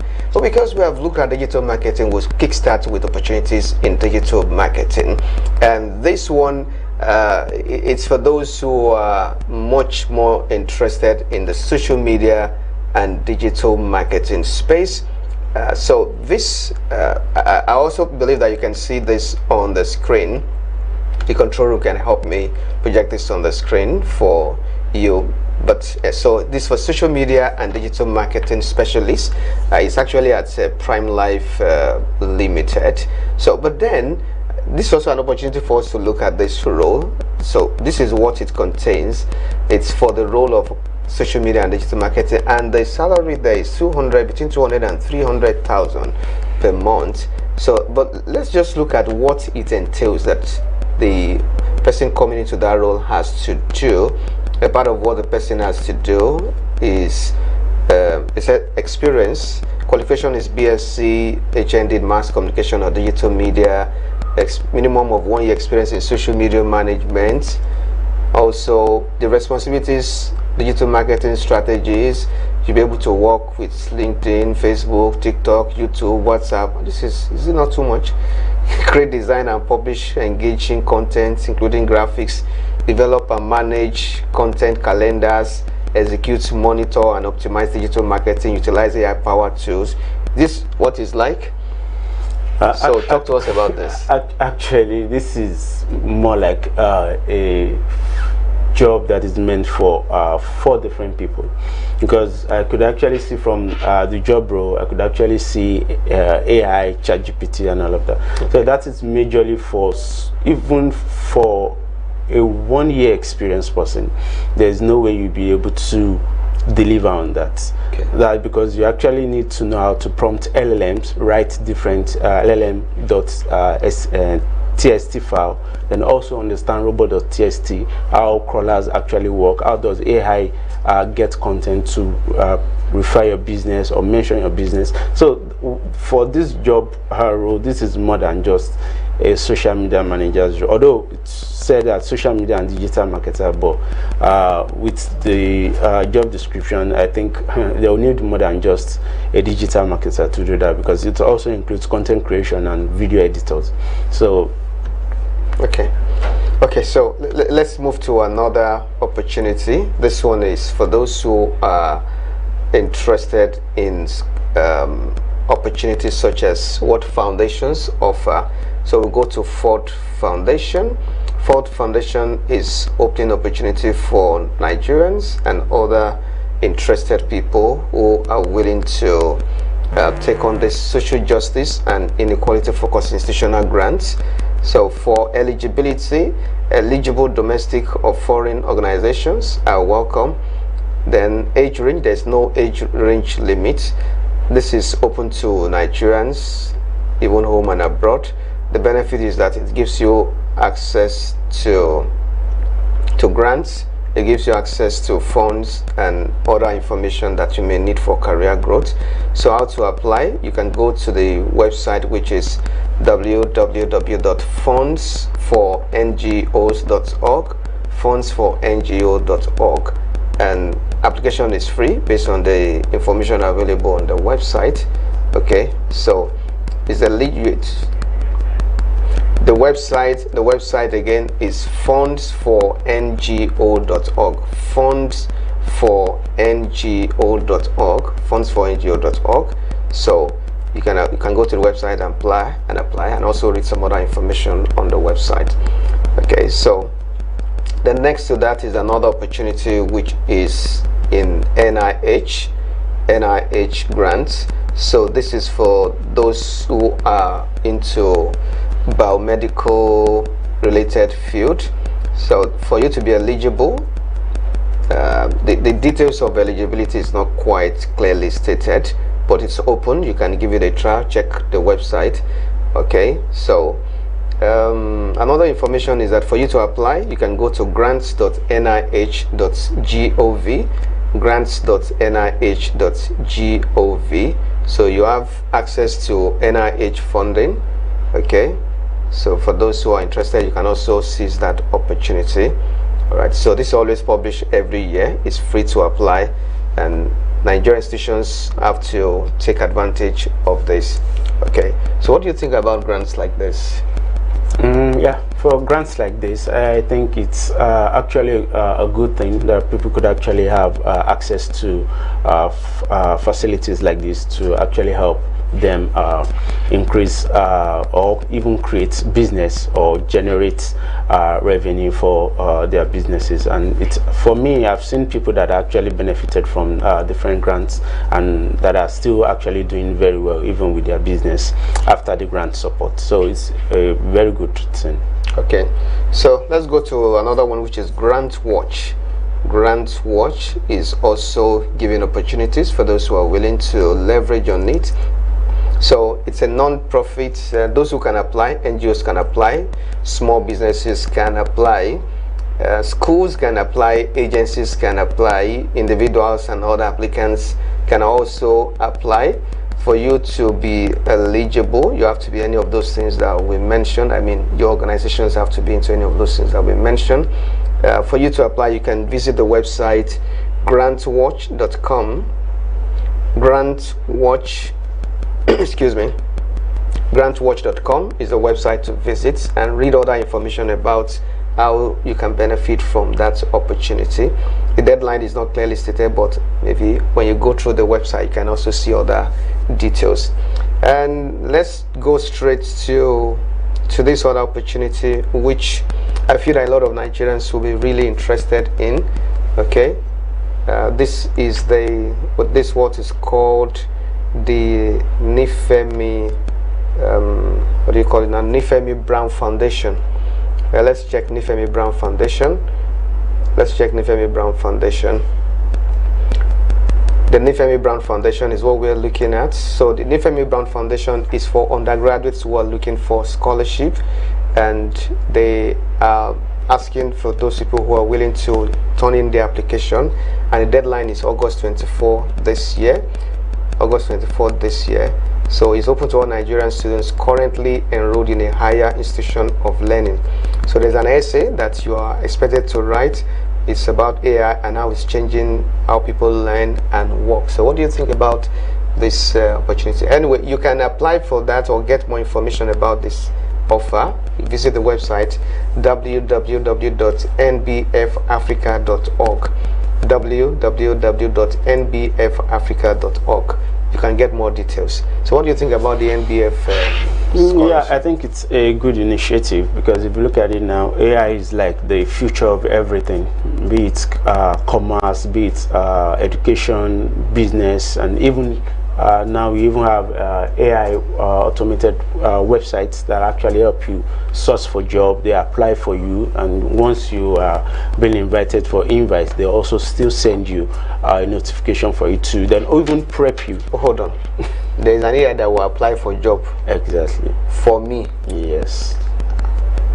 What's there are a lot of them like that. You have auto apply. We have job OS. We have you can even still use Claude AI.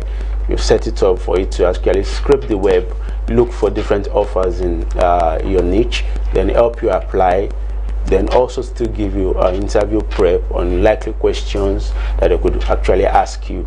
Then once you have been successful at each stage, it sends you notification for you to know what the result of each interview levels are. So everything is almost automated. So AI is like everything we actually need to succeed now. Wow. So AI can help look for job. AI can help do the job. Exactly. What else can AI not do? All right, so it's been a very insightful, very interesting moment. Learning opportunities available in digital marketing, and my guest has been a digital marketing specialist, Mr. Olusegun Olayemo. He has done his part in giving us insight. So the takeaway from this show is that you can start from wherever you are. You can start with content writing, and that if you want to. And so you can start with content writing, you can start with social media management, and that there are opportunities for you not only locally but even internationally. And to also let you know that no matter the amount that is being paid, you can actually scale it up and also make the best of it. So I believe that you have learned one thing or the other. I think home is calling. For everything that has a beginning, there's always an end to it. It's been a very good moment, and I must say thank you so much for coming to Opportunity Radio TV. You're welcome, sir. All right. So for my viewers, we really appreciate your time, and stay tuned for yet another show coming on Opportunity Radio TV. I'm Daniel Oyemi. Enjoy the rest of your day. Bye.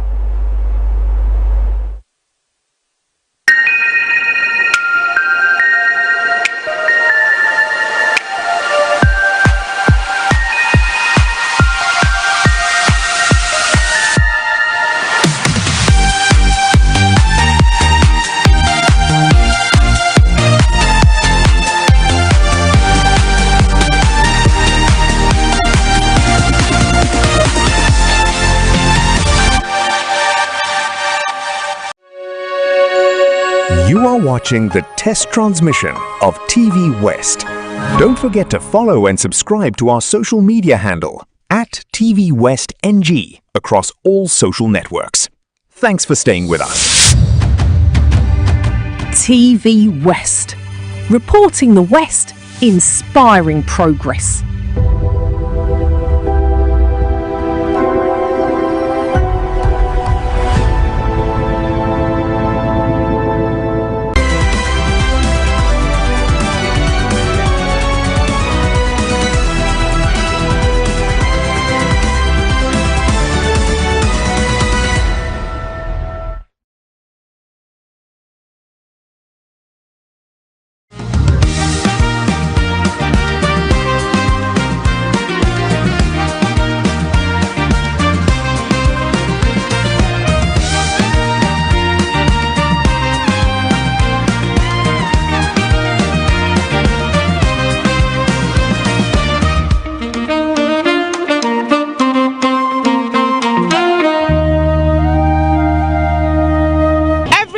has many voices. Before the experts debate them, before the politicians defend them, we hear it directly from the people. Hello and welcome to Citizens Direct on TV West. I am Victoria Ogudende, and today we hit the streets to ask citizens about that one thing that they will change about government hospitals in Nigeria. Let's go.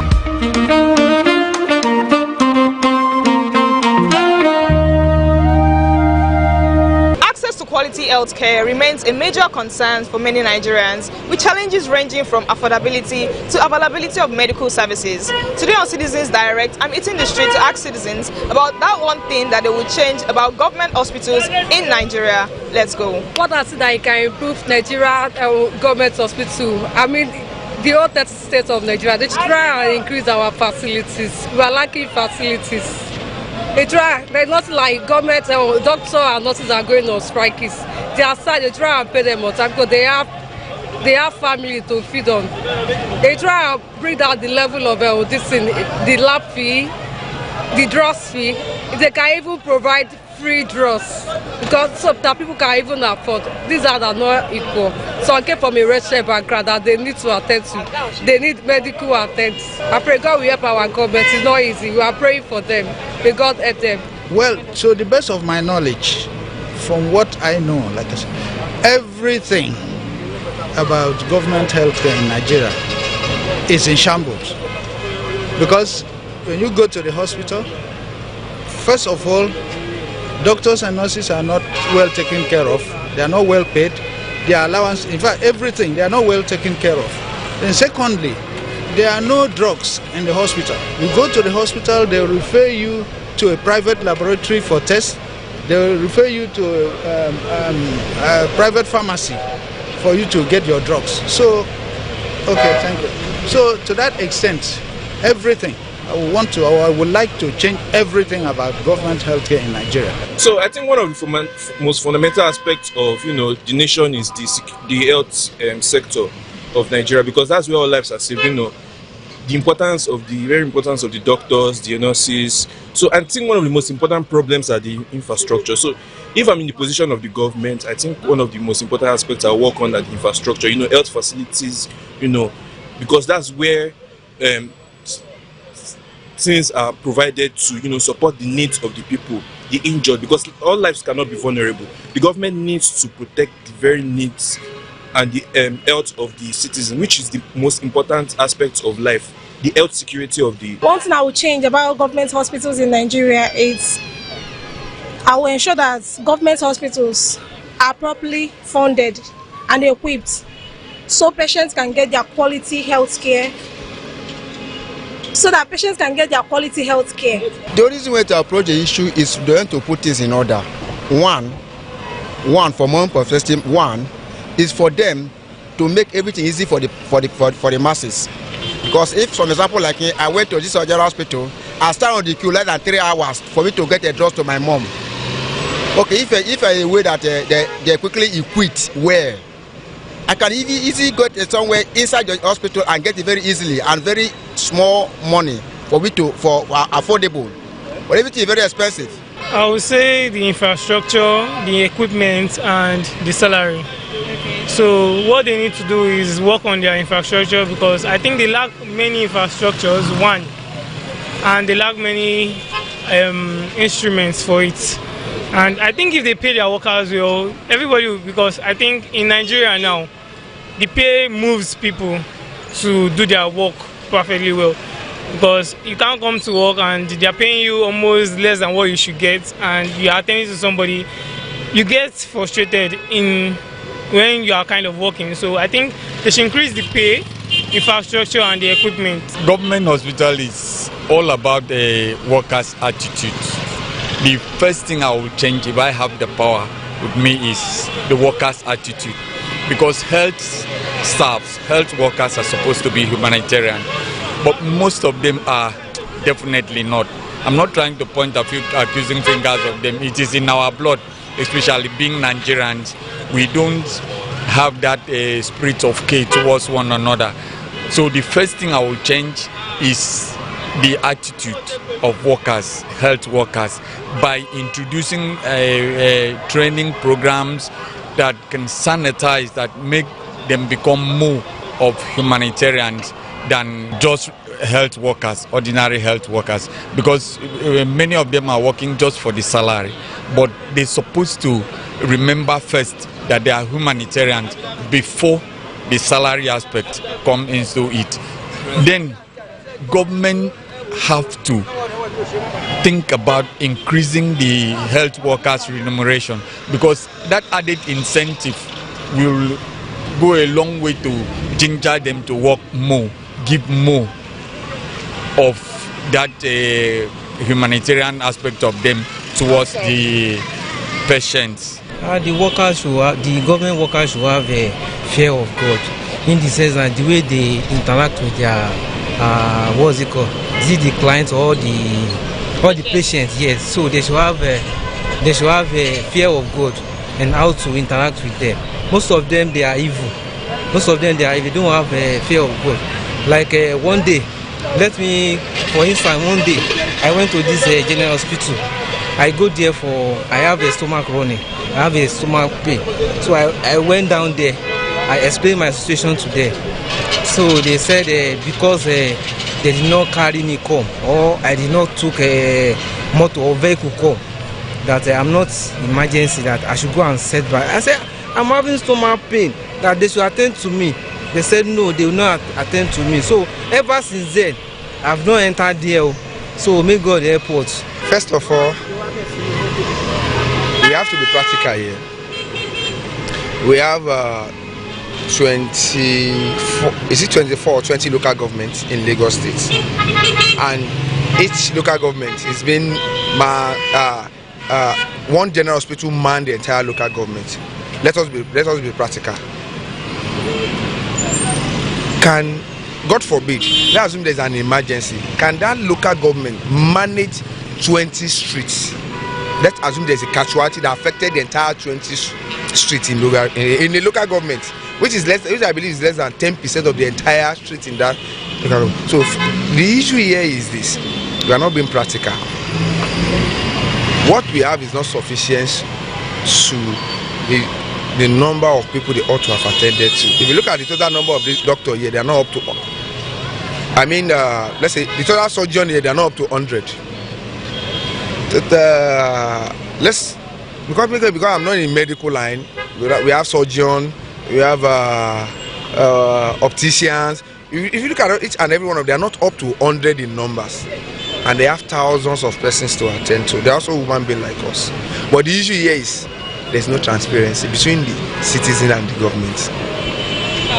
Thank you. The word transparency is very clear. I want to see what is going on there. What is their budget now? What did the government needs to do for us in quote now is the total population of people staying in Ikeja is 10 million. I know that the total population of people staying in Ikeja are 500,000. Yeah. The total number of surgeons we have in Ikeja, you understand? Let them tell you the total number compared to the population. The surgeons are not. Are you getting the logic now? We need just to be transparent to one another so that we can. These things are not difficult. It's just that we are not ready. The government are not ready. We too, we are not ready. That's why we are not asking necessary questions. So we are just like, we know the problem and we are dodging the problem and we want solution. What we need is just transparency. Simple.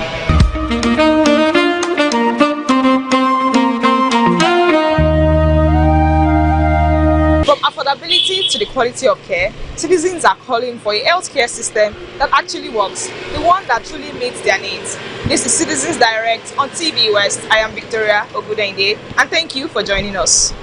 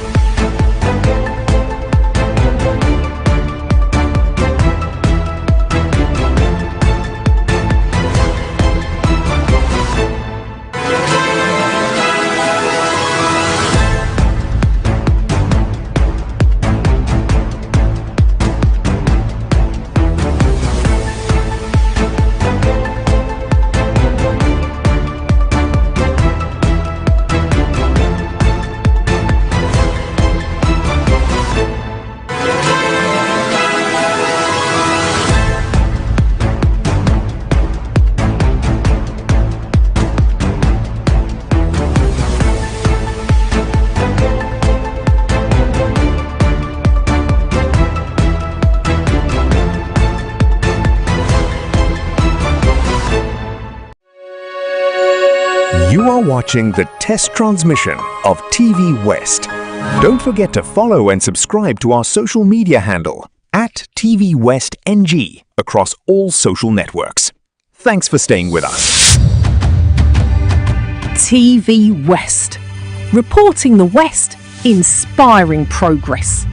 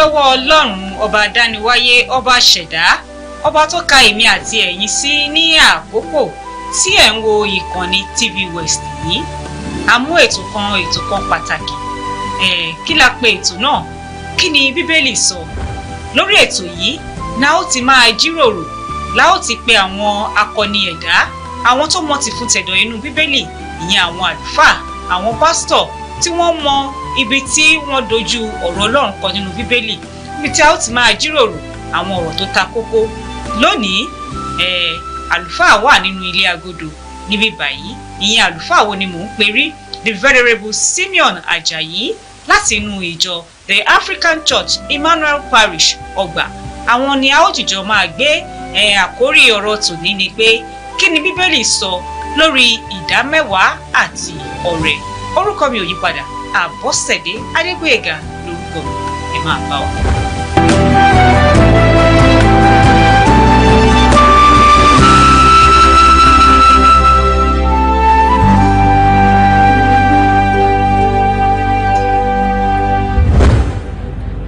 ẹ̀yin aráalé ẹ bá mi kí káàbọ̀ sínú ìkànnì yìí lówùúrọ̀ yìí àlùfáà àgbà ìjọ the African Church Emmanuel Parish Ọgbà the Venerable Simeon Ajayi ẹ káàbọ̀ ẹ bá mi kí àwọn aráalé.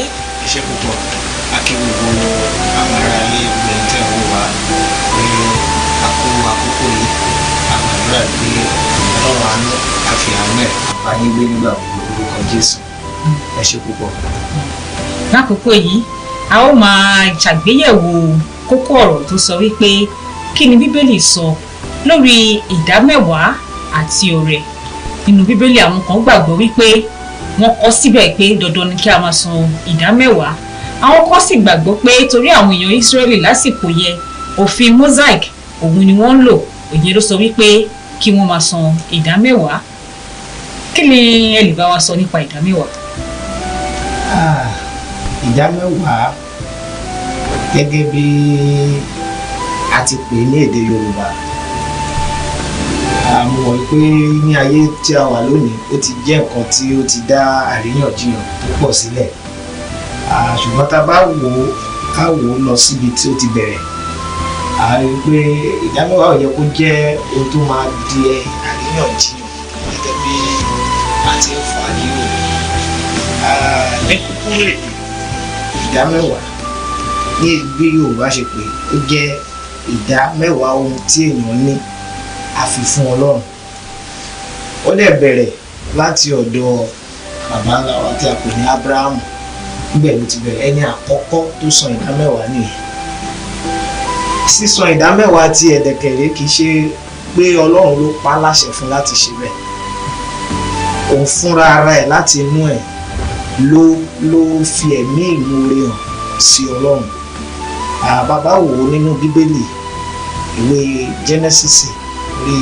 14 àárín bẹ́ẹ̀ Abrahamu jáde ó lọ ja ogun láti gba Lot sílẹ̀ kúrò lọ́wọ́ àwọn tó kó àwọn ará Sódómù àti Lot, nítorí gbà yẹn Lot ń gbé ní ilẹ̀ Sódómù, so ogun wá ja ilẹ̀ Sódómù àti Gòmórà, so wọ́n kó Lot pẹ̀lú àwọn ogun yẹn, so Lot dẹ̀ jẹ́ bí àbúrò sí Abrahamu, so Abrahamu jáde ó lọ jagun ó dẹ̀ gba Lot sílẹ̀, ó tún kó ẹrú ó kẹrù ó kó wálé, so nígbà tó fi wá délé inú ẹ̀ dùn pé bí ogun yẹn ṣe le tó òun ní oore ọ̀fẹ́ láti borí, so ó wá ní òun dúpẹ́ lọ́wọ́ Ọlọ́run láti inú ọkàn rẹ̀ ló fi sọ pé ó pe gbogbo nǹkan tó ń kọ́ lójú ogun yẹn ìdámẹ́wàá ẹ̀ òun fi fún ẹ tí a pè ní Mèkísédékì nínú Genesis chapter 14 yẹn a pè ní ọba Salem, king of Salem, àdìtú mìíràn nìyẹn ká fi yẹn sílẹ̀, so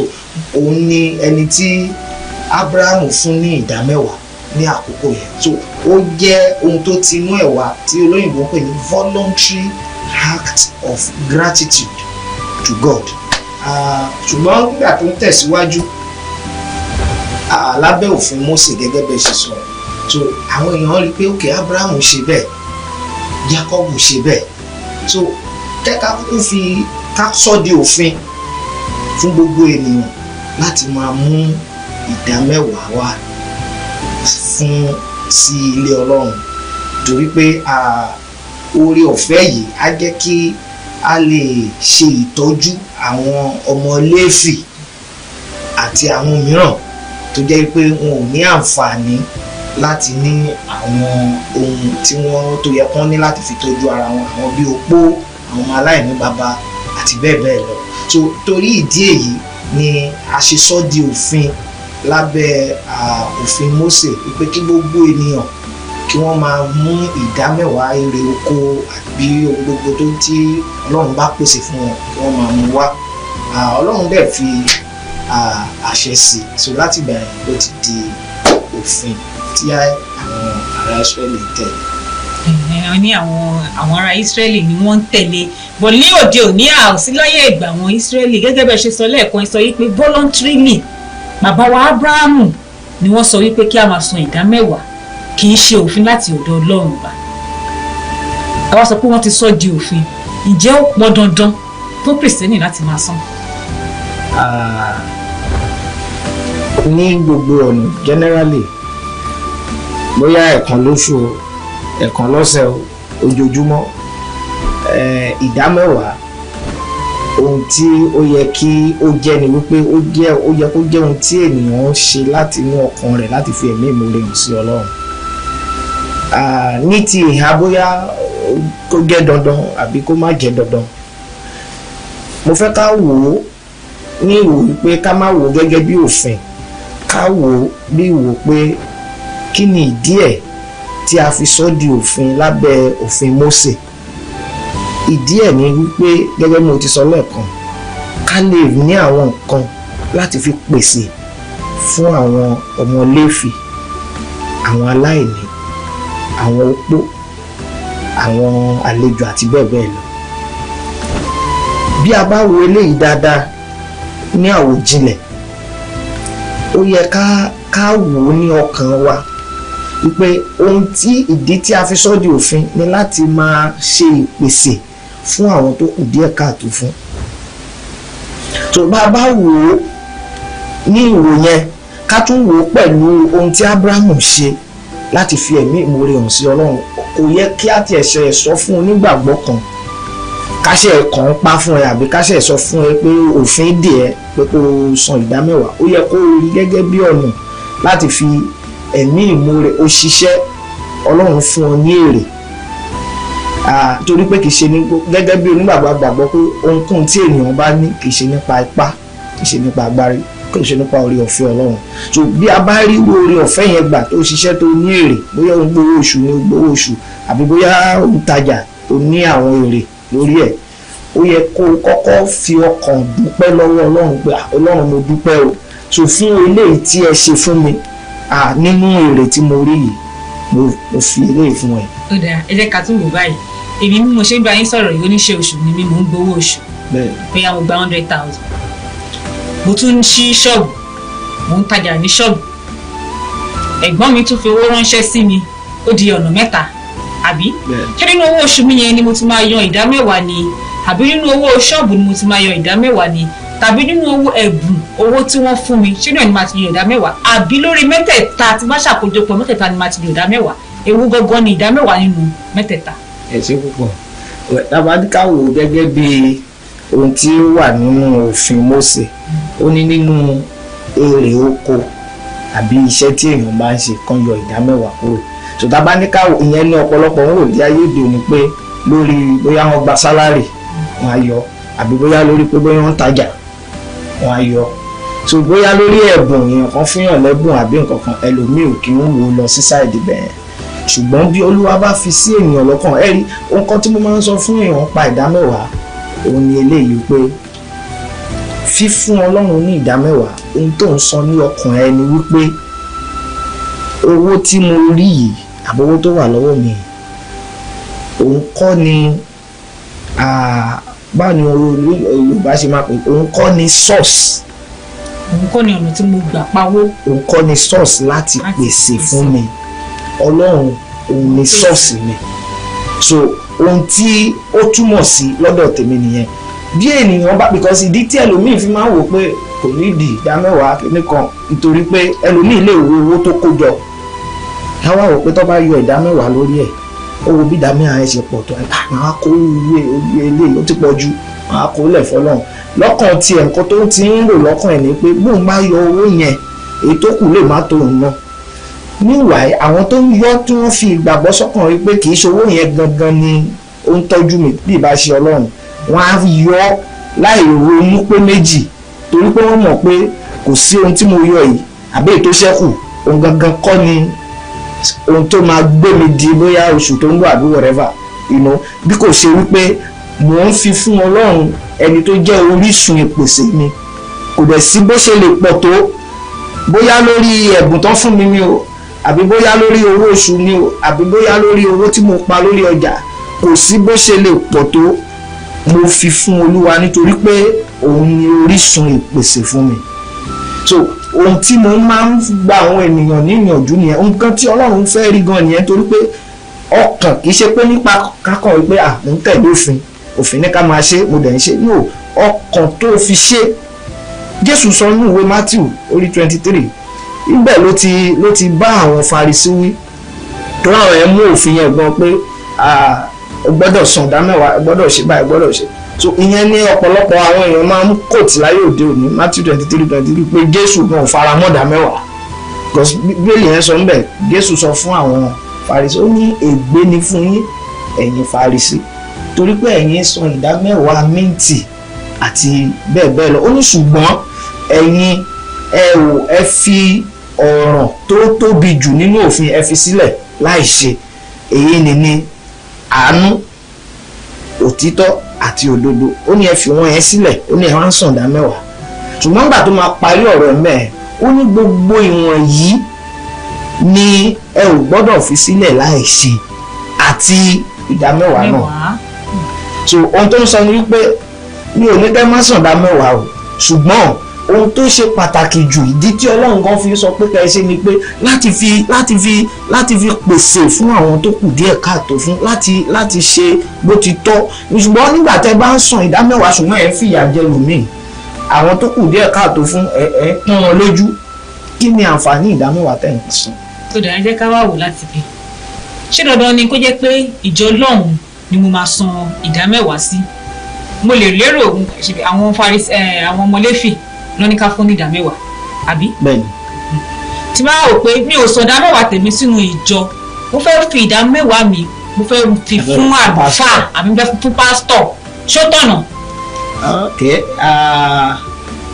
láti ìbẹ̀rẹ̀ ńgbà tó di òfin lábẹ́ òfin Mósè àwọn ọmọ Léfì ló ń gbà ìdá mẹ́wàá.